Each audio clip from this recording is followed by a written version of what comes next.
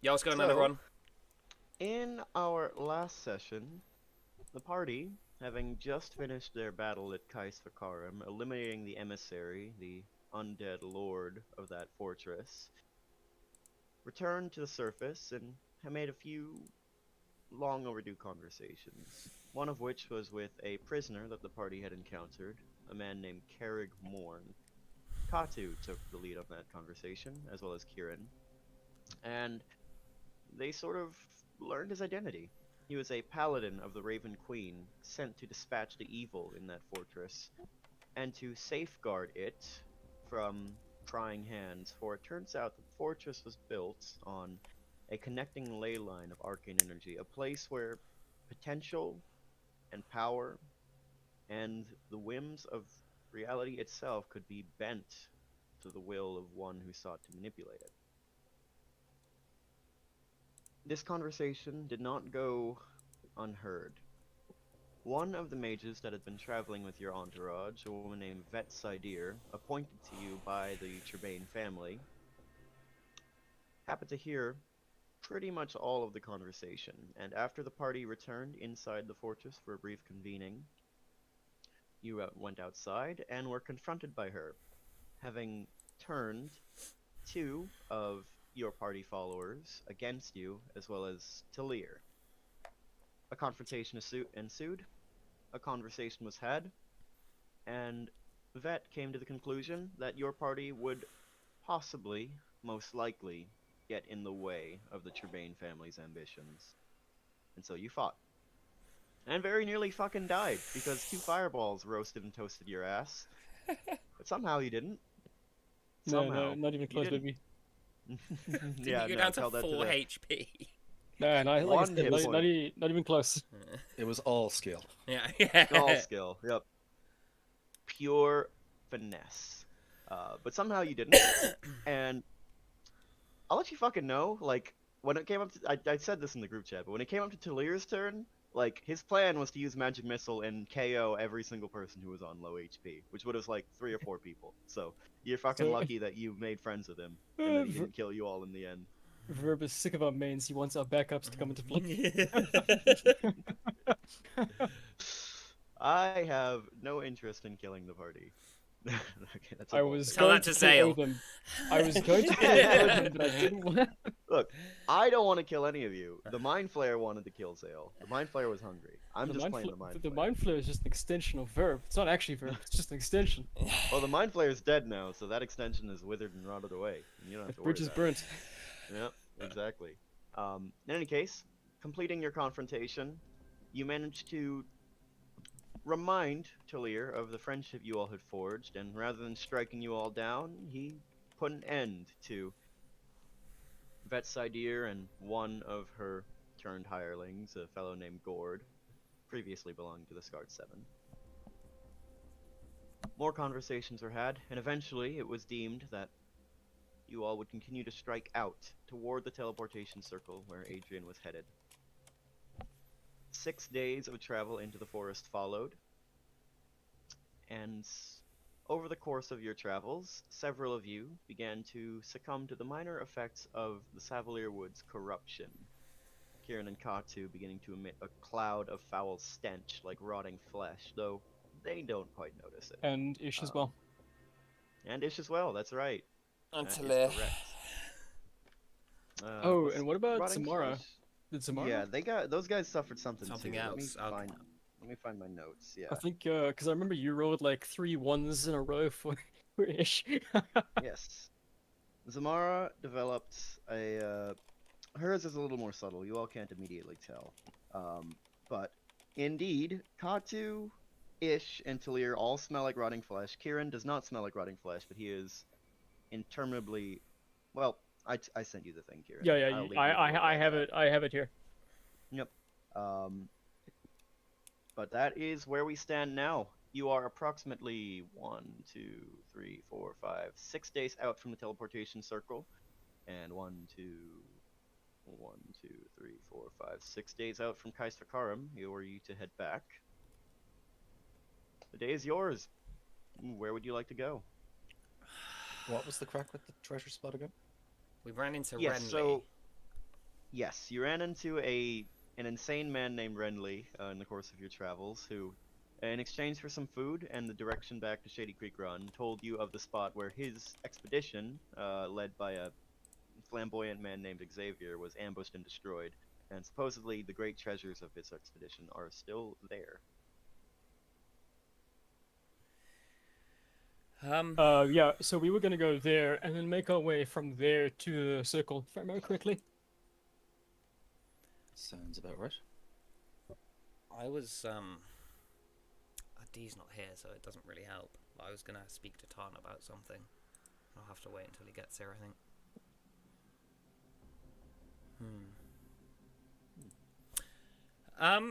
Okay. Yeah. Um. We decided to go to So treasure, it's didn't we? it's yeah. If such is your plan, then feel free. Is that what everyone wants to do? So it's gonna be there, Sounds- and then from there, I think.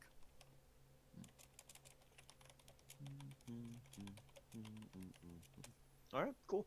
Go ahead and move your token forward, Kieran, and then I'm gonna ask you to make a survival check. You are now within. Let's see.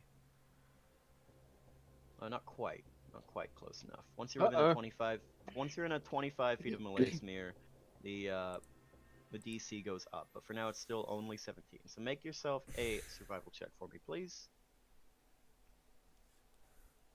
21. Damn, these new Sexy, virtual sexy. dice are banging. Holy shit. For some reason, all the dice boxes on my game are black now. I Huh. can still see them. It's just strange. But 21 definitely succeeds. It's much higher than 17. So no incident. However, I will need all of you to make a Constitution saving throw again as you bed down for the night. 9. Kieran, buddy. Where'd I put my pen? 17 and 13. Okie dokie, artichokey. Where the fuck's my pen? What did you do with my pen, Noodle? It's up your ass. I was actually. Look, man. I was thinking the same, except I thought Noodle's ass. Yeah. Look, man. I We all was- play, but you gotta take it out afterward, dude. It I gets was- lost I was, otherwise. my exact thoughts is like he put it where the sun don't shine, Yeah. and you went straight. I was like, okay, with our two brain cells combined. Yes. We came up with a cracking Little joke. Nice. We repelled Oh. every woman in a 10-mile radius. You really should not have me rolling for you, Tarn. That's pretty bad. That's pretty bad. Like he has a choice in the situation. Yeah. yeah. Yeah, it should not be late, man. This is what happens when you come in late, you You should've- motherfuckers. Okay. should've put his Someone down roll a quicker. d8 for me. Okay, I'll. There we go. All right, all right. Spicy. Okay, all right. I fuck with that. Spicy number. Very spicy number. Nice. I like it. I like it. Okay. Hang on just a sec while I write this down. Okay. Who else? All right. Kieran, Mhm. the deeper you go into this forest, the more comfortable you feel. At home and secure, confident even. Like you're coming home.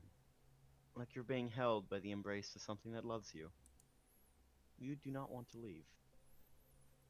As you all have continued to travel, you have begun to notice that Tarn seems to be erratic. His gaze keeps darting left and right around. He keeps turning behind him, looking to stare up into the ceiling or the sky, seemingly at nothing. Very strange.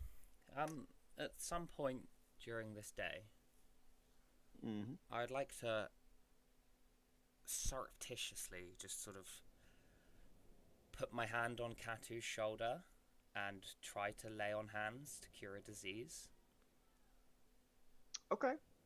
How many points of lay on hands do you have total? 10 points, and it's 5 10 HP points. per disease, it says. Are you trying to cure the stench? Or... Yes, I am. Okay. Okay. So you're gonna use 5 points to try that. Yeah. Okay. Go ahead and make a straight charisma check for me as you attempt to channel your magic. 16. You attempt to course your magic through and attempt to banish or aid or otherwise abjure whatever this influence is that has taken hold on her. Morris, so far you are in fact the only person in the party who has not been laid claim to in some way, shape, or form by these forests. Perhaps your god is protecting you. But that protection does not extend to her. Are you doing this, Katsu, or what is that perception check for? Is Morris doing this surreptitiously, or? Yeah, kind of. Just sort of like walking Okay. up and, patting her on the shoulder and then just sort of doing it. Like, to see if anything happens. Okay. Oh, okay, yeah, fair enough. Nothing untoward, but just been like, how you getting on? And then, putting my hand on her shoulder and just doing it. You know what I mean? Like... Yeah, okay, I gotcha. I would say with a 12, Katsu, you can either choose to notice or not if you wish. hang on. No, it sounds reasonable the way that he's doing so. Okay. Yeah, there you go. Nice. With a 16, you are unable to banish whatever this is, Morish. Although I will say that's a high enough roll that perhaps that brief moment of connection, your restorative magic entering or touching Katsu's soul, body, being, is enough to recognize that this is far more than some kind of disease, and it will take much stronger magic than that. Okay, cool. Alright. Let's see. Alright, I need to roll for Talir and Samara as well. And Ish. They're coming along great. And Ish, that's correct. 1 to 1 to where- 1. Let's go.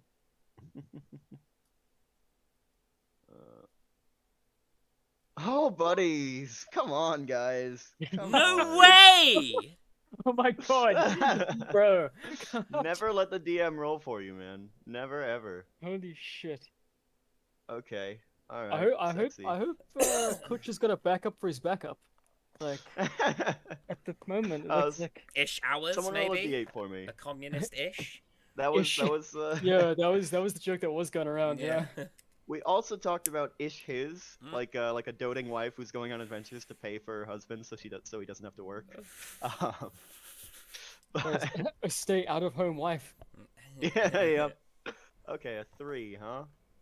All right. Okay, that's not too bad.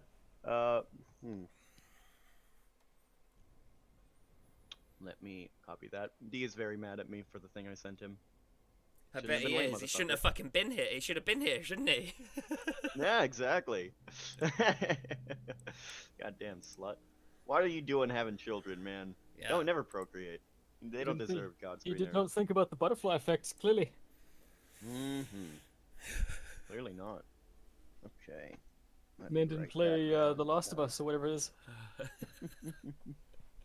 As you all have gone on, kind of similar to Tarn, eyes darting left and right, Ish seems not present. When you try to speak to him, you can hold his attention for perhaps a few seconds at a time, and then his mind and eyes seem to wander. He seems to mumble to himself a great deal. He seems to talk to himself a lot.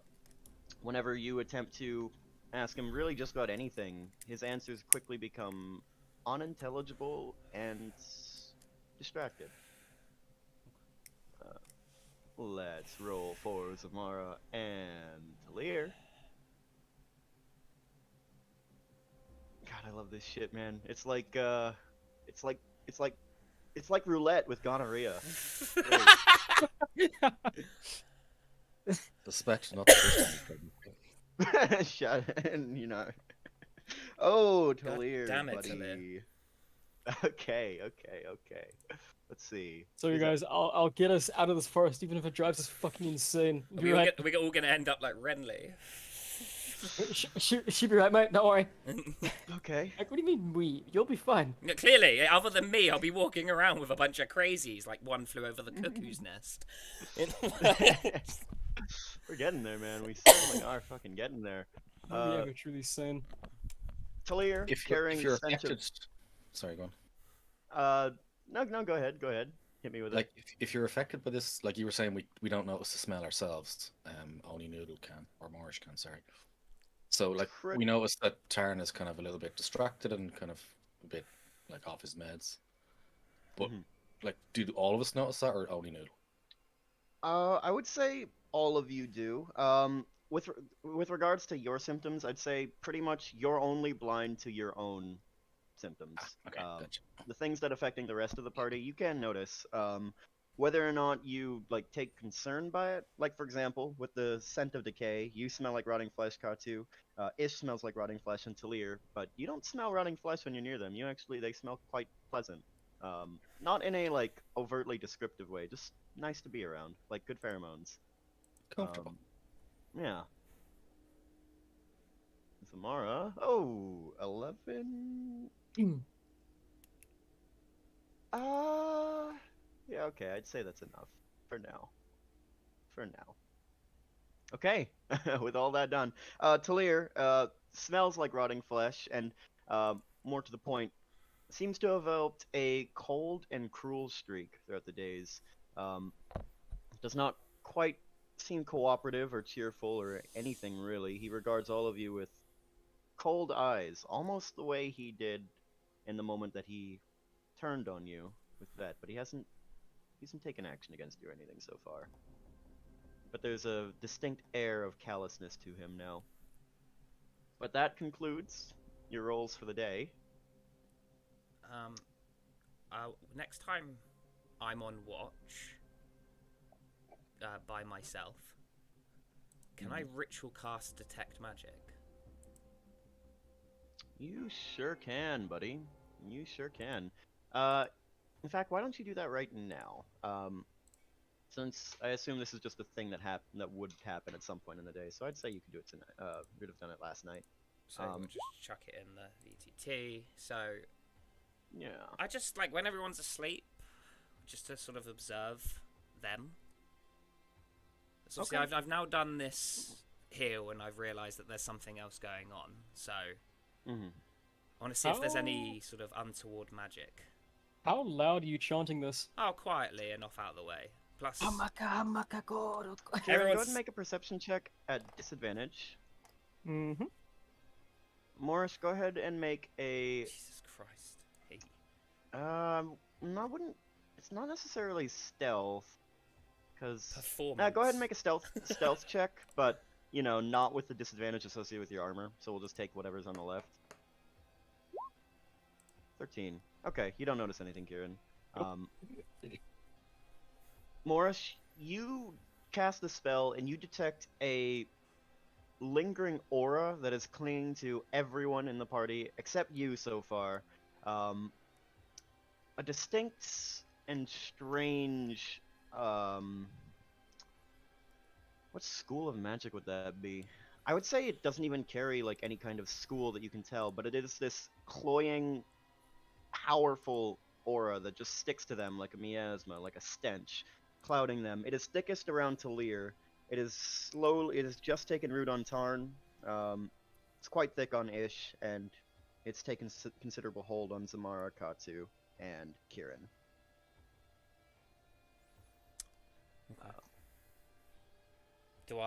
Are you proficient in Arcana? I am not. Okay. Are you proficient in religion or history? No, yeah, it's history I am. Go ahead and make a history check for me. 10. I wouldn't say. I say you don't know anything significant. Would I be able to keep working on it somehow? Keep every night when I take watch, just keep doing it and keep studying them? Okay. Yeah, okay. I would say at the end of each night thereafter, you'll have to remind me because I'm going to forget, but make an intelligence check as you attempt to ponder on this. Okay. But that concludes your first night, let us say. Kieran, I take it we're still heading up toward the treasure spot? Yep. Alright, go ahead and make yourself a survival check. Extra 1, so I can re-roll? Wait, is that a that's a 2. That is a 2. Wait, so no re-roll for you, buddy. Oh, it re-rolled for me automatically. Yeah, Okay. Yeah, it does that automatically, yeah. Okay, so I went from a 1 to a 2. Let's go. Solid. Nice. Sexy pexy. Alright. That is a failure, I will tell you. Really? Would you Damn, roll a d20 crazy. for me? Yes, I can. There we go. 20. Okie dokie. Let me check Fuck my me. handy dandy laptop. Oh no. Oh no. You can hear the smile in his voice. Look, man. Let me check You're my the fucking- laptop. My handy dandy laptop. That's a phrase I've never heard him say ever. Really? I think lots of things are handy dandy, man. It's I've nice. never heard It's you a nice say turn handy of dandy. phrase. I've never heard you say handy dandy ever. Alright. Alright, a 20 on a 20. Okay. Oh god. Okay, cool, cool. I'm gonna roll. Let me check your marching order. So He's this is think- your he's marching order right thinking. now. Is there any adjustments you all would have made, or does this look about right? Still looks about I right. think we put Tarn all the way up there. No, I'm kidding. Okay. Yeah, I think this is fine. I will roll a d6 for my own purposes. 4. Okay, cool. Cool. I am going to have Talir and Zamara make perception checks.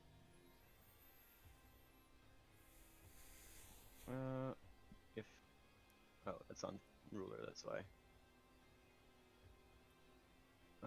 You do not have proficiency in perception, so it's just wisdom for you. Well, still pretty good, though. Good job, Zamara. Nice.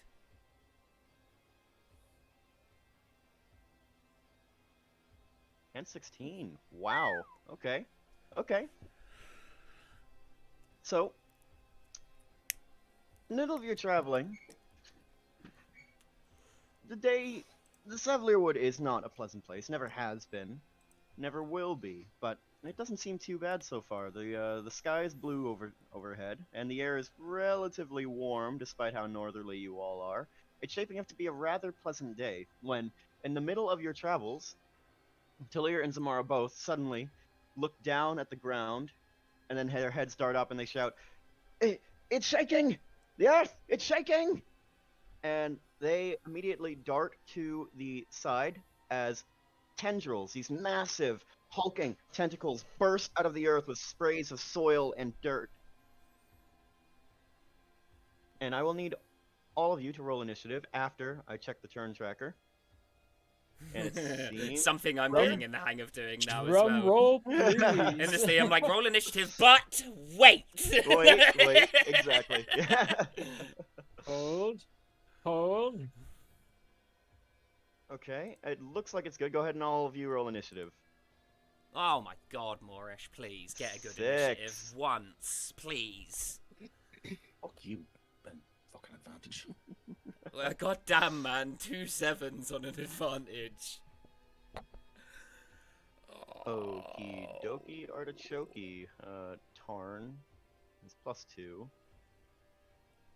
10. Ish also. Oh, I +2. forgot to pick my token when I did that. So you have to 7 to 8. Yes. Yes, I can do that.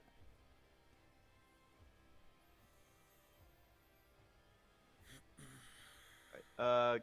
Go ahead and roll again, Miss Katu, and I will adjust that. There you are. Oh, it's a shame. Always sucks when you roll higher on the second time. And you lose it. Thanks. Okay. Immediately, Kieran, you're quickest to react as your reactions are honed and quick and agile as you turn and see these two massive tentacles burst out of the ground, attempt to grab and latch around Zamara and Talir both, but miss as they both duck aside. Okay. Immediately gonna just kind of spread out a little bit, throw a hunter's mark onto this one, as with a bonus action, Okie dokie, artichoke. and then I'm gonna fire 2 shots directly at this grasping tendril. Both are gonna Okay. be the sharpshooter thing, so both Got are it. -5 plus 10. Okay, Mhm. first one, 14, 9 9. total, misses, second flies one, off into the woods. 13 total, 12 total, also misses, unfortunately. cool, that's my turn. Flying far. All right, sexy pexy. Next up is the grasping tendril. With having missed its first attack, but with a 15-foot reach, it is going to strike out at Thalir with a wrap attack. And a 23 is definitely going to hit. Thalir takes 10 points of bludgeoning damage and needs to make a acrobatics or athletics check against the tendril strength, which it rolls 15. Thalir, buddy. Okay. Okay. He does not have acrobatics or athletics. His dex is higher. Hello, Mr. D. Hey, D. How are ya? Eat your transgressions, foul knaves. You're the one that's late, motherfucker. Yeah, and it took fucking Verb all of 2 seconds to fail my first. Oh, that's fucking- because you were late and he rolled for you, and you know the Yep, curse of that's DM what rolling. happens, man. That sounds like a personal problem. Not Yeah. gonna lie. I'm gonna wear you like a pair of hunter wellies, you bitch. I'll have you know, before the session started, I said to everyone that you had a room temperature IQ. Oh, you And I did know say I'm you not tell wrong. him. Yeah. I did, yep. And Noodle was like, wow, you said that? I'm like, I'll tell it to his fucking face, asshole. How do you feel about Look that, at him D? now. He's gloating. He's like, oh, look at me. I'm so brave. I said it to a guy online over the internet. Ah, look at me. Yeah, but the I thing am, is, I I'll am. agree. Like you have Because a I room hold all the temperature IQ, power. I know. I love you, D. Go ahead and hop on whenever you want, man. We're in combat. I've already rolled your initiative for you. It is a high and mighty 10. Ah. Okay. So the tendril, bursting out of the ground, attempts to grab Talir with the first swipe, but he ducks back. Comes back around, hooks, grabs around the waist, and pulls him tight, wrapping him taut. You see, it's held suspended and struggling. That is the end of the tendril's turn. Zamara is her go. In a panic, backing up, she is going to... Shit. Okay. She is going to use a bonus action to cast Shillelagh and strike out at the tendril with her staff. Wreathed and magical energy. A 20 hits, does 6 points of bludgeoning damage. Good job, Samara. Okay, end of her turn. Ish yours. Let's see, what can you do, Ish yours? What would Ish do? Probably attack it, right? Ish would praise the light of Lathander and shoot a guiding bolt out. And Ish try and would convert use, the tentacles. Ish would start a cult with tentacles. Yeah. Okay. Yep, I will indeed do that. He holds up his symbol and attempts to fire a guiding bolt at second level and misses, unfortunately. The bolt flying wide. Tarn, whenever you are you good to go, buddy? I'm here. All right. Do Do I you have see control? the I have map and everything? control. I'm Gucci. I'm Sexy. ready to go. Nice. Righty, I'm gonna stroll over to Mr. Grasping Tendril, and I'm gonna swing twice. Okay. Are you just going to I- attack it, or are you going to attempt to free Talir, or? No, I'm gonna Great Weapon Master for both of these. So- Can you do that with?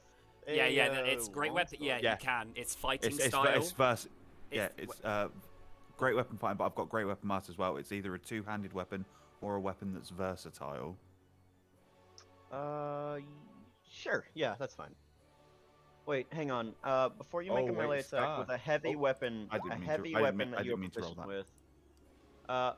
So Scar is not a heavy weapon. I didn't It mean to roll is. That's quite all right. Yep. A great weapon It is master. On a time. versatile.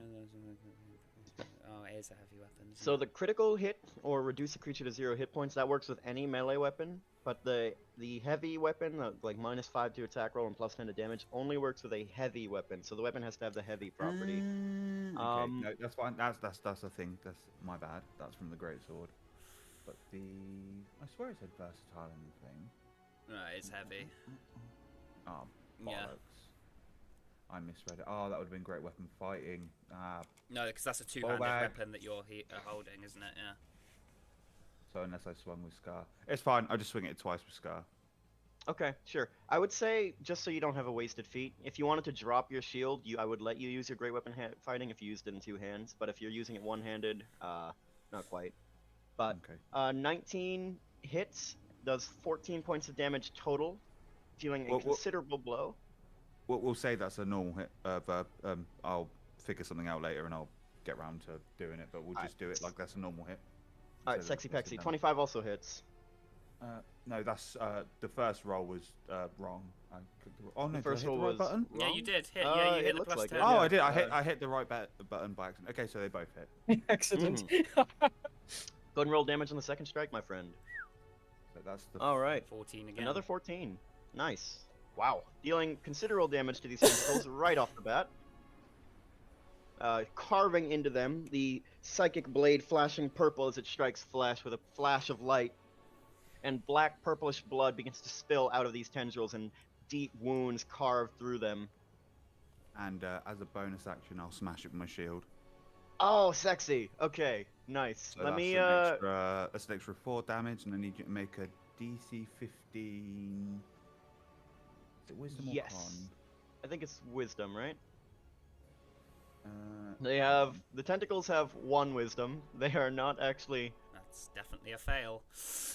Yeah, this is you 3. have Okay. disadvantage on any attacks not against me. All right, that actually might make a difference, depending on how this goes. All right, It might do you. You can't. What? Okay, let me check your sheet real quick while I reread the exact specifics of that shield, because it's been a while since I wrote it. Throw the gauntlet. When you hit a creature, you strike them. That was 2d8 piercing damage from that. You roll another d8 for me, Tarn. All right. So another 2 points of damage. Yeah, I hit So as Nevin's you shield, not the other one. No worries, man. As you slash twice and you strike forward with your shield, the blood red spike on the tip of it punching into the flesh, and immediately the tentacle, still wrapped around Talir, rears back, whirling, and I would say, as per part of this, drops Talir as its focus is placed squarely on you. All right, is that the end of your turn, bud? That is the end of my turn. Nice. Katu, it is your go. I don't suppose these things count as inanimate, do they? Since they're not moving. They are animate. They are living. Okay, cool. The cat will move up to here. Bonus action. Actually, no, I won't. No, a bonus action rage and attack with the great axe. Sexy Pexy. Oh, buddy. It has 6 hit points left. I'm not even gonna have you. I mean, you can roll if you want. It's gonna be fuck tons of damage. What is that? 1d12 plus 2d6. So 12 24. plus 20, 24 plus your modifiers, which is what's your strength? 4. 24 and plus 2 for rage. So 30 slash roll. 30 plus 1d12. 30 plus 1d12 plus 2d6 is. That's 43 damage. Jesus Yeah, okay. Christ. Alright. Taking, any particular way you want to dispatch this, Miss Katu? There's also savage attacks on top of that, but anyway, we won't bother. Just straight through the base, I suppose. Alright, sexy. Swing in low. Hefting your great axe in both hands. These things are thick. They're like big-ass fucking tree trunks made of writhing flesh. And like a woodcutter hard at work, you take your axe in both hands and swing, and the flames burst out just before they make impact. And like a blazing star, you cut your way through this thing with one solid, hefty swipe, separating it at the base, and it drops to the ground, writhing and bloody and destroyed. Nice. And that's just one attack, bud. Movement to get to here, and I will Mm-hmm. use the second attack on that. You've got a bonus attack as well. Use the bonus to rage. Oh, you did, yeah, sorry. Alright. That misses, unfortunately. Yeah, that's cool. Alright. End of that turn, beginning of this one. The grasping tendril is going to... It doesn't have intelligence. I'm just gonna have it roll a d6. 1 to 3 it targets you, Katsu. 4 to 6 it targets Zamara. Alright, it's gonna try to wrap you, Katsu. 19 to hit. I was going for Zamara. God damn it. Yeah, Oh, you're right. You're right. I said the wrong thing. It would go to Tamara. Not you. I forgot my own thing immediately, so you're fine. Fuck I- Samara. I thought I had memory problems. Shut up, man! I spiked my coffee with like fuck tons of gin, so it's we're in You it, boys. spiked your own coffee. Jesus Christ. Yeah, man. I get sure high. hope someone doesn't take advantage of me. Mm. As he's pouring it into his own drink. I'm gonna just As I wiggle roofing my ass myself so I can play enticingly. D&D. Let me just All right, Zamar takes 10 points of damage and must make a acrobatics or athletics check. She has proficiency in neither. Let's do dexterity. That's a fail, girl, as you are wrapped. All right. End of her turn. Beginning of Talir's. Talir, just getting free of this tendril, backing away in a panic, wide-eyed. Regards Tarn with eminent suspicion. All the party with some suspicion, in fact. And from a distance is going to use Please don't say fireball. Firebolt at the grasping tendril. 16, 17 fucking points. Hot damn, Damn. Talir, nice. Good job, buddy. 10. It was a 17. Nice, good hit, good hit. All right, as he raises his hand forward and a bolt of fire shoots forth and scorches the tendril quite significantly. Morris, it is your turn. I'm gonna run up opposite Katu to get that sweet plus whatever it is to hit. 2. 2. And I'm gonna +2, nice. swipe out twice with my staff. I'm gonna green Nice. flame blade the first one and use a bonus as my second. Sexy. So first attack. I don't know why it did that. Why are you not rolling a fucking d20 plus 8? Hang on. I need to add let a me spear. check I your need a sheet. +2 spear to my inventory. I think that's why. Are you hitting the +8 next to it? Yeah. Yeah, go ahead and add a +2 spear. Oh, it's only got a +4 on it. Oh, it's because it's not my pack weapon. Would it be a +9 to hit? I think so. Okay. Your charisma is +4, Yeah. Proficiency. +3 from proficiency. Yeah, and then +9 +2. total. Yep, should be. Okay, rock and roll. So yeah, first one with green flame blade. 26 definitely hits, baby. Second one. 18 also hits. So first damage. I'm using it one-handed, by 14. the way. Yeah. Nice. So I've got Plus D8. got a shield. It's D8. 1. Okay, And 15 then- total on the first hit. Second hit.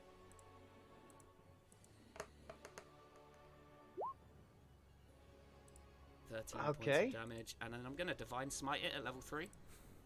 I will say it's not necessary No? with the second hit. Okay. It is dead as disco. That would be pretty fucking sexy though, wouldn't it? Yeah.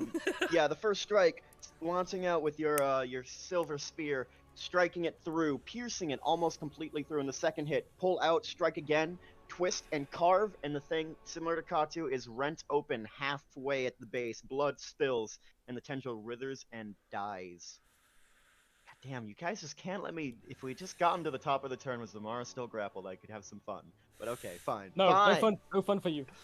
Alright, as we come back to the top of the turn, the ground begins to rumble again. Kieran, Morish, and Tarn, I need you all to make dexterity saving throws. 24 succeeds, DC 15 on this. That's a failure. That's a success. Alright, Sexy Pexy. More tendrils burst from the earth. Tarn, you are grappled. Actually, it's not an automatic thing. It gets to make a free attack against you as it bursts. 23? That just hits. Does that hit? That hits you. All right, nice. You take 7 points of bludgeoning damage, and I need to make a athletics or acrobatics saving throw, or ability check. I get. That's gonna be hard to beat, bud. Wait a second. Must be composed athletics. Oh, damn it! And oh yeah, I've got advantage on. No, that's strength grappling. Damn it! I do have advantage on athletics though. Okay. So go ahead and make your athletics check. Good Oh, son- fucking hell! Oh! God damn, Oh, man! yeah. That's a natural 20 too. Holy fuck! All right. That's an 18. That's an 18. Alright, yeah, fuck, dude. Don't forget you take your 7 points of bludgeoning damage, but the tendril shoots Yeah. out, and you're a little too slow to react, Tarn. Are you wearing your mech suit right now? I am wearing my mech suit. You are, nice. As the tendril wraps out and tries to strike and wrap around you, but your massive form is considerable, and with barely any effort at all, you simply flex a little bit within your suit and shrug it off, and the tendril recoils. Let me go ahead and roll for these lovely pieces. And in fact, let me do another thing as well real quick. That's concerning. No, nothing I do is concerning. Nothing Except at all of it? all. Mind flow, by the way, guys. Alright, I just need to put up a little bit of fog of war so you all can't see. Motherfucker. I'll put it in this corner, why not? Whoop, that is all That's of it. a lot. That's- That's not more than I was expecting, to be honest. Don't worry, don't worry, don't worry. Pull your britches. There we go. Okay. This guy down. Roll initiative for him. Alright. Alright. Kieran, top of the turn, your go. This tentacle has just burst out of the ground in an attempt to grapple around you, and you dodge back. Cool. I'm gonna use a bonus action, uncanny, or cunning action to disengage. Nice. I'm gonna go 5, 10, 15, 20, and then I'm gonna lay 2 shots, sharpshooter shots into him. Nice. Yikes. Misses, just barely. Yikes. Misses, buddy!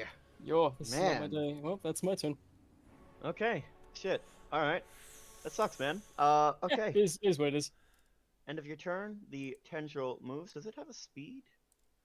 It does not actually have a speed. It has a 15-foot reach, but it's a little too far. I will say it uses its action to emerge into the, to burrow back into the earth, and is temporarily gone from this plane, or gone from sight. That's the end of its turn. Zamara comes up. 5. She's going to move. Her shillelagh's still active, so she's going to move and flank around and strike the tendril with her staff. 19 to hit, that hits. 12 points of bludgeoning damage. Max roll too. Good job, girl.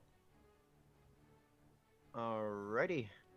She swings around and strikes it at the base of the fleshy thing, and the whole thing quivers. The base of the fleshy thing? Sure, whatever, we'll go with it. It's yours coming up. He is going to cast Bless. Choosing, what's the range on that? 30 feet? 5, 10, 15. Choosing Tarn, Katu, and Morish. Let's have him concentrate. That's And I will put a 1d4 at thing any on point, all of isn't you. it? 1d4 on any attack roll or saving throw. And can you do it multiple times a turn? Yes. Yeah. Any attack roll or ability saving throw that you make, attack roll or saving throw that you make gets a d4 bonus. Okay. End of your turn. Next up is the grasping tendril. It is going to... It's not even going to try to wrap, it's just going to do a crushing lash against you, Morish. Okay. If it wants to roll. That definitely misses. Fucking 10. God damn, man. That's...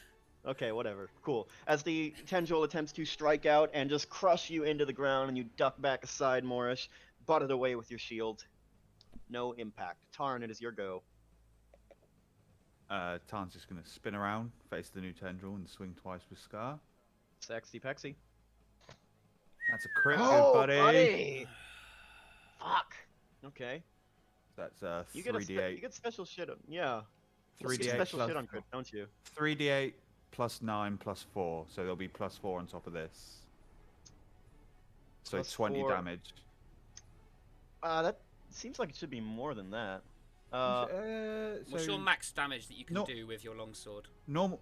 It's 1d8 plus 9, So 8, and then 17. so then it's 2d8 for crit, and then I get an extra damage die because of my racial trait. 17 plus So it 4. should be So he gets, 3d8. you get 21 max damage overall with Scar should be 21 for you.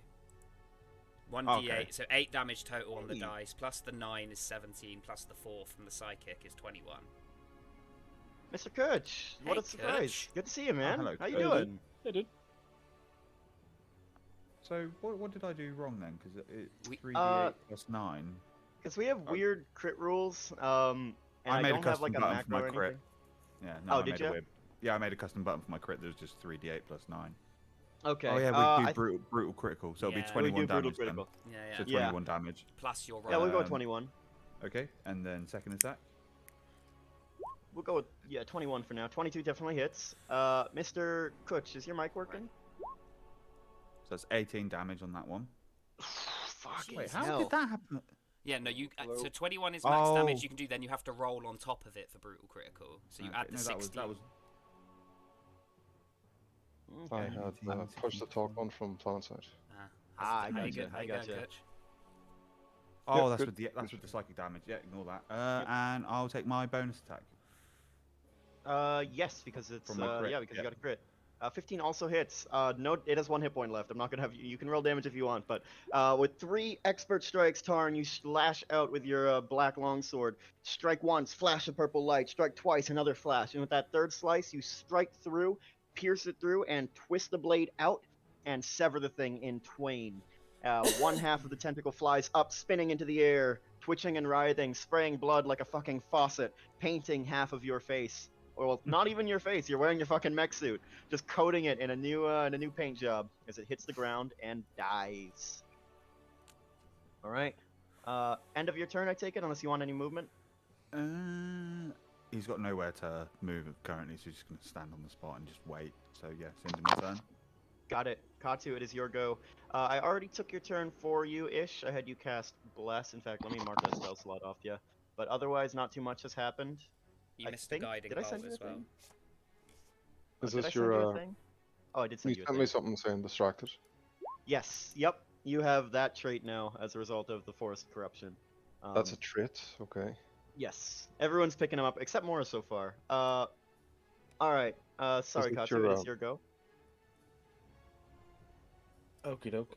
Katu is going to trust that Samara and Talir can take care of this dude. So she's Okay. going to go up to here and try to and ready an action so that if the tendril pops up around Julian or Kieran within range, she'll take a swing at it. Sounds good, buddy. Okay. Talir is going to, well, if it worked last time, it should work again. He's going to move up and firebolt the tendril. If it wants to roll. Yeah, it does. Cool. 8 misses, unfortunately. Sorry, bud. Okay. At the end of Talir's turn, the Tunnel Lion bursts its tendril out of the ground, right in your face. Katu, go ahead and make your held attack.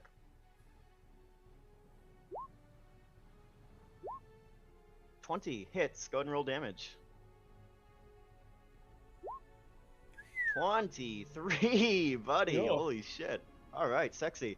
Striking considerably, bursting the axe into flames as you carve down into this thing, doing quite a bit of harm. Not killing it, unfortunately. Unfortunately, as it is going to now use Acid Nova. Every creature within a 5-foot range of one of the tendrils must make a dexterity saving throw. Or take 6d6 acid damage. That's 26. Kieran, that succeeds, just barely. Half of that, so 13 to you. Do I need to make 2? You are not in range of any living tendrils. Those ones are Oh, all destroyed. living Do I tendrils. need Ah, to I make thought one it as was- well then? I thought it was corpses. You need to make one, Morris. Yep. Oh wow. Oh dear. That's pretty bad, bud. This is 1 pretty and a 2. bad. 26 All right, was it? 26. Oh, nice. Good job, Zamara. Only takes 13. All right. As both of these tendrils, numerous pores open up along the length of them, widening like fucking dark eyes, and then a burst of acid just sprays out and washes all of you, sizzling and hot and burning, scorching, searing into your skin, melting you. Kieran, you're just able to duck aside, as is Samara, but Katu and Morris take it full to the face.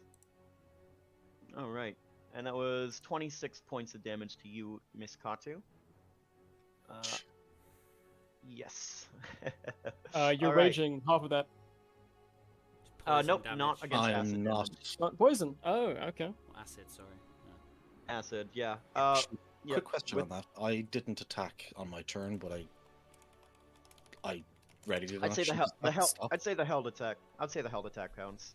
Okay, good. Yeah. Rules is written. That's not quite how it works, but I mean the intent is there. Makes sense to me. All right. So that was that thing's action. It has no one grapple in any of its tendrils, so it can't do that. God damn it, man. Why'd you have to fucking kill that? I just wanted to use my fun ability. Okay, whatever. Whatever. End of that thing's turn. Morris, it's your go. Jesus Oh, right. Christ. 1, 2, 3 tendrils destroyed. That's minus 120 hit points from this guy. Excuse me? Say what? No, it's a good thing. It's a good thing. Every time you destroy one of the tendrils, the main boss creature loses 40 hit points. Because these are extensions of the monster below. But anyway, Morris, it's your go. Okay, I'm gonna use my staff to cast Freedom of Movement on myself. Okay. The reasoning behind this will probably become clear if I become grappled. As my action, and then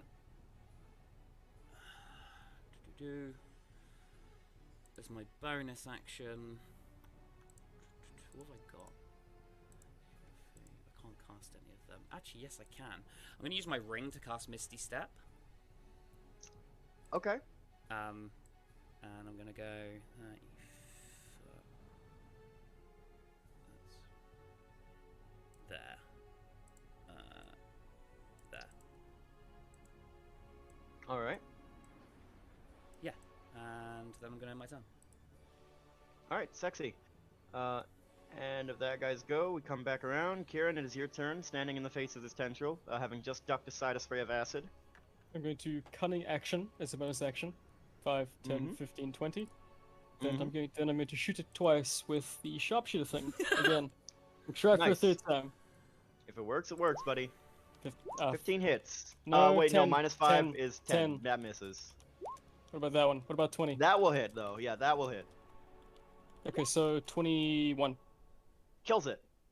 It's As you go ahead and knock one of your frost arrows and shoot forward and find a perfect weak spot at the base of the tentacle, spearing right through, and then as if, like, coring out an apple, it dies from the inside out, the rest of the body flesh just necrosing visibly as it withers and dies, falling to Katu's feet. fuck yeah. I end my turn, graciously. Alrighty. Samara is still engaged with this sumbitch. She's gonna keep doing what she's been doing and smack it. Misses. Sorry, girl. Ish, yours. Mr. Kutch, it is your turn, finally. Okay, I realize there are tentacles around us now after looking at the squirrel for 20 minutes. Squirrel? Yeah, squirrel. It's Okay. always a squirrel. So I need to catch up here. Is this the last tentacle or the last we know of, or? It's the Last we know of is right next to Zamara, yes. And how did we get in this position? It just ambushed us on the road.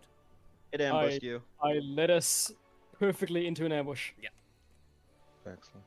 You're welcome. Here to help. 21 points of damage. I will.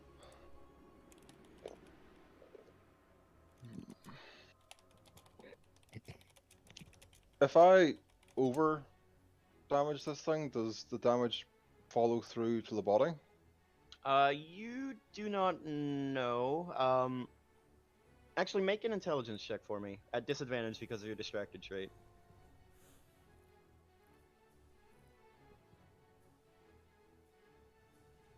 Or nature if you're proficient in nature.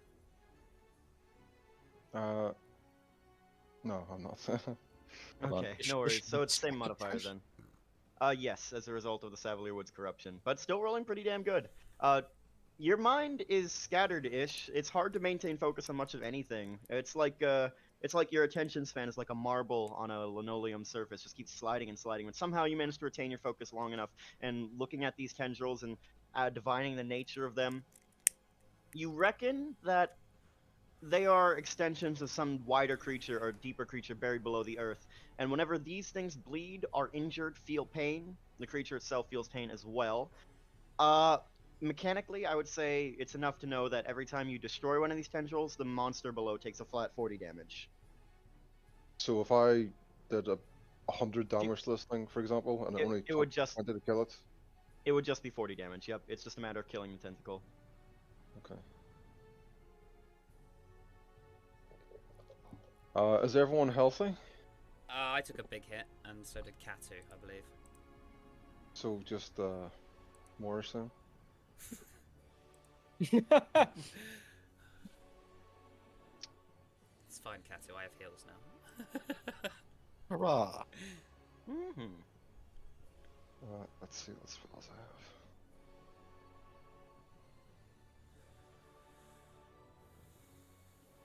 You have cast Bless on everyone, by the way. You're concentrating. Yeah, verb said at the start. You didn't mark it though, verb? Nice spell. Oh, did I not mark your spot? It's a first level slot. Yeah, I just did it there. Okay. Unless, of course, I hadn't refreshed my D&D Beyond and it didn't reflect. Might have been it, but it doesn't matter too much either way. I will move up to Morris and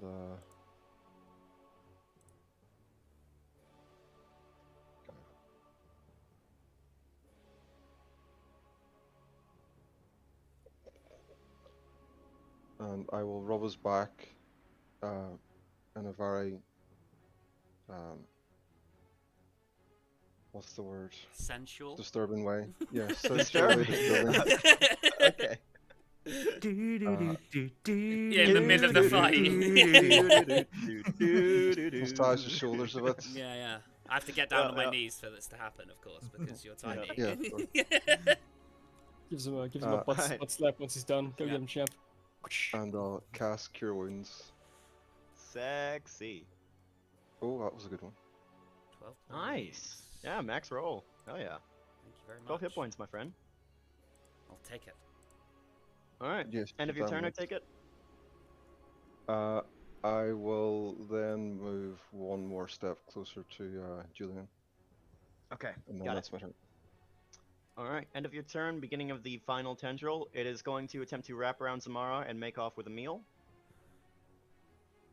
That's 19, 7 points of damage to Zamara. Needs to make a dexterity check against its strength, so let's roll strength. 7, okay. Yeah, I'd say your chances are pretty good, Zamara. Yeah, Jesus. 22, okay. Ducking aside as the tentacle slams into her and attempts to wrap her, she just managed to duck and dodge aside. The thing is coated in blood and makes for pretty good lubricant as she slides away with like a sound. Absolutely filthy. Wide-eyed. End of her turn. Cool. Tarn, it is your go, my friend. Seeing the almost failed, this is the only tentacle alive. Tarn's gonna run up, shoving Talir out of the way. This giant 9-foot suit of armor. Move, mage.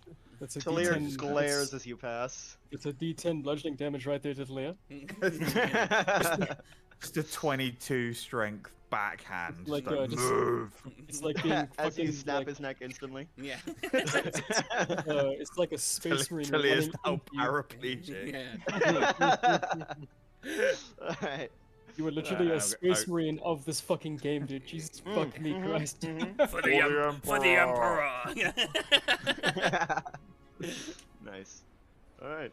28. Yeah, that fucking hits, dude. Yep. They don't have 30 AC.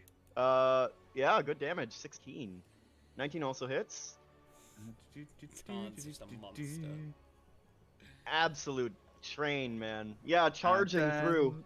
And then I'm gonna bash it with my shield. Please give me a DC 15 wisdom. It cannot make one as it dies. As you Excellent. charge forward, barreling through this massive hulking suit of armor. The ground quakes as you run, Tarn. All of you shaking. Talir, spinning aside as you move, glaring at you, raising up one hand, his aim disturbed by you. As you go in and charge in and strike twice with your black longsword, flashing with purple light, carving an X-shaped wound through which you drive the red spike of your shield, and the tendril bursts into gore with the force of your strike. As it is dead. As fucking disco, baby. With that final blow, you feel, for a brief moment of that connection of the strike, a quiver running up through the whole length of this thing. And then you hear, in the brief moment, for a brief moment, a scream echoing down from below the earth, as whatever this thing belongs to, this tendril belongs to, is evidently quite badly hurt.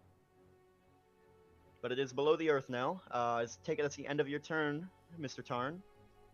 That is my turn, yeah. All right. Anything you're gonna do, Katsu? The thing is dead, or is it just running away, or it's just biting its tongue? It's all underground, so you can't really see anything. You just feel the earth rumbling beneath you. Then I will move to here, and that will be it, ready and attack. Okay, cool. I'll take Talir, got it. Talir, I'd say also readies an attack, but it's not necessary as the tunnel lion, sensing defeat, no meal in sight, retreats deep below the earth. And there is no opportunity to follow as it retracts its battered and broken tendrils behind it. Actually, I'd say there is an opportunity to follow if you want to jump into the holes left by those tendrils. But they are No. very narrow, like 5 feet wide. I don't think so. Okay. Alright. That's a terrible idea. Hey man, I just wanted to throw it out there. Dude, like, No, it's dude, called a tunnel lion. You want to go and fight it on its home turf? No, thank you. No, dude, just like the guys from Alien, I love rooting around the little pipes where the aliens live. Let's do. You mean where they're Alright. faster and more concealed than I am? Yeah. No, should be right. Nothing will happen, Yeah. guys. Alright. Good shit, boys. Good shit. You get through that encounter somewhat injured. As a reminder, long rests don't happen unless you take a full 24 hours, but it's up to you on whether or not you even need that. You can still take short rests nightly. Let's say, can I take a short But- rest the next time we stop? You could do so right now if you wished. Yeah. Isn't that the plan, boys? I think so. Are we really gonna rest directly over the maw of a creature that just attacked us? Of 'Cause course, nothing will happen. Stash. I would say if Tarn raises that concern, if you all want to like move ahead or do this like a couple hours later, it doesn't really matter too much in the grand scheme of things. But you go ahead and take your time. Navigating through that ambush relatively without anyone dying, at least. Zamara got pretty royally fucked, but she's not dead or anything. I really wish I could have just grappled and swallowed one of you. That would have been so fun. That would but be so whatever. funny, dude. Why didn't you do that? Come on. Yeah. Because you killed all my tendrils, dude. It sounds like a personal problem. Yeah, I guess it does, doesn't it?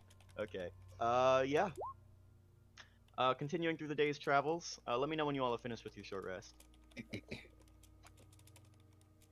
I'm all good. Okay. Okay, I'm done. Yeah. Nice. Morish and Kieran and Yeah, Ish. I'm good to go. Sexy Pexy. Would I be able to Okay. make that intelligence check?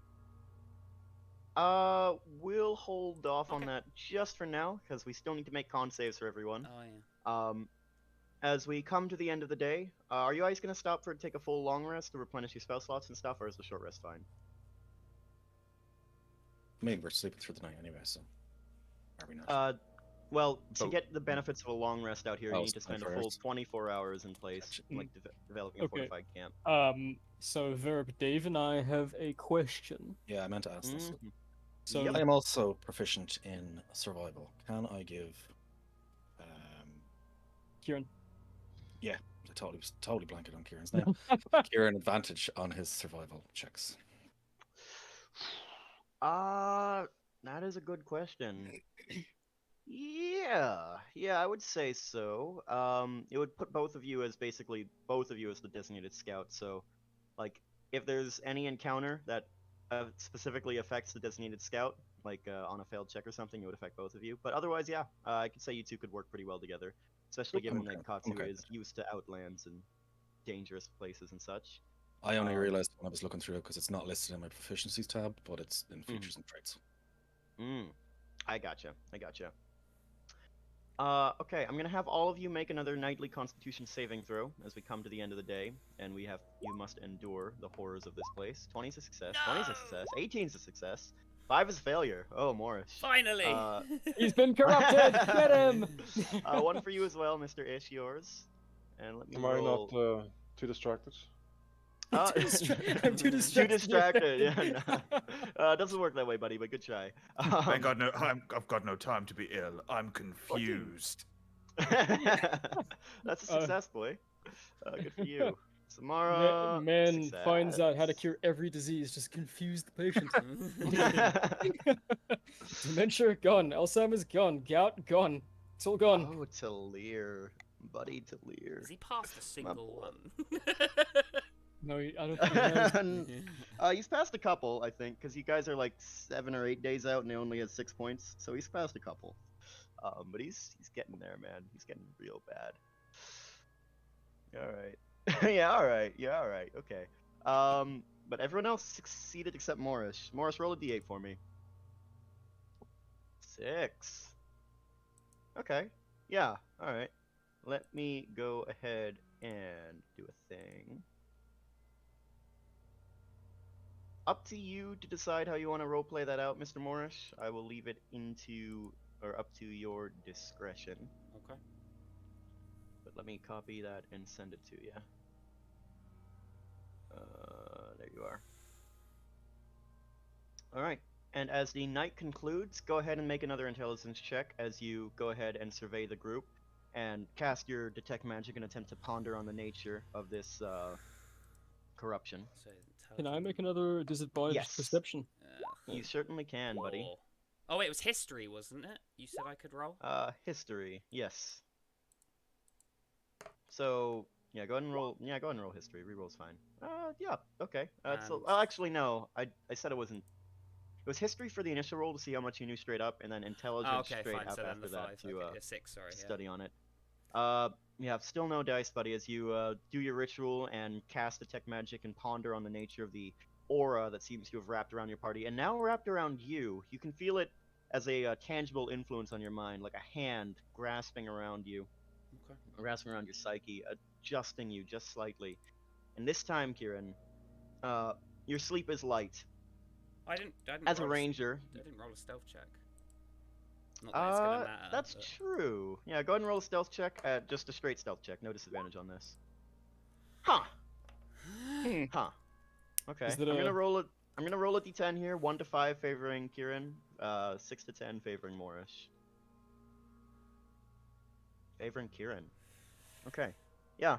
I would say just barely Kieran, as you exactly matched roll. I would say you have enough. You just wake up enough just to see the tail end of it as Morris seems to stand up from something, stand up from a crouch, and some kind of light just winks out of his eyes. But you saw something that looked magical, and there's a quizzical, analytical look in his eyes. Okay, so I didn't You hear don't him notice speaking. these It's just Yeah. something faded. Okay. Just something fishy's going on. That's about as much as you can ascertain. He ended his death magic. Gotcha. All right. And did you want to discuss that thing we talked about, Mr. Usti? Oh, now? Yeah, if you wanted to. I'll drag you into another VC. Yeah, sure. All right, hop with me down to game number 1. None of you follow, or I'll fucking geld you. Everyone I'll do follow it too. quickly. What if we're into that? He's not lying. Don't do it. He'll find you. I promise. He showed up at my house yesterday. I don't know how he got there. I did, and we had quite lovely tea and crumpets. You're a very good host, Usti. I appreciate that. Your they weren't- hospitality is. And Sure. an excellent lover. All right, hop on down with me, Slut. Yeah, sure. Oh, party intrigue. So are we heading towards the treasure spot or the teleportation spot? Absolutely, baby. The treasure spot. Treasure. What kind of treasure? Knowing Lies, Verb's probably. homebrew magic items, it's either going to be a disgusting 9-headed Hydra Mind Flare combo, or one of us is going to get like a +10 mace that just Or both. ends the world, or both. I'm personally hoping for some camel armor. Give Julian. I a am Why 25 don't you AC. skin something we kill and just mount it on Julian? True. I mean, Kieran did try to skin that Mindstalker and it didn't go very well, so. Right, while those doing game chat, I'm just going to pop upstairs and make sure my daughter isn't dead while my missus isn't here. Yeah, that's fair. I'm gonna go to the toilet real I've got quick. my headphones in, I can't hear shit, so if I've heard a loud bang, it's to the bottom of the stairs. Whoopsie. She was like that when I found her.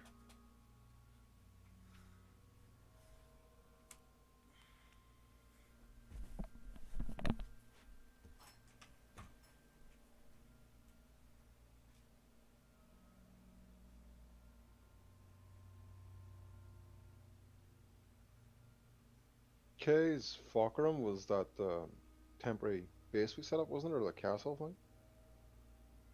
It's the The place where Zale died? yes. That is now, or was previously, but is now rededicated to the Raven Queen. Yes. So you've travelled pretty far. Yeah, the first few survival and con checks actually went really well, but then it's obviously gone downhill steadily since there.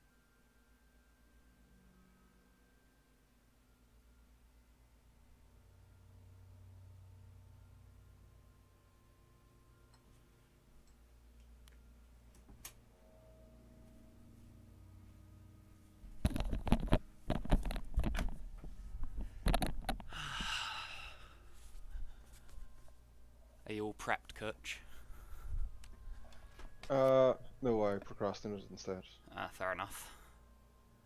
I've taken Monday off so I can procrastinate, or potentially procrastinate until Monday. Yeah. And I'll have to do Monday. Nice. So what you're saying is you're free to play D&D on Monday. On Monday? No.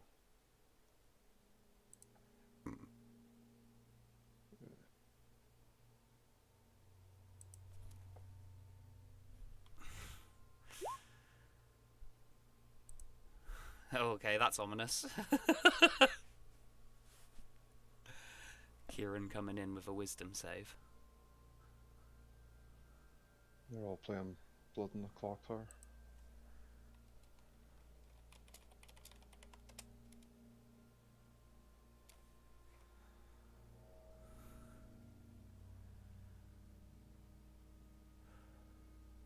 What do you think Verb would like?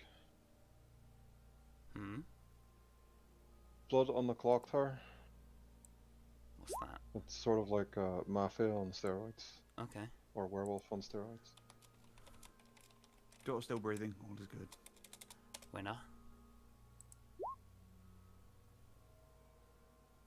Is it tabletop? Yes, to an extent. They're doing things. Yeah, it's quite ominous. I'm not happy about it. Yes, Dave. Nothing happened. Don't say anything. Alright, Dave, I'm also gonna drag you down. Come with me, whore.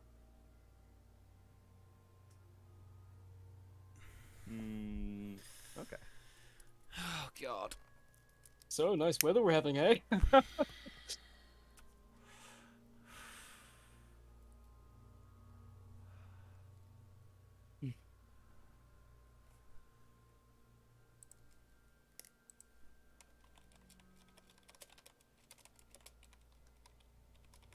Talk to him, he's not trustworthy. Am I being ostracized from the group because I have special magic ooga booga powers? Potentially. That's just, you know, it's hate on him because he's different. That's a bit racist and sexist and all of the above. Bitch, I'm an orc. I hate everything. That sounds like just you in general. Right, just because I'm half English, half Hungarian, so I'm genetically the perfect racist. I'm genetically just a bad person. Like, I try to be good, but it just boils Every to the time I surface. want to be good, I just have to punch a kid. That's genetic. I don't know. God, I know what that feels like. Alright, boys. Alright. We come to the next day. All of you waking up, feeling okay. I'm pretty sure only Morris failed his save. And Morris, you feel a little bit strange, tetchy, on edge, wired, but not too bad otherwise.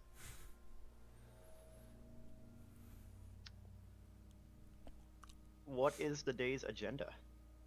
Continue on to treasure spot? Question mark.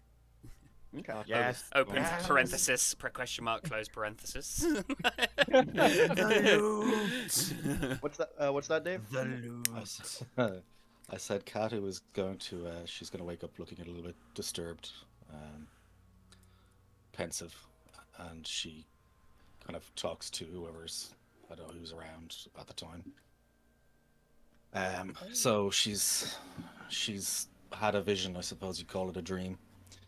She doesn't know whether it's the forest affecting her or it's real or what's going on, but Case Vocarum, is that what it's called? Yeah, Kais Vakarum, yep. The vision, the dream of Case Vocarum under siege. By who it wasn't clear, but she feels a very strong urge that it needs to be protected, and she needs to go back to do so. Wait, so are you saying this, or are you just telling us above table? What's I'm saying Kais that's what she's Vakarum? describing. Okay. It's the place we just left. This is what she's describing to everyone around. So It's she's yeah, it's the place we sailed outside. It's the place that Zale met his demise. Who's Zao? I don't know. I've never heard of the guy. Poor Zale. Poor Zale. Do you not He think was so close to getting that plate armor. do you not think the more pressing issue is Adrian? Via treasure spot? Katu is. She says, well, I am a sworn acolyte of the Raven Queen. This is a sacred place for her. I am sworn to protect it. I can't just ignore it.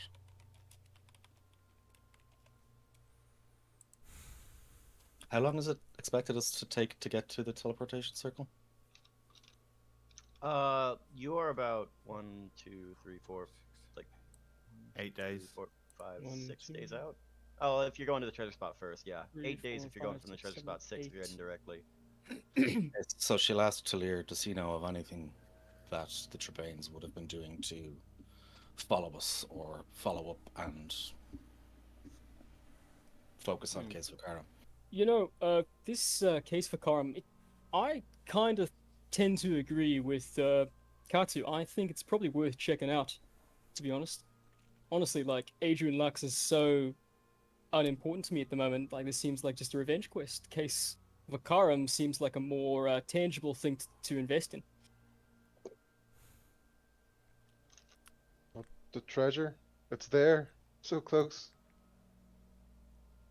Your Ishmine is peeking out. We didn't come this far just to turn around. Did Talir respond, by the way? You asked him about the Trebane family, like if they were following you, or... Well, I mean, logically, she could only think of, like, that's the most likely explanation, is that it's the Trebanes that are putting Case Vocarum in. Yes. Because they were. Yes, Talir will consider that dismissally for a said. while.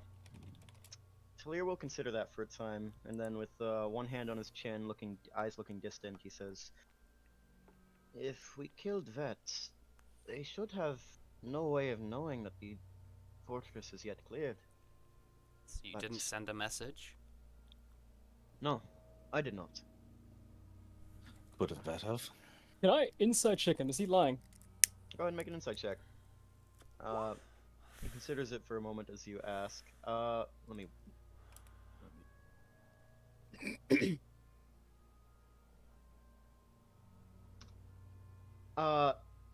As he considers that, it is possible, perhaps, but at the very least, while I was in her presence, I did not see her do so.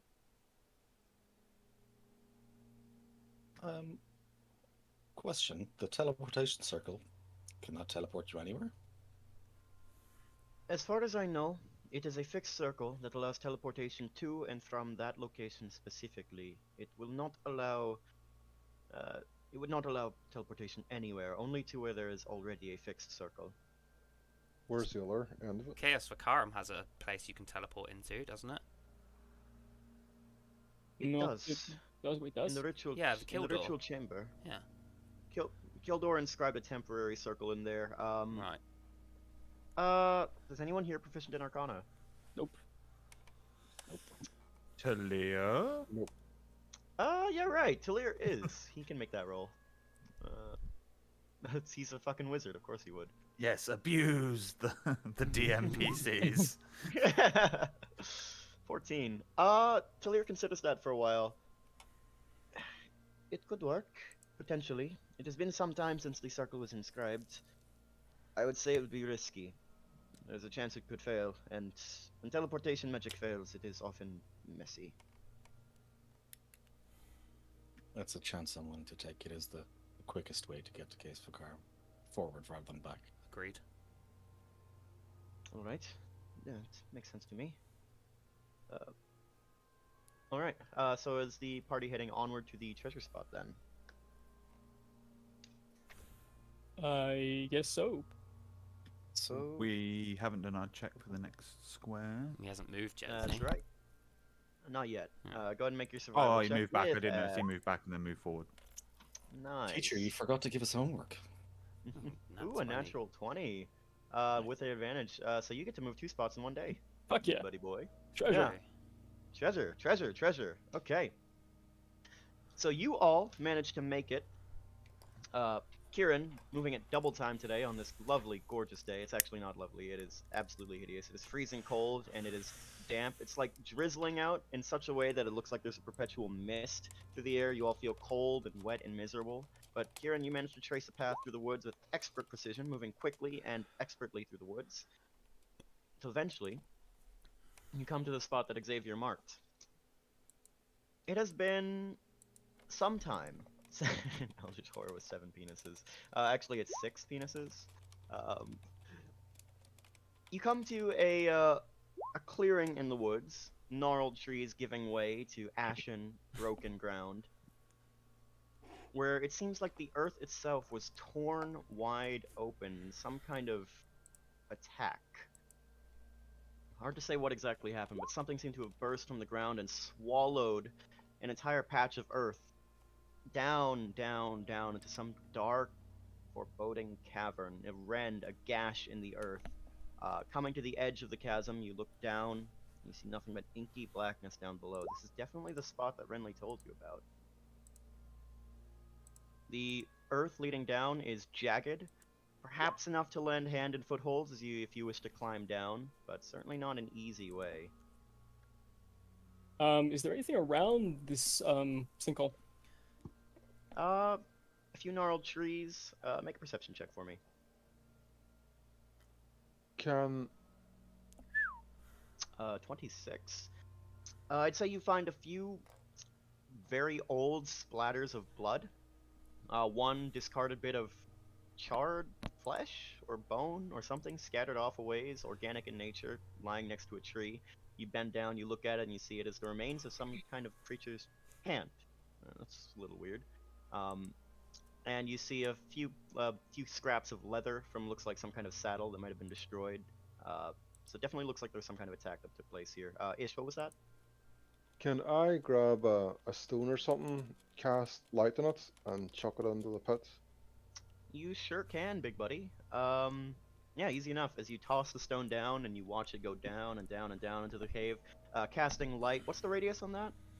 20 foot from the object. 20 feet. The crevice, the sinkhole is about, I'd say like 40 feet across and 80 feet wide. So you're able to toss it in such a way that it casts light on one edge of the wall, illuminating the stone as it goes down and down and down, and eventually comes to a stop, casting a dim light on some kind of stone surface about 140 feet down. Massive. And didn't notice anything on the walls on the way down? Make a perception check. With, no, just straight perception. 20, baby boy. All right, nice. I shouldn't call you that. That's demeaning. Yes, Herb. Yes, it is. I'm drunk, okay? Just Yeah. checking in. Well, that's what you get when you spike your own drink. Man, it's good. You should try it sometime. I Irish just coffee, actually just had some Amaruta. It's really nice. Mm. For the 20 perception, you do notice that the stone looks freshly destroyed, and you see scorch marks along the ground. Like some kind of explosion erupted down from below. No significant marks beyond that, other than the stone appears jagged and broken. Does this look like something similar but bigger to those tentacles that we saw earlier? Make a nature check for me, bud. Oh god. So how far down did you say that this chasm went? 140 feet. 40. Okay. 14. Doesn't seem like it. Okay.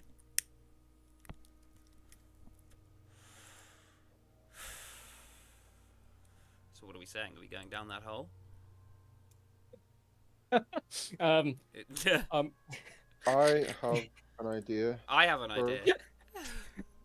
Go on, you go first. Could I cast Autulux Resilient Sphere? That's literally what I was thinking. Chuck someone down the hole in it. Yeah. Yeah. I mean, I don't see why you couldn't.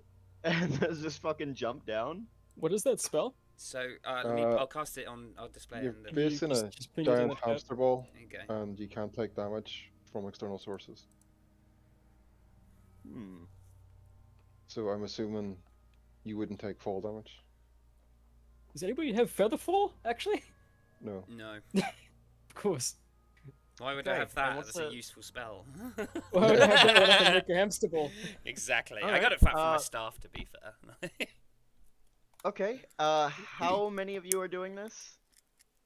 Is it? Could we all get in the one hamster ball, or Oh my God. And a sphere of shimmering force encloses a creature or object of large. I'd say it only works on one creature. what if we Um, all sat in Julian? Slaps. Actually, no. do we No, that do would we not have do any of us have rope? I do. 140 feet of it? Or Yeah, I've meters? got 50 feet of it. Okay, You can 'cause we tie ropes together, of course. Yeah, we can knot ropes together. Because if we do the hamster ball, how are we gonna get up? Yeah, fair. Oh, We can worry about that whenever we get time. Verb, at some point I And would thus have... ends the adventure. They tied in the hole. I would have recast Misty Step into my ring, by the way. Just so you're... so you know. Overnight? Yeah, yeah. Just like, Yeah, I would I have gotcha. then taken a short rest to do it again, you know. Yeah, I gotcha. Yeah. I gotcha. You fucking warlocks, man. That doesn't Yeah, my campaign. I know. Sorry, what was that, Katsu? So it can't, like, nobody can be damaged inside it, but can the ball be grabbed by that enemy and just held there? Uh, I feel like I shouldn't have see. asked the question. the creature. I would say if a creature is large enough to, sure. But otherwise, it would be like trying to grab like a massive glass marble. You just wouldn't be able to find traction. But like if a dragon wanted to swallow the orb, sure, it could do that. What do you think? Tie rope and go down, or send 2 people down in orbs? Well, do we have enough rope? I've got 50. It's how far down again? 140? 140. So we've then I have got 50. 100, or another 50 on top of Katu's. I have no rope. Tarn?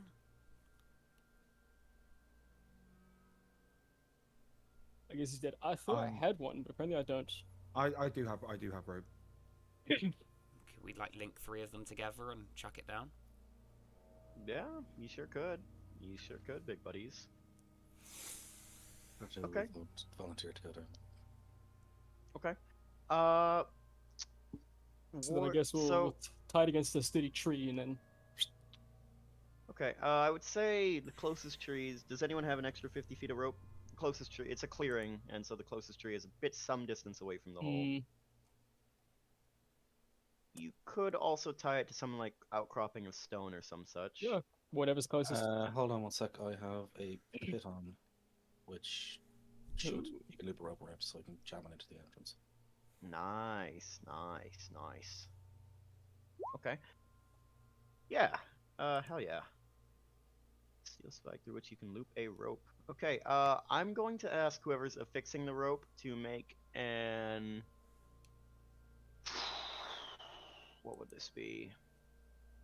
It's a check to see how securely you can tie it and how well you can affix this rope so that it doesn't break on you on your way down, or otherwise provide maximum leverage. Sleight of hand? No, not sleight of hand. It's more of like an intelligence thing, like how like adept and skillfully you can do it. Investigation. I'm gonna ask for an investigation check from whoever's doing this. Who's doing this? Kelly wouldn't because she's got -1. Not that she'd know that, but you know. I guess I will just kind of do that. Oh, okay. The roll's gonna happen at the exact same time. Oh, like I mean, But okay. if we both Oh. we both could do it, I suppose. We'll each use one hand. Okay.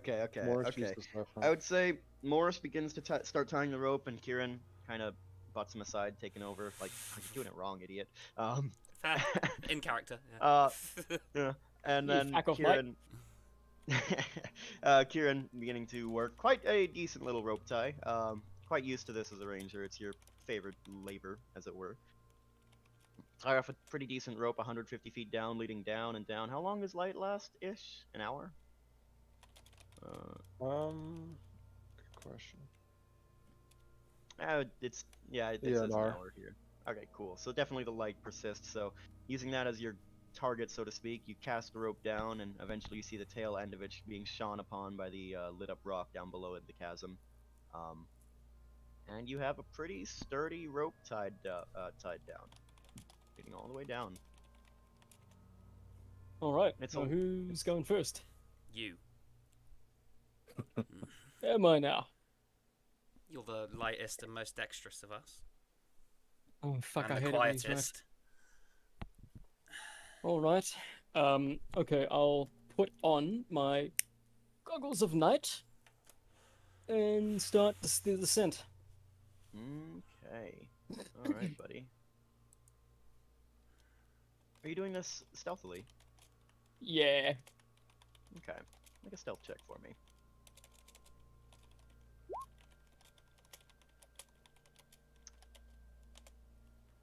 Okay.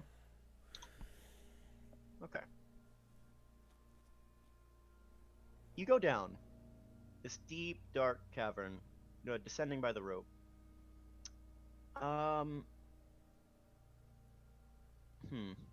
I want to make you roll in athletics as well? No, I'm not gonna be that cruel. You go ahead and make your way down. Down in the darkness here. Your goggles affixed. What's the radius on that? 60 feet? 60 feet. Yeah. 60 feet. Okay. Just 60. Able to see all the edges of the walls of this cavern, except for a few decent far ends. It's kind of like long, like a ravine. You can't quite see all the way to the one end of it, but decently far otherwise. Going down and down, surrounded by gray scale of stone, shattered stone, scorched.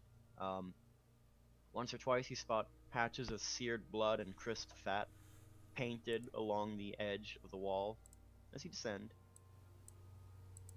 Eventually you make your way down. Your feet touch the ground, you look around, and you see all around you on the ground here the shattered remains of some kind of caravan.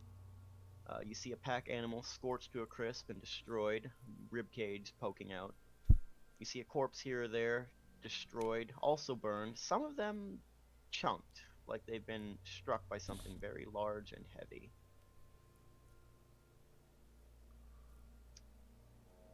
Nothing else seems to be in the area.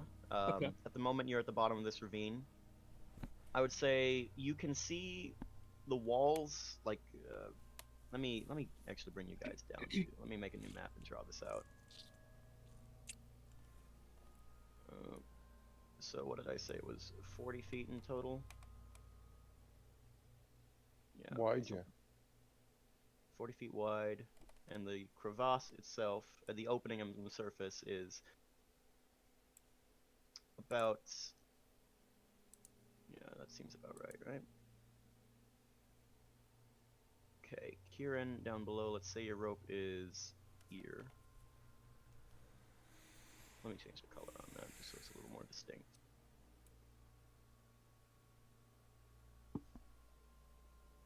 Kieran is there. You see that the crevasse comes to an end on one side, and then continues on, creating a sort of, entering into sort of the entrance of an underground cave, right up there. Okay. And the caravan's like all around, yeah? Yeah, in fact, let me draw some more stuff out. Move this to the map layer.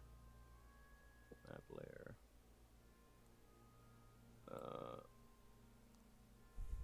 Shattered animal there. Remains of person. Hand outstretched there. With some kind of armor leg.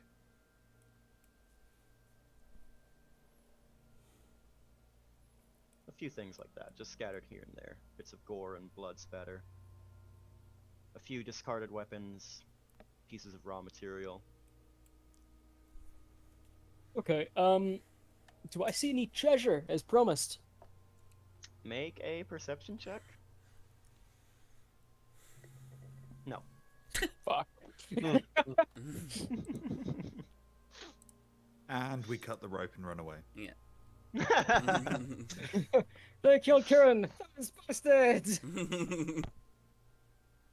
It's okay, my other character's way more, insufferable.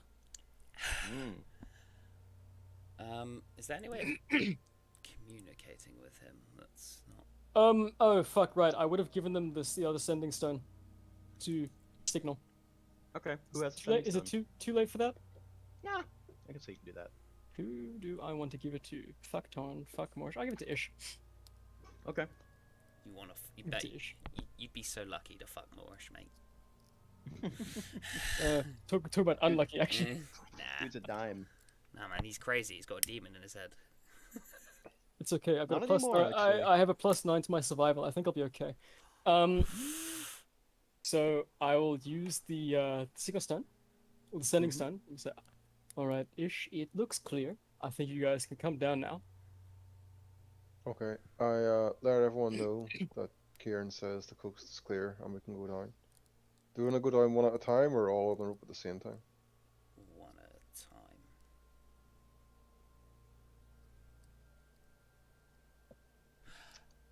I'll probably Who's go going in down next. first? Yeah, I'll go in next. Okay. Alright, Morris, go ahead and make... Are you going stealthily? Yeah, let's give it a go. Why not? Alright, go ahead and make a stealth check for me, buddy. Disadvantage. Terrible rolls. Is 7. Okay. Your scale mail, your Mindstalker scale mail, these beautiful scintillating purple scales, reflecting some light of the day as it shines down on the ravine. This murky, watery, misty day. And making quite a bit of noise as the scales shift back and forth, creating this very metallic rustling as you descend. You are about halfway down when Kieran, down below, begins to feel a slight shift in the air. Just a faint chill. Go ahead and make a perception check for me, Kieran. Yeah, I was gonna say, could I also hug this wall here? The opposite side of the rope. Sure, why not? Right. 21 perception. Okay. The air is growing colder. Your skin prickles. The hairs stand up on the back of your neck. Something is coming. Morris is about halfway down and descending.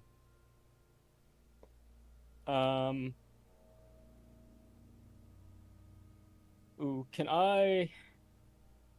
Fuck, I probably have to be a bit louder now, don't I? I would kinda... Fuck. Can I... I'm gonna try to whisper loudly. Shh, stop, stop, stop, stop! I'd say Morris probably about 60, 65 feet up right now. A loud whisper. Morris, make a perception check. Please get in that one. It'll be so funny. 15. Yeah, I'd say it's enough. You hear Kieran whispering, stop, stop, stop. I stop immediately. Okay. And Any other reaction on your part, Kieran? let's say I ready a spell. Did I... It just... What spell, bearing in mind that you have to hold onto the rope with one hand? Thunderstep. so It's only thematically. verbal. Alright, cool. Got it. Do I hear anything? Or can I just have this... Do I just have this feeling something's coming? It's just a feeling in the air. A chill in the atmosphere. Okay, I would like to just scan around and see what I can see if anything comes towards us? Yeah, okay. Your perception check still holds as you keep a watch out. Let me put Morris on the map real quick. Still on the rope. I would say, is there a way to mark that you're 60 feet in the air? Just draw an arrow and say 60. I'll give you... Actually, that's not a bad shout. I will do that. Text. 60. Is that visible? Yep. Yeah, I can cool. see it. Alright, 60 feet in the air. Okay. Keeping a close eye, Kieran, eyes darting back and forth. You do not see the spectral hands that emerge from the wall behind you and grasp around your chest as if to embrace you. As a banshee emerges from the stone. Ooh. Alright. Alright. Okay. 30? I'm gonna let out a loud gasp. 30 feet. As she braces you from behind, and you see in the corner of your eyes a white face just looking at you almost lovingly, eyes locking yours as her mouth drops open, and she screams. I need you to make a Constitution saving throw with disadvantage. Okay. Is this a save on being frightened? No, it is much worse. Okay, cool. Just check. Okay. Sexy, sexy, sexy. Let me change the music. Let me change the music. Yeah. As this scream rocks in your ear, bursting in your skull, resounding in your head, reverberating, and you are immediately dropped to 0 hit points. Oh, jeez. Okay. As your soul is forcibly wrenched, almost displaced within your body, its anchor lost and disrupted, and you drop unconscious and nearly lifeless at the feet of this monster. Morris, you're just barely able to see 2 hands, two arms reaching out of the stone, and a face. Your Thunderstep is readied if you want to use it. Hang on.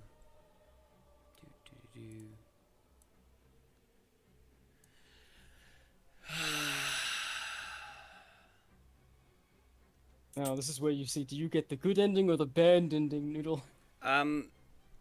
What I would like to do is shout up to the rest of the party that they need to get the fuck down here right now. Like, right now. And then, can I push off the wall and Misty Step down towards Kieran when I'm, like, 30 feet above him? Or would I take damage on that? So... when you say you readied your from Thunderstep, my ring, so it's already cast. Right. I was just getting ready to use it, essentially. Okay. So per the rules of readying a spell, if you ready a spell and do not cast it at the end of your turn, the spell slot is wasted. Okay. So do you accept that? Yeah, I accept that the ring spell is gone for Thunderstep. That's fine. Okay. Yeah. All right. Got it. Okay. As you push off the wall and jump into the air and then Misty Step. What's the range on Misty Step? 60 feet? 30 feet. 30 feet. Okay, make an athletics check to see how far you can jump from the wall. Could I do acrobatics? Sure. Yeah, sure. 15. Alright, I'd say you can move 15 feet out. Okay. Bracing up against the wall, taking the rope in both hands, then pushing off. You jump into the air, swan diving for a moment, free falling, and then you flash the ring on your finger, and Misty Step. Yeah. I would say, if you want to get within range, any of those points next to Kieran, it is fine by me, big buddy. Yeah, I'm gonna hop down to here. And okay. Then I'm going to... Jesus. Okay. Leaping from the air, swan diving, and then at the moment before you hit the ground, disappearing into a cloud of mist and reappearing next to Kieran's body just as he falls to the ground, lifeless, eyes rolled up into the back of his head. I'm gonna cast invisibility on both of us.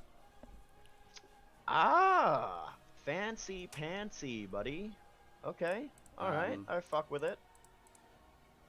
So, invisibility. So Right, both me and ninjas. Kieran are Now invisible, and then can I like drag him away? Sure, at half speed, so 10. You could get up to 15. 3 squares away with Kieran. But in hand. staying invisible, yeah. Yes, that would not 5, break invisibility. 10, 15, away from the wall, and All have right. him to my bottom, like just below me. All right, cool. I'm gonna have all of you. Why don't all of you go ahead and roll initiative? Let me Well- put your tokens down. Could I hamster ball first off the or down in the pit? I was gonna ask you to hamster ball me, and I was gonna jump in. What we're gonna do Uh, here is Morish and Kieran were down below, so they get their actions as well. Kieran would if you weren't at 0 hit points. The rest of you up above need a moment to react, so you guys are gonna act by initiative. Where's Ish? Ish is right there. Okay, that's 3 of you. All right. Yep. So go ahead and roll initiative, guys. And she has 14. Okay. Okay. Katu, go ahead and roll initiative for me. Oh, nice, nice. All right. Katu. Morris, your dex is higher, right? I have You're 16. Yeah. And Katu is 14? 12. Okay. So you get to go first, Morris. I'm gonna As you are invisible and Kieran in hand, you can see this banshee poking out of the stone there. I'm gonna continue to drag Kieran. 5, Mm-hmm. 10, 15, Mm-hmm. and I'm going to ready green flame blade if she comes anywhere near us. Can Okay, I stand? I gotcha. Actually, would I be able to add? So I'm doing this stand over Kieran, Yeah. Yeah, I don't see why not. just like legs, straddled over. Not obviously straddling him, but over him by the side, Right. and just readying my spear, but invisible with green flame blade, and then like pop Yeah, out if I she gotcha. comes anywhere near. Yeah. Sexy pexy, yeah, certainly can. All right, and Katsu, it is your turn to act. I remind you, if you are raging, you take half of bludgeoning damage, and falling damage is bludgeoning damage. What, have I jumped? I mean, no, I'm just saying it's an option. So I'm at the top, okay. You're at the top. The drop is 140 feet down.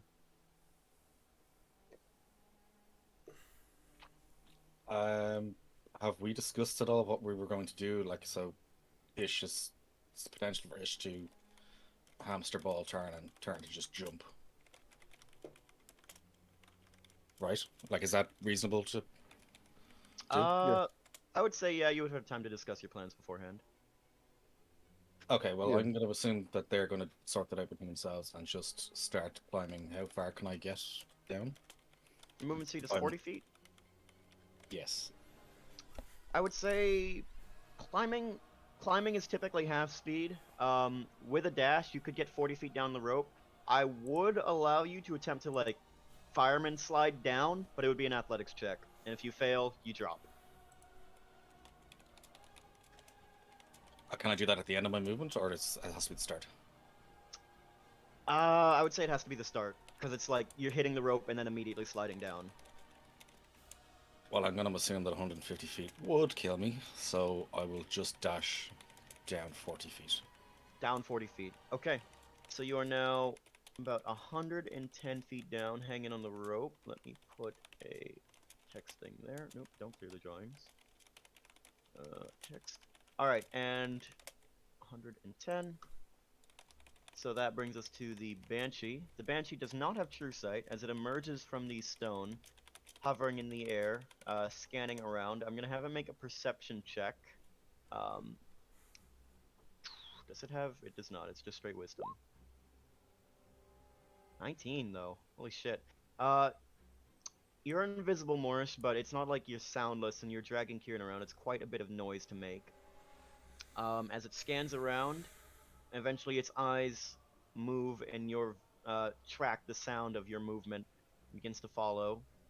How much movement speed does it have? Does it tell me? Fly speed of 40 feet, so 5, 10, 15, 20, 25, 30, 35. And I would say you're able to tell that it is closing in on you, Morris, and Okay. seems to have sensed your location. I'm gonna lash Go out ahead and with make green your attack. flame blade. Yeah. Yeah, excellent. At advantage, of course, because you're invisible. Okay. Roll again in case you crit. I did not. Okay, but that still definitely hits, man. Go ahead and roll damage. 1d6 plus 8. Let's go. Green Another flame D8. blade. You can smite on this if I was you about wish. to say, yeah, I'm gonna level 3 smite. Oh, fuck yeah, dude. So that's Fuck 5d8. yeah. 5d8? Okay. 4d8, sorry, 4d8. 4d8, yep. Oh boy, Warlock Paladins, man. Okay. Alright. That's a total of 51 points of damage. No, no, Actually, no, it's the 11's 58. only a 3, so it's 11 plus the 3 Oh, plus right, the that's 19. right, that's right. So Yeah. 22, so 33 points of damage total. Still a substantial hit as this bright, blazing green spear shoots forward, flaming and radiant, burning and blazing in the darkness, cast like a flare of light shining down on you as your invisibility breaks and you and Kieran are illuminated. Kieran below you, unconscious and dying. You standing forward, spear thrust forward in one hand as you strike the thing through the core of its being, and the radiant light explodes outward. Does it have vulnerability? It does not, but yeah, it's still quite damaging. As you strike through and a flare of radiant light bursts outward and the banshee shies back, screaming. But that was just its movement, and it is still alive. It is going to corrupting touch you. Hang on. Just a sec while I readjust some stuff. 21. Yeah, that hits. As it puts a hand on you, on your chest, and cold just rips right through you, your Why am whole I body. concentrating? I shouldn't be Because of your invisibility, but that is broken now. Oh, okay. Yeah. Yep, you take 16 points of necrotic damage. You are otherwise intact. That is the end of its turn. Kieran, I need you to make a death save. Mm-hmm. 11. That's a success, buddy. Let's go. Cool. Okay. Tarn, it is your go. Ish is like really small, isn't he? Mm-hmm. 3 foot or something. Small So, creature. if I picked him up and he hamster balled me, could I jump holding Ish in the hamster ball, or land on my back? I would say you don't know exactly how the spell works. You can try it. Tarn wouldn't. I'm going to pick up Ish Okay. and be like, "Ball me, small man." Okay. And then I'm going to stand on the ledge and basically I'm going to, if Ish balls, I'm jumping. Okay. I will ball him and ride him like a stallion. Okay. For the, So, for the Emperor. like a really weird guy riding a motorbike, except it's a 9-foot tall orc in a mech suit. Yeah. I'm going to Yep. dive off the Does edge. Ish say anything as you go off the edge? Something religious, perhaps? Fuck yeah. Yeah, let's just say fuck yeah. Fuck yeah. Okay. A rare moment of Alright. joy. Revs his hand like it's a motorbike. All right. Yeah. Fuck yeah. Fuck yeah. Okay.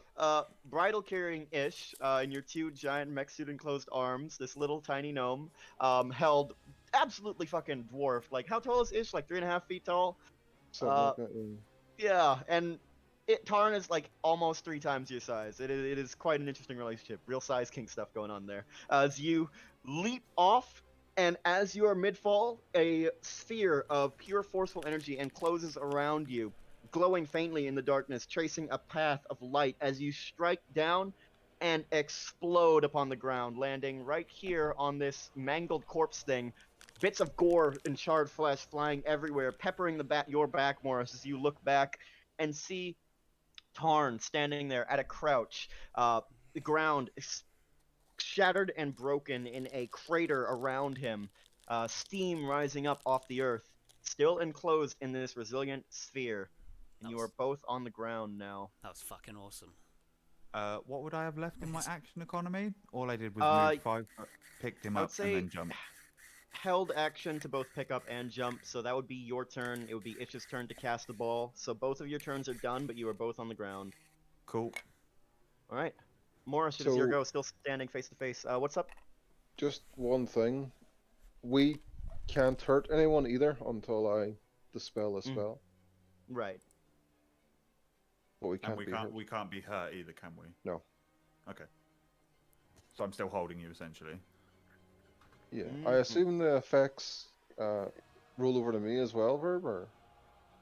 Yeah, I'd say so. You're both contained within this sphere. Okay. Yeah, I might as well put the symbol on you then. Yep, so we come back to the top of the round. Morris, it's your go. I'm gonna bonus action Hexblade Curse her. Okie dokie, artichoke. It's +3 the damage rolls, and I score a crit on a 19 or a 20. And then, tried and true, 2 swipes with the spear / staff. Nice. 24 hits. Is that a 19? It's a 15. No. Alright. 15 also hits. Roll. So +3 on this damage. Oh, shit. Forgot something. Go ahead and do your damage anyway, but come to the top of the turn. No, it's not another Banshee. It's a different thing. Where is it? Oh, there they are. Yep. Yeah. 22 +6.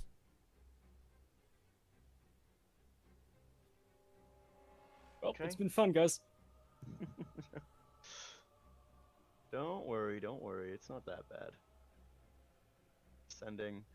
Come to the top of the turn. He says after he one-shots me. Don't worry. You're It's fine, not you're that. fine. It's not that bad. Don't worry. Yeah. You're fine. You're fine, buddy. Okay. Yep. I will say, still take your turn there. 9 and 13, 21 points of damage plus total. the 3 plus the 6 from the Hexblade's Curse as well. 6, which would 21 brings you up to 27, which is enough to kill him. Fuck yeah. As you cast your curse upon this creature, marking it, 2 shimmering, sort of like spheres just appear, painted across its ethereal form, marking your blow as you strike in. The first one, and its spectral form quivers, and you pull back and strike again, and with that second blow, it bursts into spectral scatter, destroyed. I also regain 9 hit points. Oh, nice! For kill it, yeah, for when it dies. That is pretty sexy. All right, Spectre 2, right here. Yep. Alright, it should have taken its turn first, but it's going to move up anyway. And it's going to use Still the Flesh. I need to make a Constitution saving throw, Morris. Oh, God. No, so close to a 20. Ooh. If we were going, I'm gonna let your attack stand. If I had done that correctly, you would have been paralyzed before and would not have been able to make those attacks, but that is fine. You are paralyzed, Morris, as the Spectre reaches out, touches you, and your body locks up, and you stand in place, crouched over Kieran's body, but utterly unable to move. Alright, Katu, it is your turn. How much did you say the damage was? For you? Say if I dropped, say, 10 meters or 20 meters. So you're 110 feet up. It's 1d6 for every 10 feet you fall. Remember, bear in mind that while you're raging, bludgeoning damage is halved. So if you wanted to rage and drop, it might be survivable. But yeah, no, she's not in a position to do that quite yet because she'll be used when she got down. So another 40 feet. Slowly climbing downwards. Okay. I will remind you, if you want to do the cool ass fireman slide, you can do that. That's a lot of damage. But yeah, you could. But you just want to move and dash 40 feet down. Yes. Okay. No, Got just- it. All right, baby. All right. Taking a moment to brace yourself, Katu, as you hold to the rope and look down, and you see these monsters, these ghosts appearing from the air, out of the stonework, rising up. As a sworn acolyte of the Raven Queen, you despise the undead, and perhaps galvanized by this, you take the rope in one hand and begin to slide down faster and faster and faster, trusting in the strength of your grip and the toughness of your hand as you begin to suffer quite a nasty rope burn going down. But at terminal speed, you go and slide down and you hit the ground with quite a jolt. I will say you take 2d6. Ooh, 10 points of bludgeoning damage as you're moving so fast that your legs creak a bit as you hit the ground, the stone fracturing beneath you. But otherwise, you are intact, and I would even say that's only half your movement, so you have 20 feet of movement left. Okie dokie. I presume I don't have an attack after this. No, you do. It's just half your movement to get down there. It was quite a high athletics roll. And is this guy stuck in the wall, or can I attack him? Sure. 20 feet. Like I'd say like half of his body's poking out, so he has half cover. But they don't have very high AC. Okay, grand. Yeah, flaming great axe, I suppose. Sorry, just give me 1 second. I want to read something on this thing. Sure.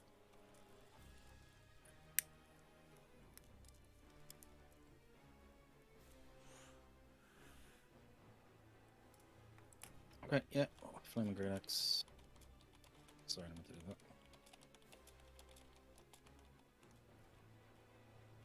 Alrighty. Sorry, no, it's my thing's acting the bollocks. 1 sec. Oh, no worries. There you go. 15 hits. Now, bear in mind One. that is slashing damage. Yes, but it is a magical weapon. So you're fine. It is resistant to fire damage, so it takes 12 plus 4, so 16 total from that hit. Still quite a sizable hit, though. You can tell you've done quite a bit of harm to this creature's ethereal structure. Okay, doke. Second attack? Yeah, so I might as well, yeah. Go for it. Oh! Buddy. Okay. It's dead.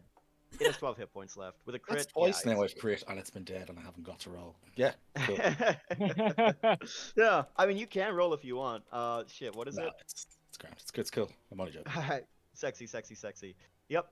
The second strike, taking the axe in both hands, cleaving it down the side, a burst of flames spraying out as it is just scattered, absolutely gone, and forms into a puddle of ectoplasm sprayed across the wall. And it loses its turn. Grant, I have. It's not dead, is it? Oh, it is dead. It is dead. I do have a bonus attack. I have a holy water flask. Do I not? Or does that? I would say yeah, you can throw a flask as a bonus attack with your great weapon thing. Grand, I will throw a. 20 feet, sorry. So... Oh, it's 25, doesn't matter. Ignore me. That's it, my turn. Hang on. 5, 10, 15, 20. You're right, I'll let you make it a disadvantage if you want. No, I'll hold on to it. Okay, cool, sexy. Alright, end of your turn. Kieran, make another death save for me, buddy. Another 11. Another success. Nice, good for you, bud. Okay. As we come to the next poltergeist's turn, emerging from the stonework, Moorish is paralyzed and thus helpless against this effect, as it is going to pick Moorish up, lifting him up into the air, and hurl him at Katu. So this is a ranged attack made against Katu, and both of you will suffer this damage. Yeah, 21 points of damage to both of you. As Morris, you are picked up paralyzed and helpless, and hurled directly at Katu, and striking the both of you with massive force. Isn't it Poltergeist 2's turn, not Spectre 2's turn? Poltergeist 2 up here, yeah. Oh, okay, cool. Sorry. Doing it from a distance. Oh, okay. Targets an yeah, sorry, unattended yeah. object. Holy shit. Wow. I've never felt so disrespected in my life. Paralyzed as you are, you might as well be an object, buddy. An unattended one at that. Yep. So both Katsu and Morris take 21 points of bludgeoning damage. As Morris, you are picked up and hurled and just tumble, crashing full force into Katsu, sprawling on the ground. I'd say you're not prone by this. Sure, that's prone. And just tumbled and helpless on the ground. They're still paralyzed. It's not a melee attack, so it's not an auto crit or anything. But yeah, that's nasty, buddy. So I'm prone, am I? Or is Noodle? No, Morris is prone. You are fine, Katsu. Okay. Anything else for the poltergeist's turn? No, it is done. End of its go. Tarn, you are up, still coated in this resilient sphere. Can I just delay my entire turn until it's Ish's turn and then go after him in the initiative? You guys are acting on the same initiative, so you can act at the same time. Ish, are you going to drop the bubble? I can drop the bubble if you want, yes. If you want to do that first, and then I'll do my moving and attacking. If you want to do anything else as well. So you go first. Okay. I will.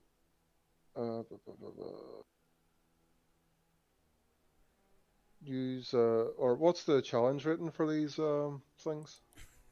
Let's call it. It's 2. Not a half. 2, just flat 2. Right. Is there anything else here, or not that we're aware of? Not that you're aware. Make a perception check.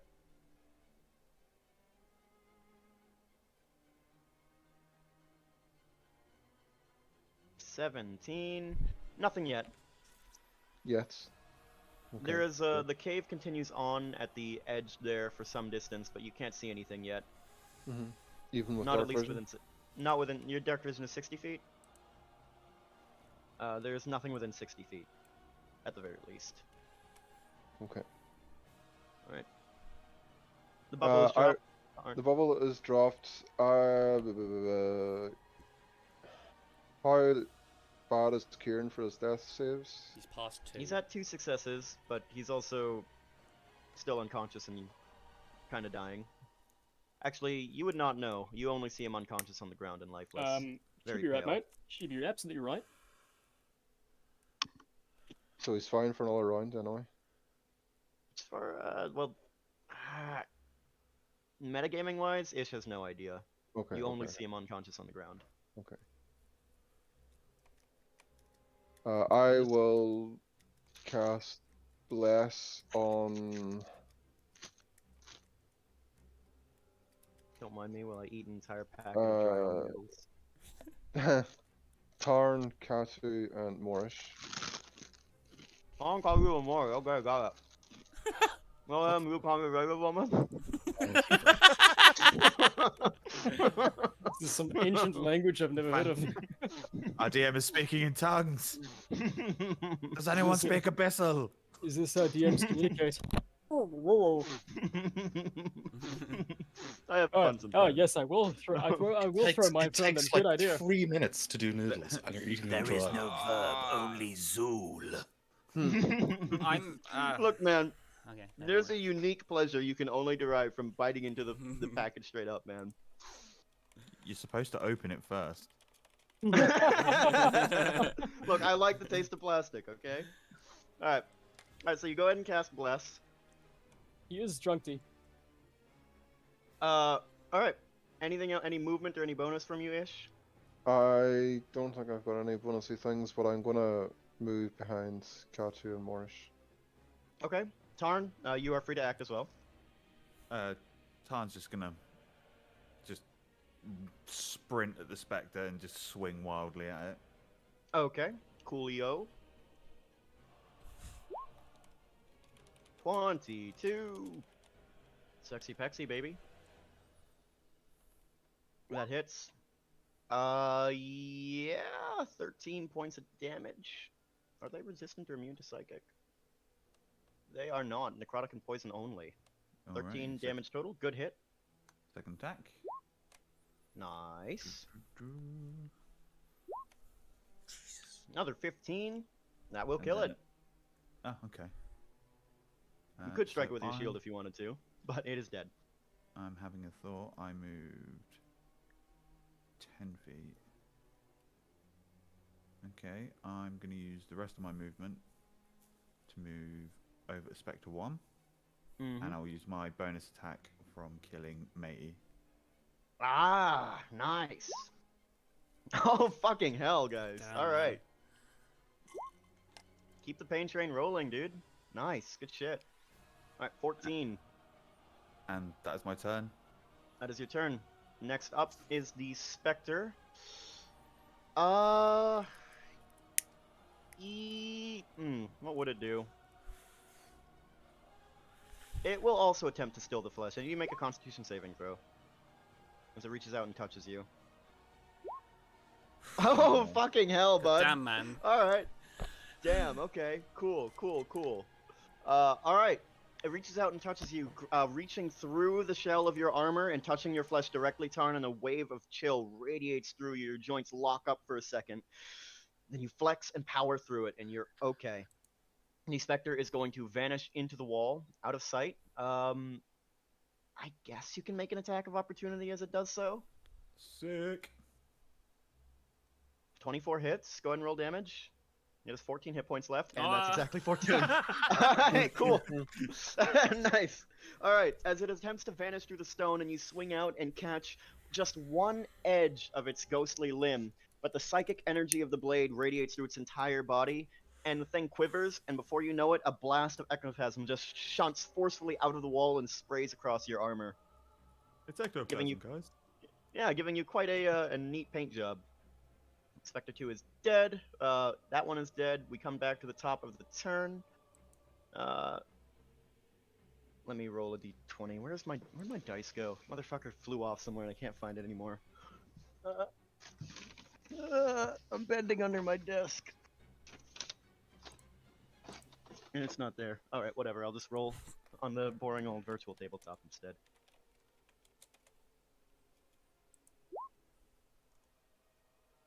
Okay, you're fine.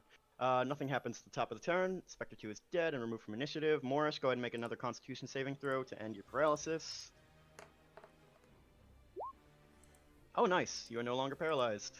Is that but that happens turn, at the... isn't it? Yeah, yeah. Yes, at the end of each of your turns. Okay. So that is it for you. Katsu, it is your go. As far as you know, only one poltergeist remains, the one that hurled Morris at you. Did Morris get up? Sorry, I wasn't. Yeah, I'm up. paying attention. He's I'm not. prone. He's still knocked prone and fallen on the ground, but I would say you look and you can see that he is regaining movement, arms stretching out. Okay. In that case, Clatter will just get him. Nice. I'll go. Fuck off. Okay. And then it will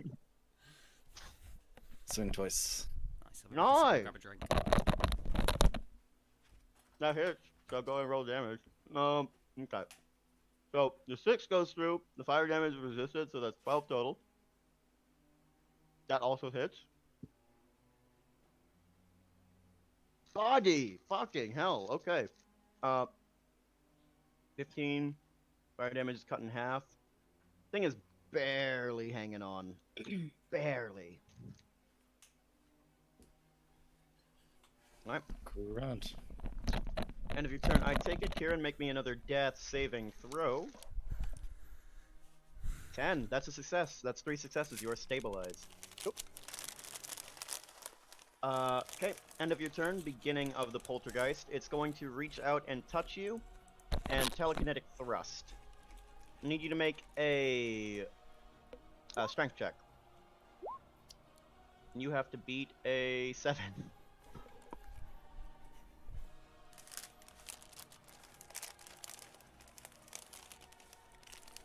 Miss Katu? Oh, sorry. What'd you say, sorry? Make a strength check for me. As the poltergeist reaches out and touches your chest. 11. Saving throw. Alright, that's not a save, a check. So what's hang on. Yeah, Okay, just click same the ones number. the ones at the top, Dave, not the ones in Yeah. the box.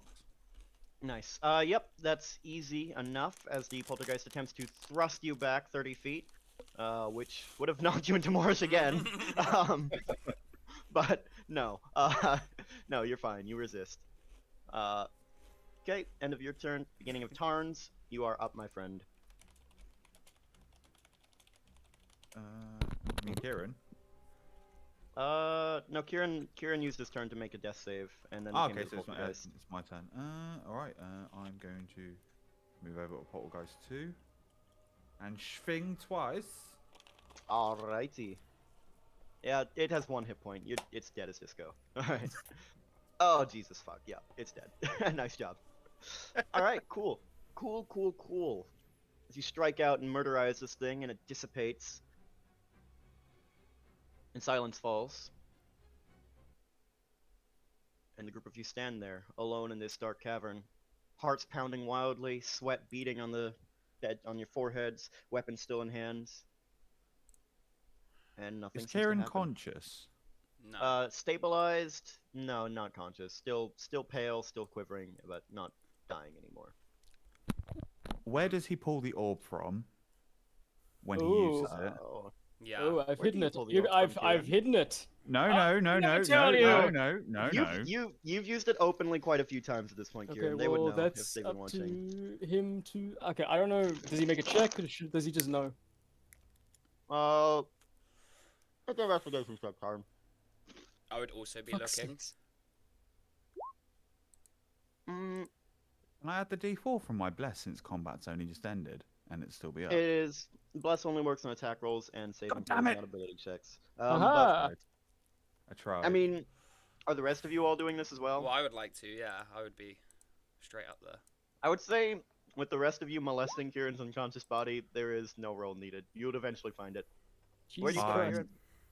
I'm gonna take my sword and like stick it adjacent to the pocket or whatever it's in, and I'm just gonna flick it away from his body, like at the wall. Yeah, okay. The orb rolls out of the leather. Where do you keep it, Kieran? I mean to ask. Probably. Well, I mean, like it's relatively small, right? It's not like a big Yeah. orb, Fits in your palm. so it'll probably just be in like a pocket. Okay. Yeah. Yeah, so you just take the sword sword and adjacent to the pocket and just slap it against the. 'cause flick it obviously if I out, and cut- Yeah. yeah, and it rolls and clinks up against the wall there. Can I A little- Can I shoot it with an Little Eldritch Blast? palm-sized orb. That object is no good, and I say this is someone that grew up in this wood. Yeah. Can you shoot it with an Eldritch Blast? Make a Wisdom saving throw, Morish.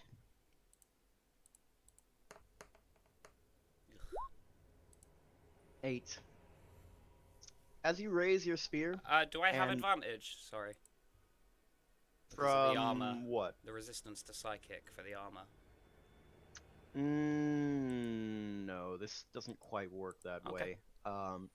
But you raise the spear forward and attempt to shoot the Eldritch Blast, and as the intent to cause harm to this thing fills your mind and your focus aligns, you feel a surge of radiant energy strike your mind, and your hand freezes up, and you drop your weapon again. Make another Wisdom saving throw for me. This will determine other effects. 12. 5, 10, 15, 20, 25. Like an automaton walking by strings with jilted, stilted movements, Morris, you step over the sphere in your hand, the shield in the other, and slowly turn and face the rest of the party, holding the shield in front of you, your eyes hollow, standing over the orb. Is that charmed? By any chance? It 'Cause is- I do have advantage against that. I guess by technicality it would be. Go ahead and make another wisdom save, yeah. You have to beat a 16 on this. Rage. Your actions have No. consequences. Not even a little bit. Oh well. Cool. You stand there before the rest of the party. Let me go ahead and... Bless lasts a minute, right? Mm-hmm. Go and roll another d4 on that first save. If you get a 4... Ah! 3... Damn. Sorry, bud. Yes, as this happens. Kieran's still unconscious. What do the rest of you all do? Is there a range on this thing's mind control abilities? You don't know. We need to bury it or something. We need to like cause the wall next to it to collapse on top of it or something.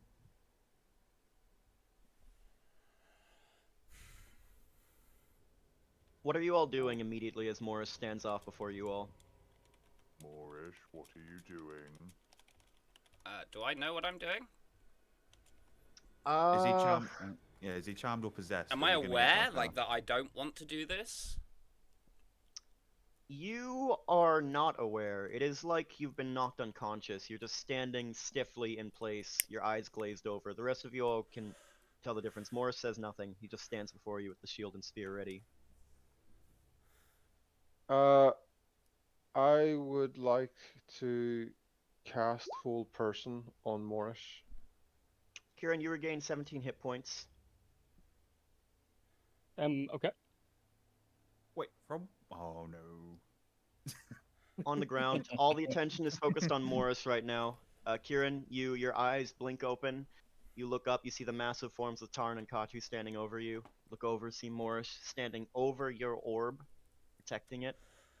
Okay. And there's a moment of kinship there. I am going to. Okay, so I don't know if this mechanically works, but I would like to use my cunning action to quickly get away from them and go over to Morris. Can I make a perception check to see if I notice that he's... Hold there for just a second. We will get to that. Ish, you said you wanted to cast Hold Person? I did, but now that Kieran's back up, I don't know if it's okay. useful. Well, okay. I mean, yeah, that's fine. Okay. You can reject that. Kieran, go ahead and make a not sleight of hand. Stealth, dex, athletics, acrobatics. Stealth is fine. Go ahead and make stealth. And Tarn, make perception. I'm never gonna beat his stealth. Fuck yeah! Perception. Oh, buddy. Yeah. Katu, yeah, Tarn, go ahead and roll again. Oh, fucking damn it. Zero chance. A dirty one on Katsu. Well, this is just to see him in the first place as he's rolling away. Your attention is on Morris right now as he stands before you all, and Kieran, coming to consciousness, given life by something warm and familiar and loving, just filling your body with rejuvenation, deeply familiar to you. You know this is the pulse of the orb. And with quick dexterity, you roll and duck aside, and manage to make your way over to Morris, standing beside him, drawing your bow, I assume, in a defensive posture. You pick up the orb. Morris, you do not stop him. No, how did this get over here then? Morris does not respond. Katu leans backwards and whispers to Tarn. We'll get our chance. We'll maybe drop it for now. We'll say we said that in Orc. Yeah, sure.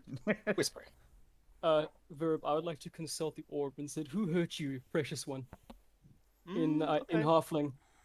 No D10 roll needed for this. The orb whispers back in your ear. They wish to destroy me. They wish to destroy me. I'm gonna give Tarn and... I guess I know it's Tarn and Katsu, right? That's a reasonable assumption to make, sure. Okay. I'm gonna give Tarn and Katsu a really Well, you've no reason to suspect look. Katu yet. You just whispered just to him in happened Orcish. Yeah, telling him to stop. You don't, Okay, well, you're there. I know you don't know that yet. I'm gonna give them both a really dirty look, and then I'll pocket the orb again. Oh, did the orb say we were mean? I'm gonna speak to Moorish and Elvish and say, brother, I appreciate your service to the Blessed One. Oh, well, that's not a red flag at fucking all. That's an Elvish. Morris, make another wisdom saving throw for me. God. DC's lower on this, just to see if you can shake off the influence. Nice, good job, buddy. As Kieran whispers, looks over at you and speaks, you feel something that was holding your mind pull back, and it's like your eyes are open again. You blink, eyes fluttering, and look around, and you see Kieran standing beside you. Your back is to the wall, your spear and shield held out, and you just catch the tail end of Kieran's sentence, and you see him pocketing the orb again. Sorry, what would the tail end of the sentence be exactly that I caught? The great one. repeat that again, Yes. Kieran. I said in Elvish, brother, I appreciate your help in defending the Blessed One, I think. Yeah. I would say you catch defending the Blessed One, Morris. I'm gonna just nod and go anytime. And keep my spear and shield up. Okay. I'm gonna continue speaking to... Well, Kieran's gonna continue speaking to Mush. I seem to have misjudged you there. I think we can find common ground after all. It would appear so. I'm sorry for our earlier disagreement. I too am sorry. Let's not squabble over insignificant, Over spoiled petty milk. things. Yes, I agree. It seems the real The threat is them. threat is Tarn. I whistle innocently. Agreed. We shall keep an eye on Oh, I agree. Okay. With that, I'd like to look around for the treasure we were promised.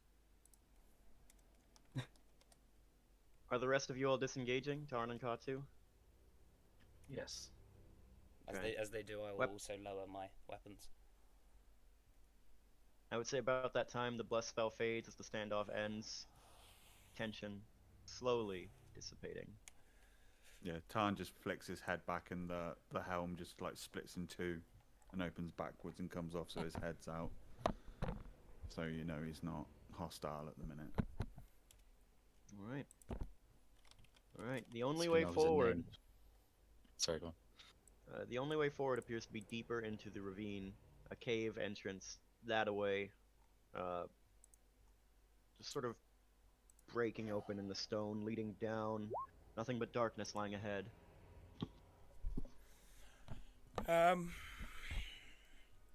Ish, can you do any healing?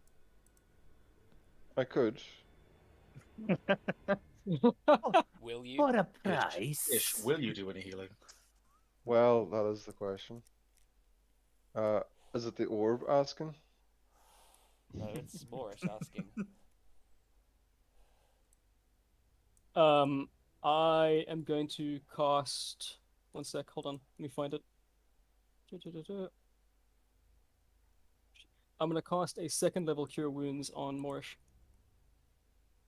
Second level cure wounds. Alright, nice, buddy. And Higher what level about cast. Katu? Is Katu completely healed?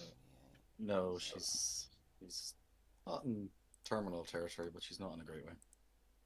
I will give her essential shoulder massage As well. a repayment, then I'll lay on hands Kieran for 5. Oh, champ. Oh, Okay. champ. While those Thank two are busy sucking each other off, could you heal me, please? Could you? I just did. I give you 6 intimate points of healing.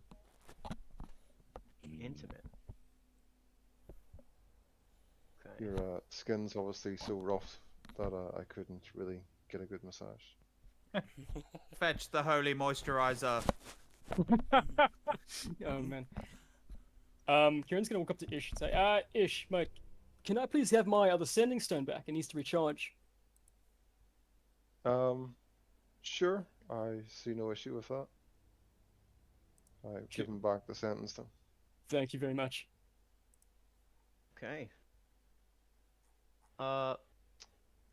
Any other last actions you guys want to take? Any more healing or preparation before you descend into the cave? God, that's ominous. I will drink a healing potion. Okay. Yeah, so would I. I would like to drink. I would like to drink my potion of mind reading. Ah, okay. Okay. I would say in the dim and murky light of this place, all of you have dark vision, but dark vision does not allow you to discern colors in this darkness. There's no reason to assume he's not just drinking a healing potion like the rest of you all. So yes, you have that ability. Me and Kat are only seeing black and white in dark vision anyway. Yeah, anyone that has dark vision can't discern color unless light is cast. Before we get to that though, I need to take a piss. It's been about 2.5 hours. Let's take a quick 5-minute Yeah, break. I And need then to read up reconvene. on that spell quickly. Yep, I'll be back. Alright. Yeah, cool. sounds gravy. I need more gin.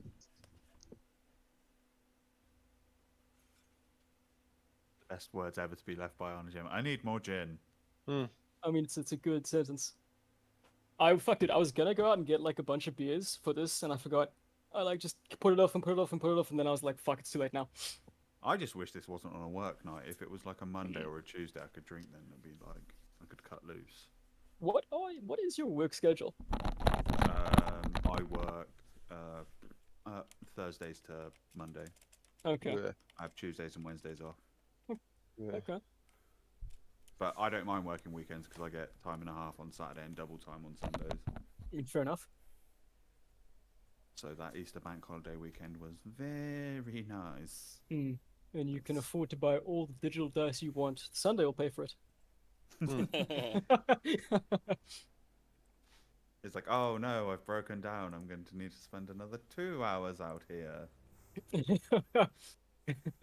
Like I conveniently forgot the number of the pickup guys. Whoopsie daisy. That actually happened on the Sunday. I had like one of the hydraulic pipes burst first thing in the morning, and then that got fixed. I drove to a site, I went to use it, and the one on the other side exploded. Jesus And I was just like, Jesus oh Christ. no. Holy shit. They're still looking for the axe you used, yeah? It's not literally. These trucks are so old now. Like they break down every day. It's really funny. Like something horrible goes wrong with them. I think it was my other truck last Saturday. The suspension broke like completely.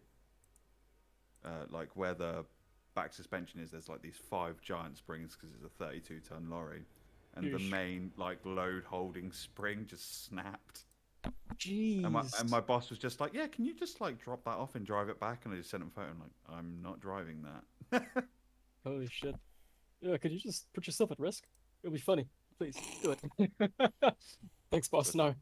So I spent like 2 hours sleeping in an office on the site until he turned up with another truck, and then I fucked off. I mean, like, yeah, jeez. So those trucks, like, I've seen, I don't know anything about trucks, but I've seen like the whole like cab bit could just kind of fold forward. Yeah. What is that actually used for? Get into the engine. Oh, okay. Because you're essentially sat on top of the engine, and there's nowhere to access it from the back. Like all the bits that go kabamo are underneath where you sit. Okay. And are you driving the same truck the whole time?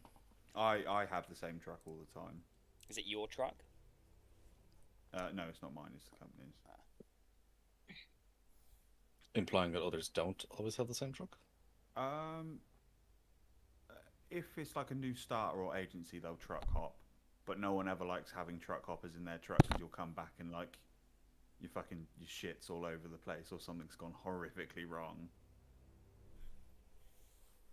Like we have nets that go over the top of ours from where we pick up the bins to stop shit flying out when you're driving down the road. And I remember I got a new one put on, and then they had this guy, Rolandis, he's this absolutely fucking off his head Lithuanian. I had this net one day, I took 2 days off. I come back and it just absolutely annihilated. And I went, fucking spare. And we've got this one guy that works for us called Gary, and he's an absolute clean freak. And I remember one morning, I was cleaning his truck in the morning, and he comes up to me with like the rubber insert from the center console, and you really have to pull those things out. And on the underneath, there was this tiny smidge of coffee residue, and he's like, were you in my truck yesterday? Did you drink coffee? And I'm just like, bro, I like eat entire dinners in my cab. I don't give a fuck because I clean it out like an adult. Jeez. And meanwhile, he's like, my precious. We'll spend about 4 hours polishing his steering wheel. Sounds like Kieran. We haven't gone there yet. Yet. No, We're we'll get there. extremely fucking close. Yeah.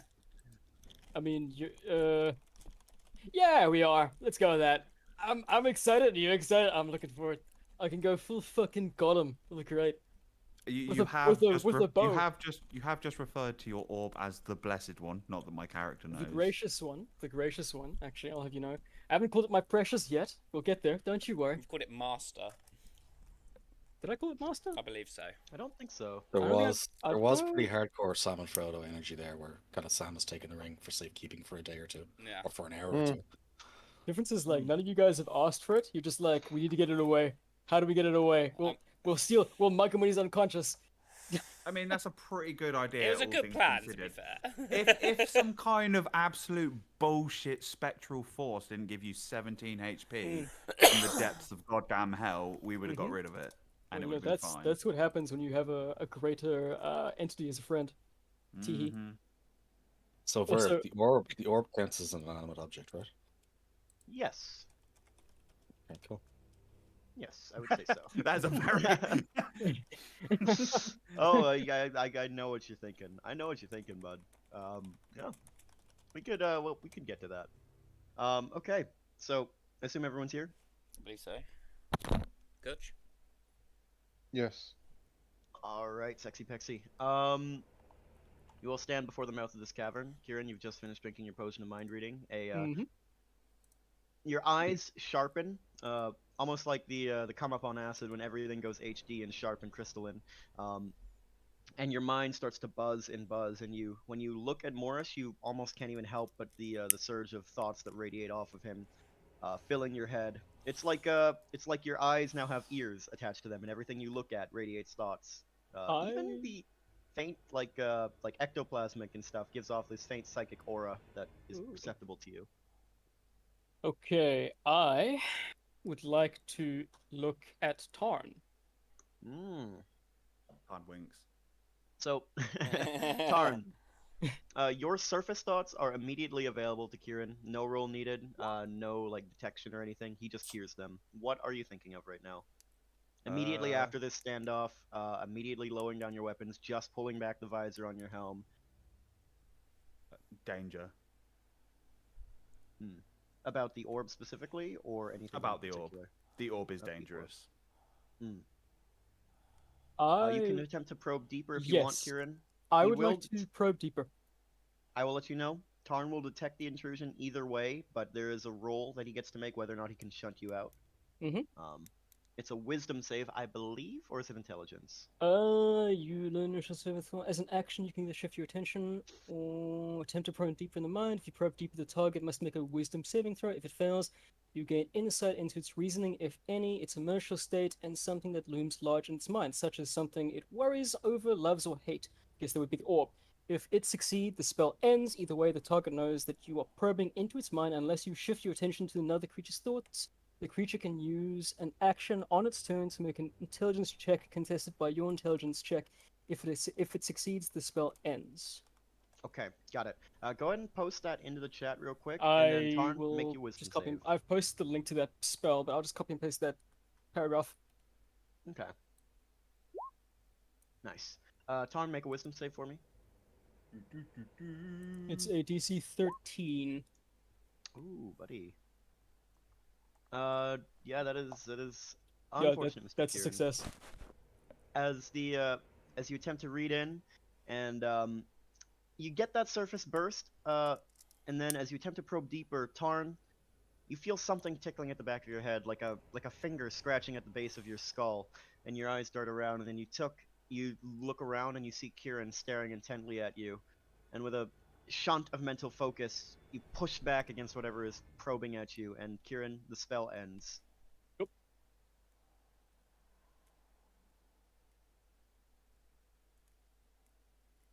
Can I help you with something?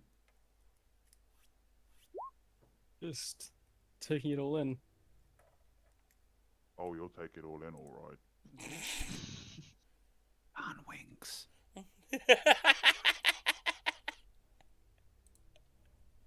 My God, I didn't sign up to run this kind of campaign. I do. Well, yeah, now. What you will.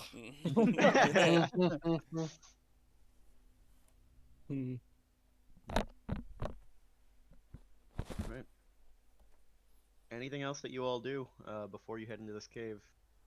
Kieran, I think Morris gave you 5 extra hit points from lay on hands, right? Yeah, Have you added that in? I just edited it in now. Yeah. Okay, yeah, I see that. Cool. Any other preparations, guys? Take a short rest. No. We have a nap. Not quite. No, all good. All right, cool. Who's leading the charge? What exactly are you doing? Moving stealthily, openly, etc.? I don't do stealth. Yeah, neither do I. I'm hanging back because I'm obviously a lumbering bipedal tank. I think Yes. Tarn should take the lead on this one, actually. Okay. I Yeah, said go ahead and the arrange lead. yourselves in a marching order. However you want to do that. Kieran.